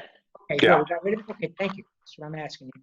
Okay, decorum, I think you got rid of. Oh, okay, it says, I think you did this one, commission decorum. Yeah, you did that one, I remember. Okay. Okay, recruiting meetings, rule 8, it says section B, placement of commission equipment. It says the location of the video and recording cameras shall be in the matter to the public safety, walk around the rooms. So basically with that, where we have a regular camera, we couldn't have this. I'm reading this right. Place of equipment. Because this item was placed on because they didn't want me to do Zoom. So that's what they were saying about the wires and all of that. Simply, the way I read that language, Commissioner, is that it has to, wherever the equipment is, it has to be in a manner that it doesn't inhibit people's ability to move around. It's a safety thing. Yeah, and that language is similar to other language in other municipalities. Procedures would talk about video Last recording. one, I think we took this one out, the Rule 13 renewal of item. It says only commissioner action on item fine, neither the same item nor be appeals. It says 6 months. That a commissioner can't bring an item back for 6 months. That a perfect example was my whistleblower. The last mayor and a couple commissioners didn't want me to bring that back or telling that I couldn't bring this back unless it was 6 months. I think we should have that out. I don't want that in here. If it was voted down 2-2, yeah, that's what it was. My item for the whistleblower was 2-2. We only had 4 commissioners at the time. So according to that, I couldn't bring back the whistleblower until 6 months. Should not be in here.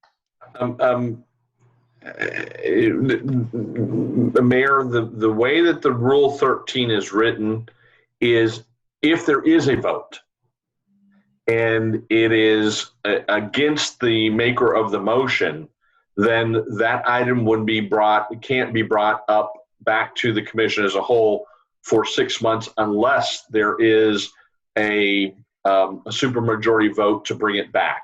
Right. It would only apply if there is a vote. Okay, so a 2-2 vote. Okay, so what you're saying is that was done wrong because it was a 2-2. It's considered no vote. Well, that's no longer a no vote under your rules. There is no tie vote under these rules. Okay. So what if you read the immediately preceding section, Rule 12D, tie vote. If a vote of the commission results in a tie and no other available motion on the item is made, in other words, there's no substitute motion or alternate vote motion, and approved before the next item is called for consideration or before resource adjournment is called, whichever occurs first, the item will be carried over to the next regular meeting of the commission. So to your point, absent a situation where a commissioner has either resigned, and that may have been the case, or doesn't come to the meeting after meeting after meeting, which there's another section of the charter that deals with that, tie votes are always going to be brought back to where there's going to be an odd number of commissioners to be able to vote on the item. Okay. So we fixed that already. Okay. Because it didn't happen in the past. Correct. So we've eliminated in these rules of procedure, so we're very clear and everyone understands that the previous rule under Robert's Rules of Order that the village had been following, properly so, was that a tie vote and meant a no vote. That will go away. Okay, okay. If I may to clarify, the item was not voted, it was motion to draft ordinance, and there was no second motion. It doesn't matter. It doesn't, Roseanne, it doesn't matter for the purpose of this discussion. Yes, we're dealing with these rules. Yes, so there was a no second motion. That's the reason. So, under these rules, if an item never achieves a second, it automatically dies. Okay. And that's standard practice everywhere. Mayor, real quick, I got to step away for a second. I'll be right back. Okay. Okay. Are we gonna vote on? Y'all go ahead and continue. Or is there a vote up? Are we gonna vote on Commissioner Ross's? So I was attempting to amend my motion so that we let the village attorney make these revisions as we've agreed to be made, and we let it stew for a little bit and look at it in July. Right. Right. Let me make sure, Commissioner Samaria, any additional comments? No, that's it. Thank you. Okay, then now we're back to the motion.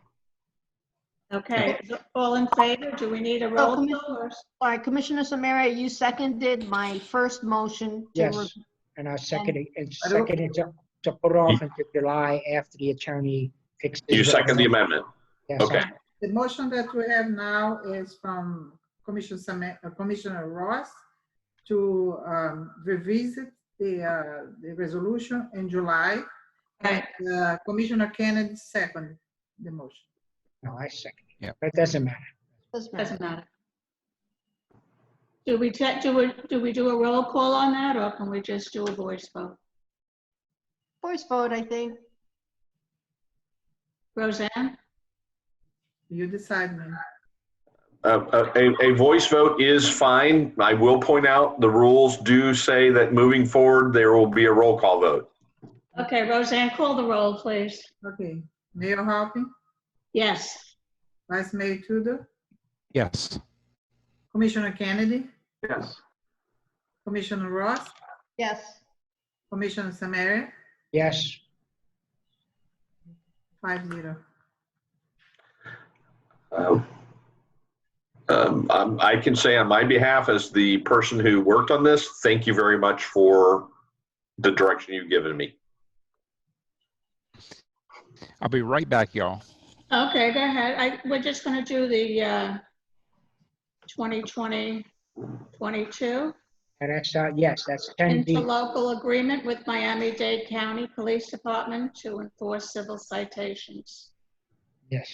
We need a motion on that? Mayor, if the clerk can read the title of the resolution.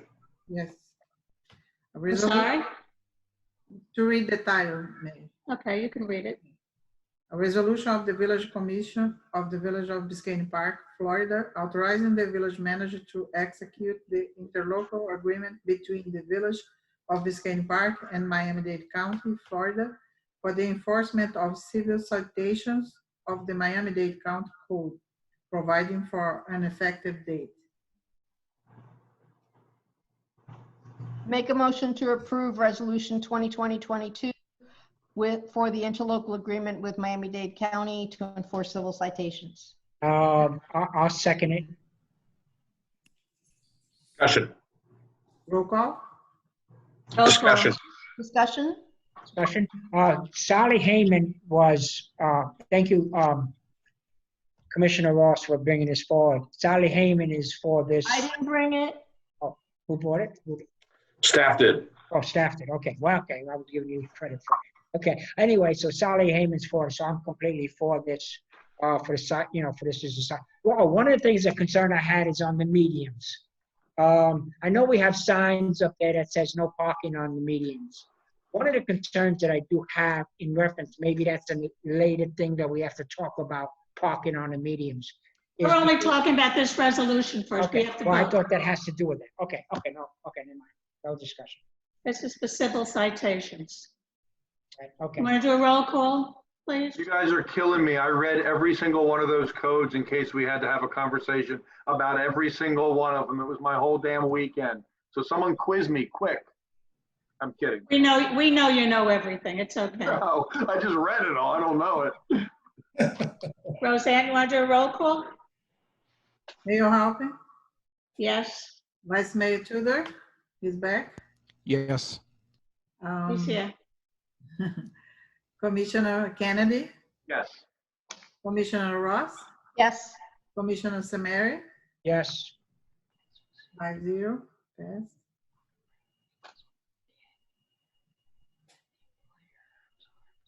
All right, 2020-21. Hey, Roseanne, can you let me back into the meeting? I'm sorry, Roseanne, let me back into the meeting on my iPhone, please, so I can use my earbuds.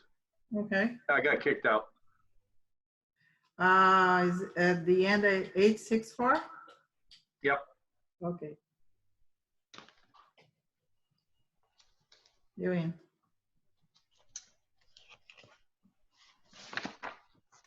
I'm still muted. Thank you. Yes, shows you that you have voice. Still muted. Okay. Okay. Roseanne, do you want to read the 2021? 2021 was initially the 8C, right? 8D. 8C. Sorry. Okay.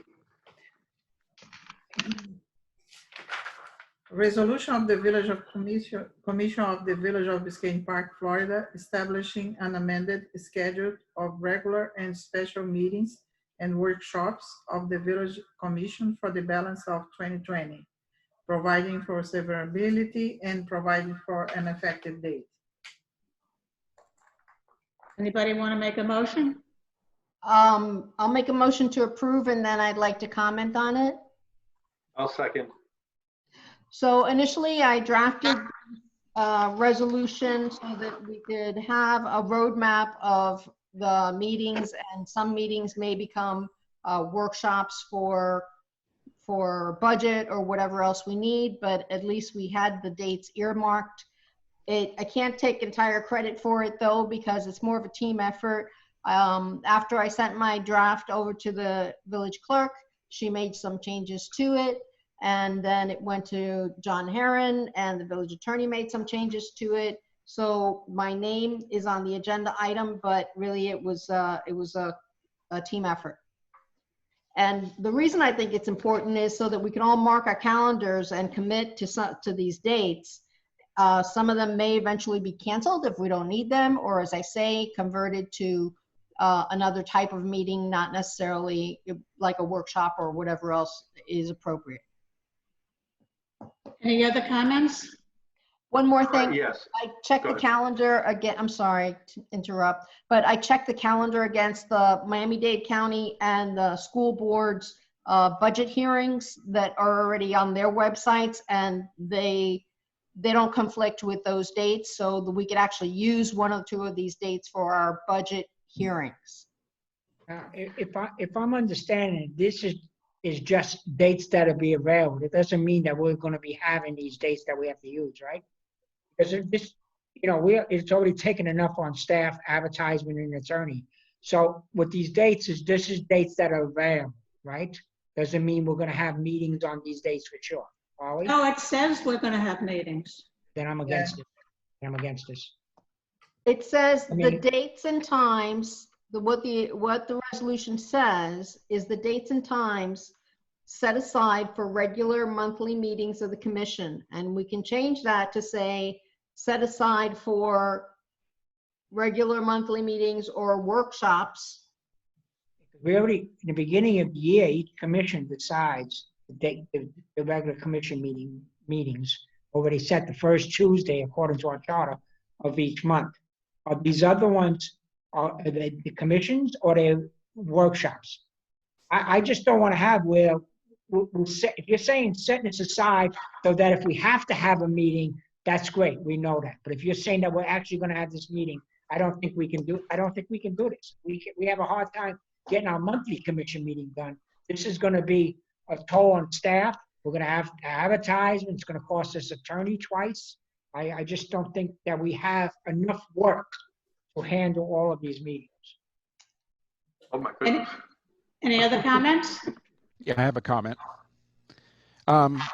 Looking over how this is presented, it's presented simply as a catch up because of, it says here, regular meetings to catch up on matters that have been involuntarily deferred because of the statewide and village-wide declarations of emergency because of COVID-19. In actuality, we only think that's been canceled because of COVID-19. It was a March 18th special meeting, not a regularly scheduled meeting, but a special meeting. The April regular meeting, we end up having a 22nd special meeting for COVID-19. Right now, we're on track to have 11 meetings as laid out by the charter. What I'm concerned about with having a resolution with these dates laid out is that if we feel a need that we need to hold a special meeting at a later date, commissions historically have at a regular commission meeting had a discussion, and then they would discuss it at that time, and then they would approve it. This right here is setting the stage to set 2 meetings, a minimum of 2 meetings a month.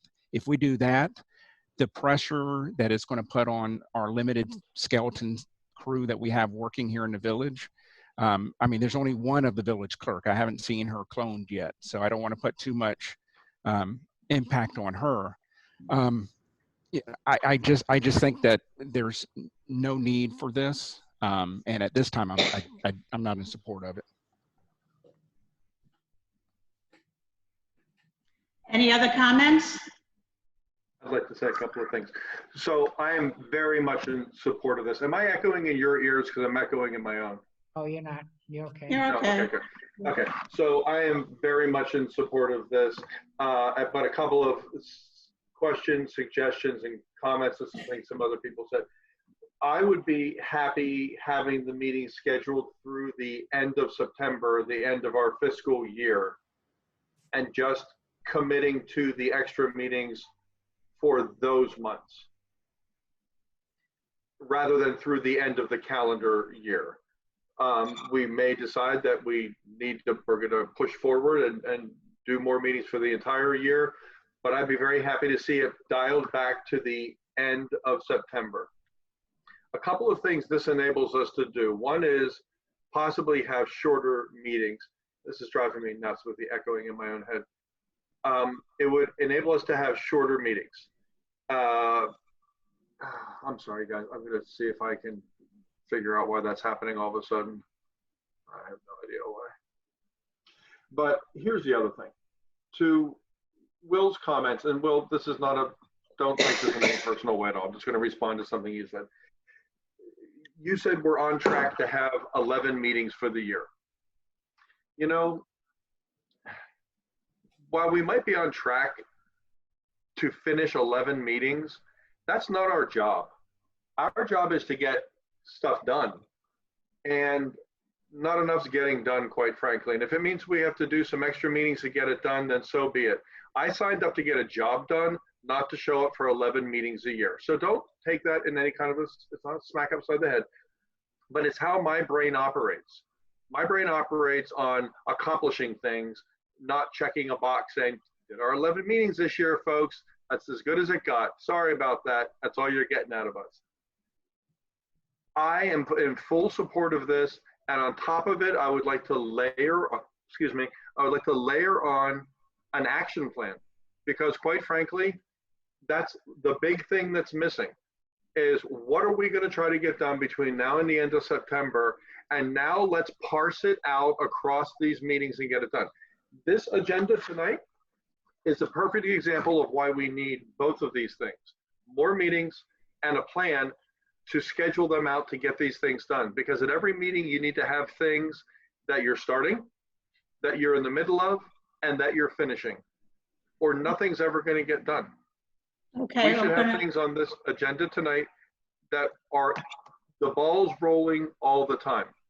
So I am all in favor of this. Plus, at the next meeting on May 19th or whatever it is, we start by saying, here's all the things we want to get done by the end of this fiscal year. All the things we have to get done. We've got to get done these certain things, and we want to get done these certain other things. And now let's organize it and figure out how we're going to attack this, so we're getting stuff done constantly and then rolling over into next fiscal year and we address it. But the notion of, you know, getting a certain number of meetings done, that's not our job. But we have to take a missed vote on lot. that. We not only did we miss the one meeting that was canceled, but the COVID meeting does not count because it was extremely limited. It was one little tiny topic. It did not move this village forward in any way. It just had to get done. So we missed 2. Plus, we had other meetings where we had to fire our manager that took most of the meeting. We had other meetings that were consumed by other things that, quite frankly, are not progressing this village anywhere. There were some sloppy things we had to take care of, but it doesn't mean we're not also responsible for getting good things done for this village.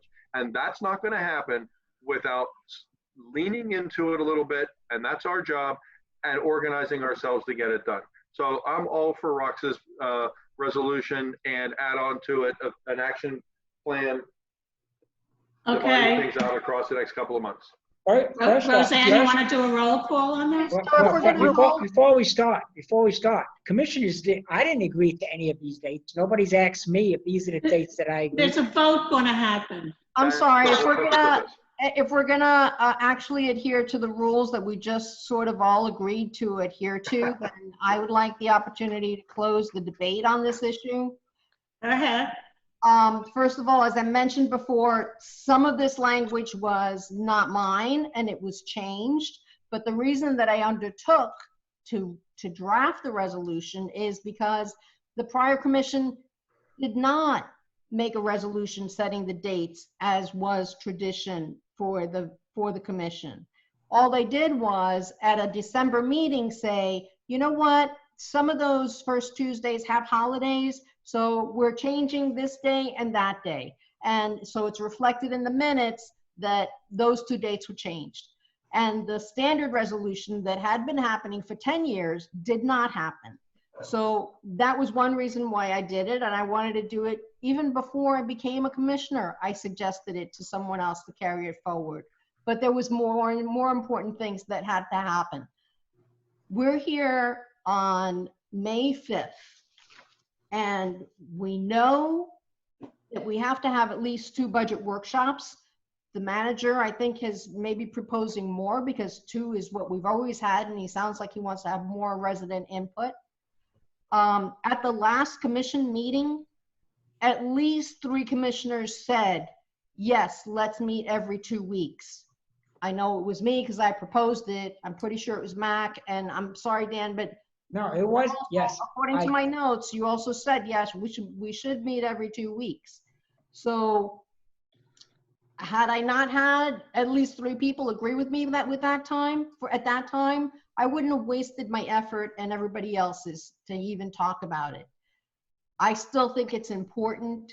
If you don't like some of these dates, we can change them. That's why they're there. They are evenly spaced, Tuesday and 2 weeks behind it, 2 weeks behind it. And we know we need budget workshops. So I think it was Mac that said at the last meeting, let's come next time with our calendars and be prepared to commit to some of these dates so that we're not fumbling around at the last minute trying to set things. I'm trying to look forward and help us plan and progress. And if you want to cut it off at the end of September, which is when we go and approve the new budget, that's fine with me. I'm telling you, I cleared these meetings already with the other agencies that we cannot conflict with. I cleared them on the calendar for religious holidays, so there's not a problem there. And if we change the language and say these are earmarked for meetings, we could do that. Earmarked for meetings or workshops, we could let the public know this is when your commission is going to address village business. And they don't have to be searching around for when is that going to happen again? Is it this Tuesday, that Tuesday? It's all there and it's very transparent, which is something we all want. Now you can take a vote. Any other I'm discussion? willing to amend the language, if you want to amend the language to say the dates earmarked for a regular, special, or workshop by the commission are these dates. And if anybody has a problem with any of these dates, let's scratch it off the list. And they can be canceled. If we determine we don't need to do something, we could cancel one of them. We get so much stuff done that at the end of August, we say, you know what, we don't need that extra meeting in September. We can cancel it. But the fact remains is that we will be having some of these meetings. You honest truly believe, that each of these meetings we're gonna leave before 11 o'clock? Do you really believe that? Yeah, we have to. No, We have to. Most of our time was taken up today with the appointment on a very lengthy appointment process and the meeting rules, which Dan, you wanted to have brought back. So we brought it back and talked about it, and hopefully, having approved those now, we can get our business done faster. If I may. We asked for that to be on the agenda. 3 of us told Rox to go ahead and do this, and she did it. And we can cancel them if we need to. Oh, I think it's unnecessary. I think it's going to put a burden on the staff. I think that, you know, if we want to schedule workshops, we can do it like commissions have always done it at a regular meeting. We have discussion, we schedule a workshop, we work it out at that time. This right here is you're just trying to overburden staff, and you're not going to, and it's not going to shorten the meetings. The only thing that's going to shorten the meetings is commissioners not being so long-winded. That's what I would like to see. Just discuss, get to the issues, and let's move forward. Are we ready for a vote? Well, hold on, Madam Mayor, if I may. I need a commissioner to make a motion to suspend the rules, a second, and a vote. Right now. Make another comment.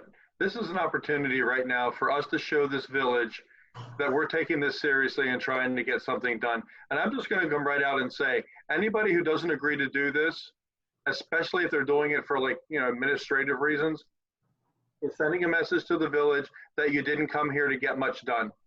I make a motion to suspend the rules so that this meeting, or at least this one piece, to extend the meeting till 11:30, or at least to conclude this one piece of business. That is correct. Thank you. Yeah, I'll second that. Yes. Roseanne, you want to do a roll call, please? Yes, the 2020-21, right? On the resolution 20? No, the motion is to suspend the rules. Of the rules. The motion is to suspend the rules and extend the meeting. Okay, all right. Yes. Extend the meeting. Okay, Mayor Halpin? Yes. Vice Mayor Tudor? Yes. Commissioner Kennedy? Yes. Commissioner Ross? Yes. Commissioner Samaria? Yes. Thank you.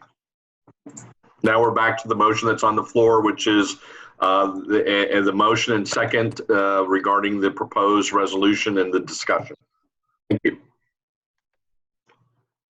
I think Tudor had the discussion going on. What was that? You want to continue your discussion? Yeah, no, I think we should, this is an item that I don't think needs to go anywhere. I think that the commission, like I said before, the commission, we know we're going to need workshops for the budget and other items. We can discuss that at the regularly scheduled commission meetings. This, I think, is just unnecessary and self-serving. Okay, Roseanne, you want to do a roll call, please? Whoa. I got to respond to that. Will, who is it self-serving? Whoa. Why do you get to respond to that? I made a statement, no, and now we're going to vote. You can't just lob something out there. You just said this is self-serving. This is Rox's item. Are you saying that she's being self-serving by doing this, or are you suggesting that other people who support it are? My feeling is that it's funny that y'all want to double meetings and possibly, this will be just a start. I'll tell you right now what's going to happen, and I'll get out my What's crystal funny ball. about it? It's going to be 2 meetings a month, and then you're going to go to 3 meetings a month because, Mac, you're going to say, well, we need more meetings because now we're still going to 11 o'clock because we keep talking all, you know, for endless amounts of time and peacocking. So we'll go to 3 meetings a month, and then to 4 meetings a month. Good Lord. Staff Will, do is you going really to, think and that? staff is going to be, and what's funny is it's because there's an expiration date. Election comes up in November. I don't need to sit here and overburden staff because. Say it, Will. Say it, Will. Say Yeah, it. I don't need to Don't overburden dance around staff. stuff. Just say it. I don't need to overburden staff, Mac. Apparently you do. That's not what you just started to say when you talked about an election coming up in November. That has nothing to do with overburdening staff. Don't lob stuff out there and then be too cowardly to back it up and explain it. Say something if you want to say it. Mayor and Commissioner, You're muted. I understand the discussion that's taking place, and I'd refer back to our rules of procedure that we're trying to implement, and We didn't implement them yet. I understand. You're That's absolutely all that really correct. matters, and we just extended the meeting. We have 28 meetings left. So, We have 28 minutes left. And we have We don't a, have those rules to worry about right now, John. With all due respect. Can we take a vote? I'm can gonna we have a vote? I'm gonna amend my motion so that the resolution, section 2 says the dates and times earmarked for regular or special commission meetings or workshops are, and the dates May through September 15th, and eliminate the last 4 dates in October are proposed earmarked dates for those events. Can I get a second? I'll second that.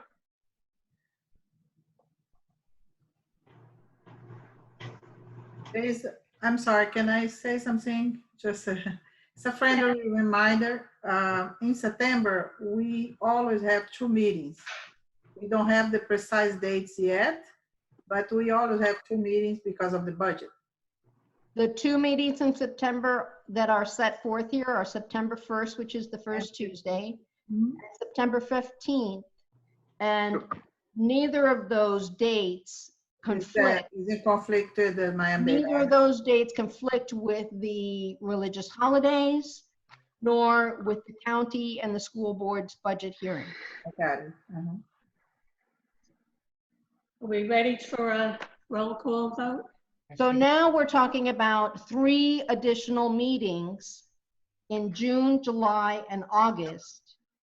And we already know that we need 2 additional meetings for budget workshops. So now we're talking about 1 extra meeting date on the calendar. I don't know what kind of a burden that's going to put on staff. Maybe we could just ask staff not to come to that meeting, and the 5 of us organize it and are present, and it'll be probably in person. You know, this notion of the extra burden on staff, while I completely respect it, I get it. I'm here. I get paid $167 a month, and I'm sitting here and I'm not complaining. So get a job done.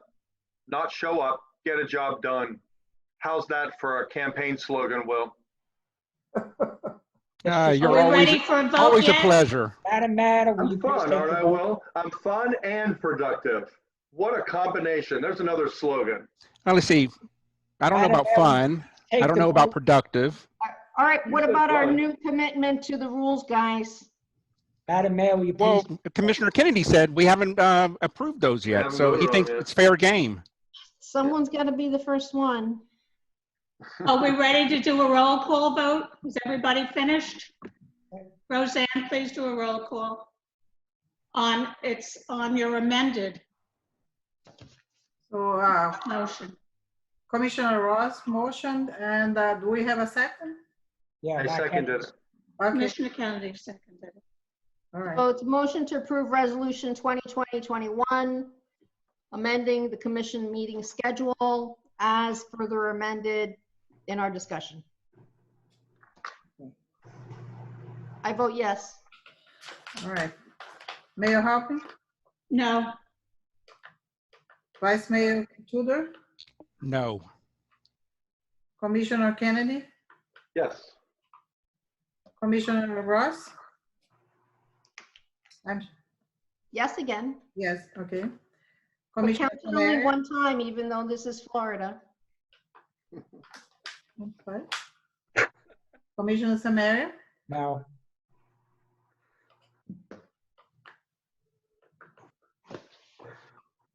Motion failed. 3-2.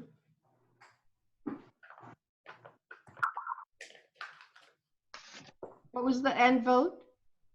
3-2. Motion not passed. 3-2 against. Against. Correct. Thank you. Some of us are willing to work. That comment is not, is unacceptable. Just because you're the only one that wants to work. I've been on this commission for 3 years and I've done a lot of work.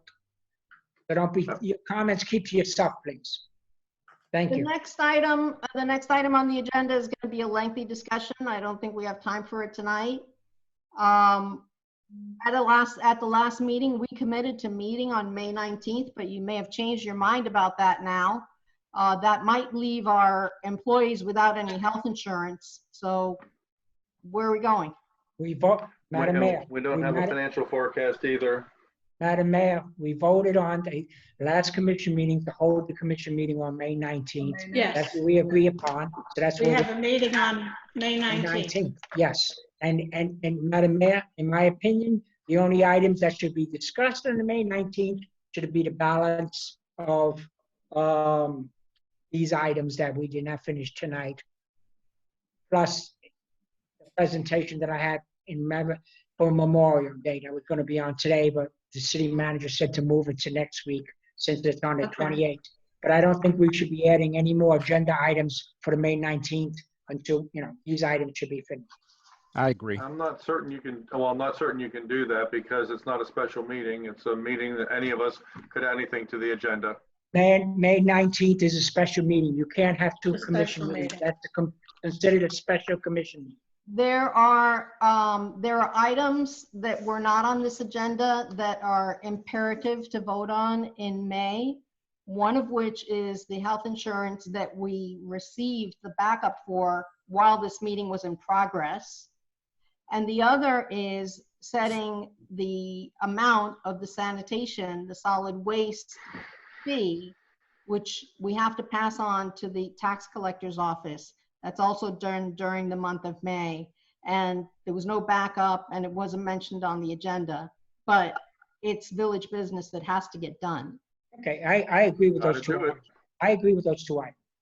I have no problem with that. Shall we get the report from on Waste Pro? Should we have the manager give his report?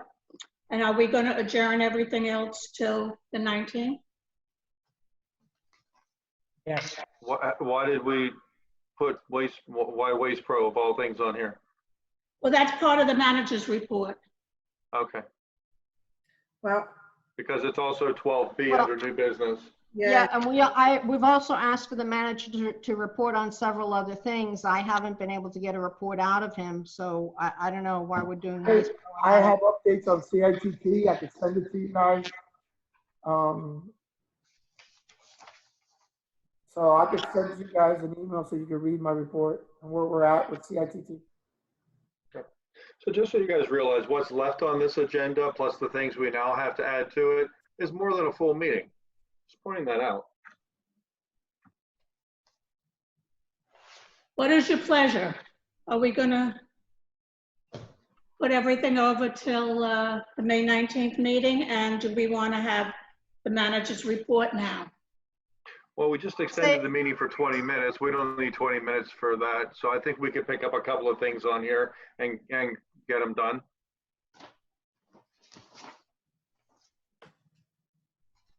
Any other comments?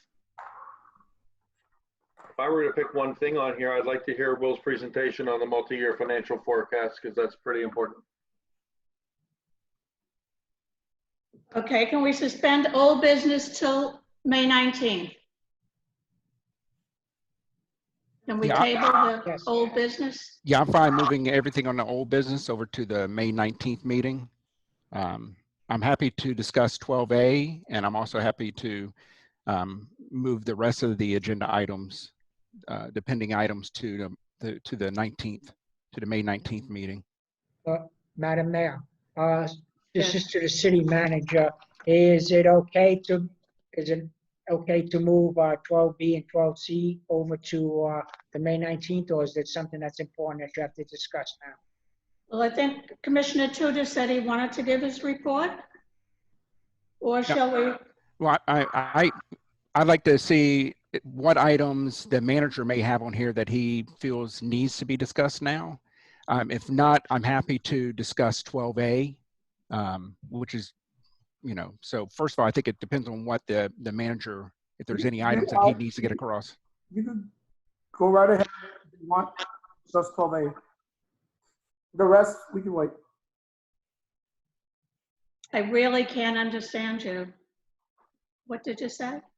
That I agree with Commissioner Tudor. If he wants to discuss 12A, the rest, we could wait to discuss on May 19th. Okay. Can we have a motion to put the rest of the agenda over to the May 19th? I make a motion to move old business 11A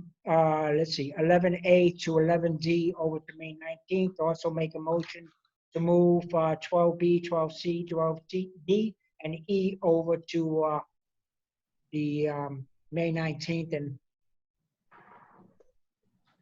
And now I'll second it.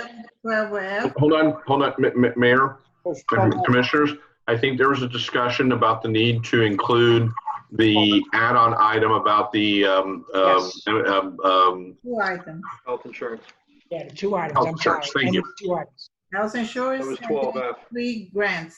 Yeah, okay, 12F, I'm sorry, thank you, Madam Mr. Attorney, 12F, and then the other item that Commissioner Roxy said, add that on too. No. Is the 12G, now 12G is regards the 3 grants for the parks and parkways. Okay, and yeah, okay. And one more thing, it shouldn't be required that I add this to the agenda, but we haven't seen a finance report in quite a while. It should be just standard operating on our agenda, but it seems like I need to request it. Paul's here for the meeting. Is the manager? Not on right now. He looked like he left. Is he on the meeting? He is. He's on the meeting. He's been here all night. I'd like to see the financials at the next meeting, if we could have All right, that. I'll make sure that I'll speak Not to too Paul. much burden on staff. I'll make sure. Why is that not on every meeting agenda? It seems to me that a good report from the manager, status of what's going on, and a good financial report for the village is something we should be seeing every single month. We shouldn't have to ask for it to remind anybody. I'll make a note of that. Well, that's just my opinion. Don't go by what I say No. or the people here. I agree with you, Commissioner Kennedy. We should have that on every meeting. I agree. It should be on every meeting. And then to Will's point, he has a concern about what's going to happen in the future, and I agree with that. So that needs to be a standard thing we look at all the time. We're nothing without money.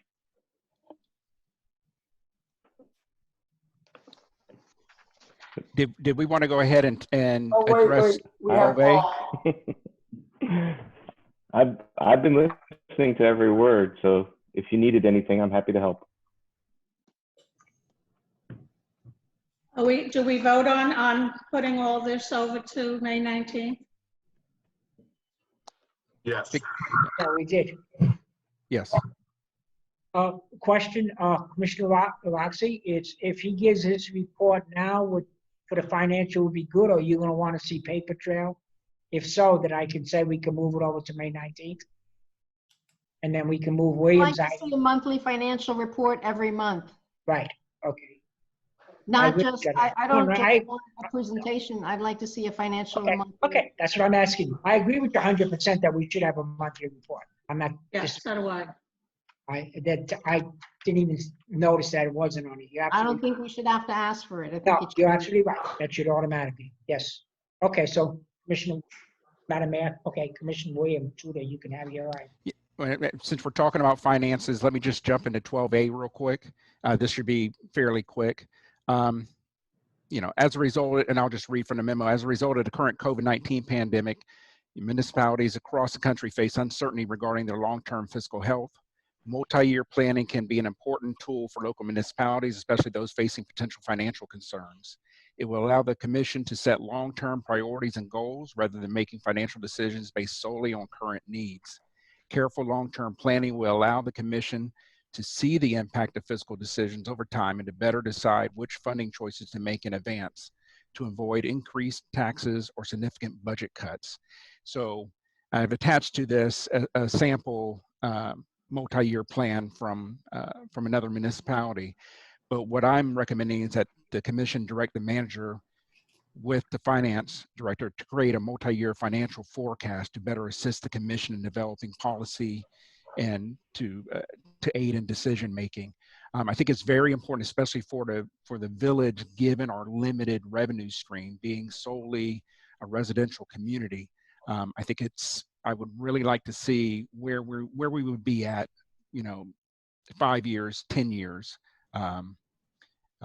So, I mean, I'd like to get some input from the other commissioners to see if my fellow commissioners think that would be a good idea. Can I go first? Please. Yes, I think it's a great idea, and I think it should kind of be a standard thing that the village should be doing all the time. We should always be looking ahead. However, I think this is something that maybe Paul could be directed to start gathering all the information for, but it should be something done under the direction of, under the permanent village manager when the position is filled in a permanent capacity. Assuming we hire someone and they stay here for some kind of long term, this is something I want their input on. And quite frankly, during the interview process, I'd like to hear their input on that as well. And then that they would be managing for us over time and pushing forward constantly, assuming we hire someone who lasts longer than a year. But so that's my big thumbs up, but I don't think David should be doing it. I think the permanent village, and I don't mean David personally, I don't mean to think he shouldn't be qualified to do it. I just think that the interim person should not be doing this, that the permanent manager should be doing this. But perhaps David could talk to Paul about the kind of information that he could be gathering in the meantime, anticipating we'll have a permanent hire here sooner rather than later. The other thing I would like to add to that is that Dave Caserta seems to be on this as well. I don't know if he contacted all of you, but he's contacted me a couple of times to discuss this and ways that the state could be called in to impact that as well. So he might be part of that process too. I don't know if he talked to you guys, but he called me. Who are you talking about? Commissioner Kennedy, I missed. Lobbyist, Dave Caserta, our lobbyist. So that's my input. And mainly it's about revenue. Revenue is going to be the big thing, right? So I'd like to make a couple of comments on that as well. I have had conversations with Dave Caserta. He's kind enough to call me and update me on issues related to how the CARES Act will filter down eventually, hopefully, to our small city. It's going to take like a very long and circuitous path if it ever reaches us. But I do appreciate that the manager's keeping track of those expenses that might be reimbursable from federal money. With regard to a 10-year forecast, that is I think very, very too optimistic for us and there's so many variables and so many things that could happen 10 years out. 5 years should be part of our sort of every year planning, maybe a 3 and a 5 year.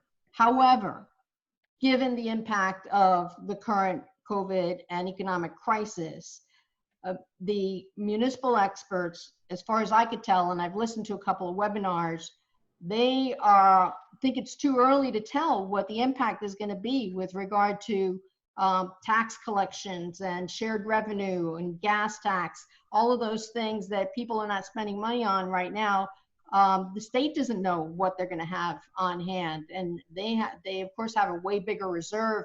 Hopefully that cushion can protect us from an immediate impact, but it is too soon to tell what our budget's going to be like 3 years from now. And who knows what will happen to the real estate market going forward. I would anticipate foreclosures again and bankruptcies that will have an impact. So I really don't want to burn. People worry about putting staff through all of these extra burdens. I really don't want to give the staff extra burdens trying to project out what's going to happen 5 years from now until we get some better projections from the state. I mean, even in the private sector, financial analysts are not giving guidance on investments because everything is just too tenuous right now. So I don't want to have to pay our finance director to focus on making a 5 and 10 year projection right now. Certainly planning and looking at what our vulnerable points are in the revenues. Yeah, but I think that it's a very ambitious plan and we're not ready to go take those steps. I wonder if we might be ready in a couple of months to start taking a look at that. Because I agree with what you just said, Rox. Yeah. At this So it point, may not be everything's this up in minute, the but I air. would think sooner rather than later, we need to start trying to do that when it looks like we have indications what might be happening. So you bring up a very good point. What does Paul think?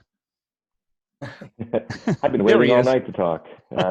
Thank you all. I appreciate that. I've actually we've talked about long-term projections multiple times, but more immediate to your question is the, what are the impacts? And you're the lucky ones now for the first time ever, really, because you don't have a commercial element. My municipal partners, I work for more than one municipality, and I have access to managers and finance directors all around the 3-county area. And their projections are frozen, basically. They're stopped projecting because of what you just described. And in the immediate, I think I heard, in 2 or 3 months, we ought to be able to get a sense of things. Your revenue streams lag many months behind reality. I don't know if you realize that, but like your sales tax revenues, your franchise tax fees, all of those are several months behind current time. So it's going to be 6 months before those impactful numbers are meaningful to us. Hopefully the state leaders will shoot us some indications. We don't know. Most of the cities are using about a 30% reduction in those off tax roll revenues, we call them. And that's probably a good safe number just for posterity's sake of freezing hiring, cutting costs that are unnecessary. And all those steps, I believe, have already been assumed for your regard. Obviously, you've got a 14% health insurance. And when 90% or more of your community is personnel, that alone is a bigger 600-pound gorilla than a few percentage points on other revenues. So in a quick overview, it is too early to actually project anything. But you're built very, you don't have a lot of fluctuation naturally compared to most municipalities. And if you had a lot of commercial property right now, I would be cutting that by 80 or 90%. It would be my indication. Yeah. So. Paul, do you think, go ahead. I'm sorry, Paul, because you mentioned the health insurance and I was just scanning it since we got it while the meeting was in progress. About how much of that 14% is projected in our current budget? Could you tell me? I don't want to, can't, then don't. There's a couple things historically that factor into that. One of which is you used to get your health insurance proposal after we proposed our budget. And halfway through the budget cycle, we would be, oh, gee, we've got this 10% or whatever it was in the past. This is the second year in a row we've gotten it before the draft budget. So we have the current rate in our budget. And then a future one, I don't think we build it with any significant cushion, but there's some. I just got it today also, so we'll come back in May with those answers and plenty of time for your meeting. And I've already done the solid waste numbers. All that's been in place. We're just waiting for the right time on your agenda to knock it out. Because there'll be 4 months of the increased rate in this year's budget. Yes, yes. Okay, thank you. Okay, is there anything else? Are we going to skip the reports from the manager and the village attorney? And we're a minute to the witching hour. I like to ask the commission the permission. I left one item off. The first responders presentation that I was supposed to make tonight. I'd like to move it over to.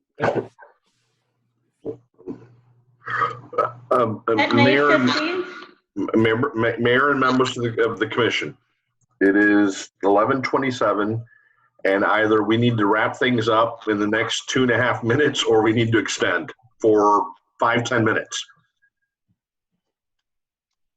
I think we should just I think go to you better extend it just in case something happens there. I'm sorry? I think you better extend it for 5-10 minutes just in case something happens here. The clock's ticking fast. Okay, I'll make a motion that we extend it for 10 minutes. I'll second it. Roseanne, call the roll. Call the roll. Mayor Alpin? Yes. Vice Mayor Tudor? Yes. Commissioner Kennedy? Yes. Commissioner Ross? Sure. Commissioner Samari? Yes. Okay, shall we just go on to 14D and let anybody all the commissioners say something short? I had a presentation that I was going to make tonight, so I might as well move it over to next week. This was supposed to be on the agenda on the presentation, but it was left out, so I had to make this. I think that weren't you going to? Aren't they going to do it at the park? Do the presentation?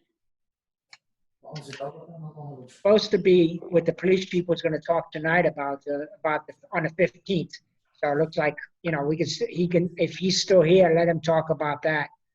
But my first responder presentation could be held off until the 19th. But I think if the chief's there, if he can please comment on what's going to happen on the 15th, I would really gratefully appreciate it. Okay, Chief, can you give what's going on May 15th? May 15th, we're gonna be hosting a police memorial day at the Ed Brook Recreation Center and Park. It's gonna be at 11 a.m. We're gonna honor and commemorate the law enforcement officers that have given their lives on the line of duty. And then from there, we're gonna do a procession that's gonna go around the village, similar to what we do during the holidays. So the residents have the opportunity to acknowledge the officers that are currently working during this pandemic, and at the same time honor those that have given the ultimate sacrifice, which is their life on the line of duty. And everybody is invited.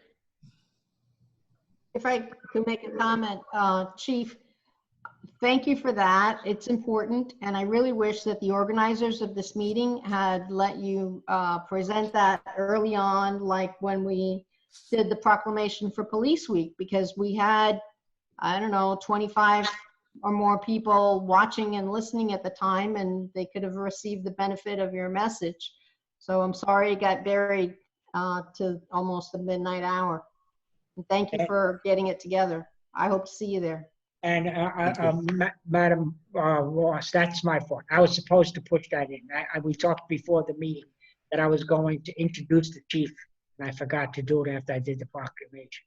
That was the intention to do it. Okay, does any other commissioners have anything to say? Yes, I do. I have to bring this up. It's kind of like a little bit of an elephant in the room.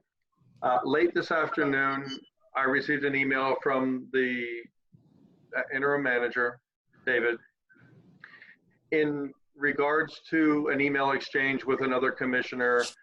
And the email that I received from David, I'm not certain who else received it.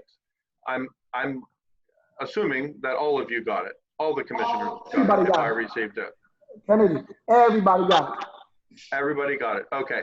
I think that we need to address that. We don't have time to do that now, but the email that David sent to all of us, he made it sound very serious, and he was concerned about some things, and we'd be negligent in our duties if we didn't address that head on. So I think we need to add that to the May 19th agenda. Agreed. I agree. Okay. Commissioner Tudor, do you have any closing comments? No, thank you. I'm sorry, I have one other thing, because it was in regards to Will's item. Did we decide anything about that, or we just decide not to do anything about the multi-year financial forecast? I didn't hear like an end to that. It seemed a general consensus was, and even from Paul, was to wait until he gets some better. But even without COVID, we're going to have to do it.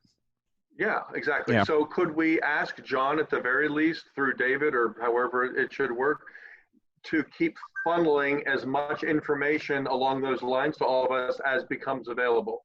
Because I'm going to guess, all of us are looking at some things, and Paul probably has access to other things, and Dave Caserta as well. So if it's too early to tell now, but they're starting to get things, I would benefit from being on the receiving end of that, at least for now. So David, could we make sure that at least we're seeing whatever is coming through? Yes. Okay, I would appreciate that. Okay, Commissioner Royce, do you have any closing comments? None. Have a good night. I'm sorry? I have none. Good night, everyone. Commissioner Samaria? I had a presentation to do, but looks like we're not gonna have time to do it, so I'll have to save it for the May 19th meeting in reference to our first responders. Okay, I just wanted to talk about the COVID Aventura. If anybody wants tests, I have the phone number here, and I will give it to Roseanne to put it on our website. And it's a very simple procedure. It didn't take an hour. You call and you make an appointment. They tell you to go over there. It takes maybe an hour and a half. You're online, and they're doing the fingerprinting, finger prick test to see if they have antibodies. And it was very quick and very simple. So I'll put it on the website, and you should really tell people to go have it done. We need some tests. And is it open to everybody? It's open to everybody, and General public. there's no requirements. You don't have to be old. You don't have to be sick. They don't ask you as you're going through. They said, have you been having headaches? Have you had a fever? But that's just, on your way through the line. Right. A couple of seconds to do it, and it really is simple, and everybody really should go do it. We need to be tested. I think that's something really important that we get out wide and fast. Okay, well, I'll have her, I'll give you the number now if you want, but I'll have Roseanne put it on the thing. They were very nice, and you don't have to live in Aventura. You have to remember, Aventura got something like 40,000 people with a 3-mile radius. So I guess they got theirs because it's so impacted, a lot of people, but there's no requirement. 161? No. I'm sorry? They're not 33161 up there, are they? No, Okay. no. Because I hear that zip code's kind of on fire. There's over 400 cases. No, it's just you have to live in Miami-Dade. That's the only requirement. Good to know. Yeah. Okay. Do we have a? Make a motion to adjourn. I'll second. We have one announcement, Mayor. Oh. The next commission meeting is for Tuesday, May 19th, 6:30. At 6:30, the next meeting. Have a very pleasant evening, what's left of it. We need a motion to adjourn. We made it. And I seconded it. It's done. Okay. All in favor? Aye. Okay, good night, Good night, all. everybody. See you on May 19th. Take care.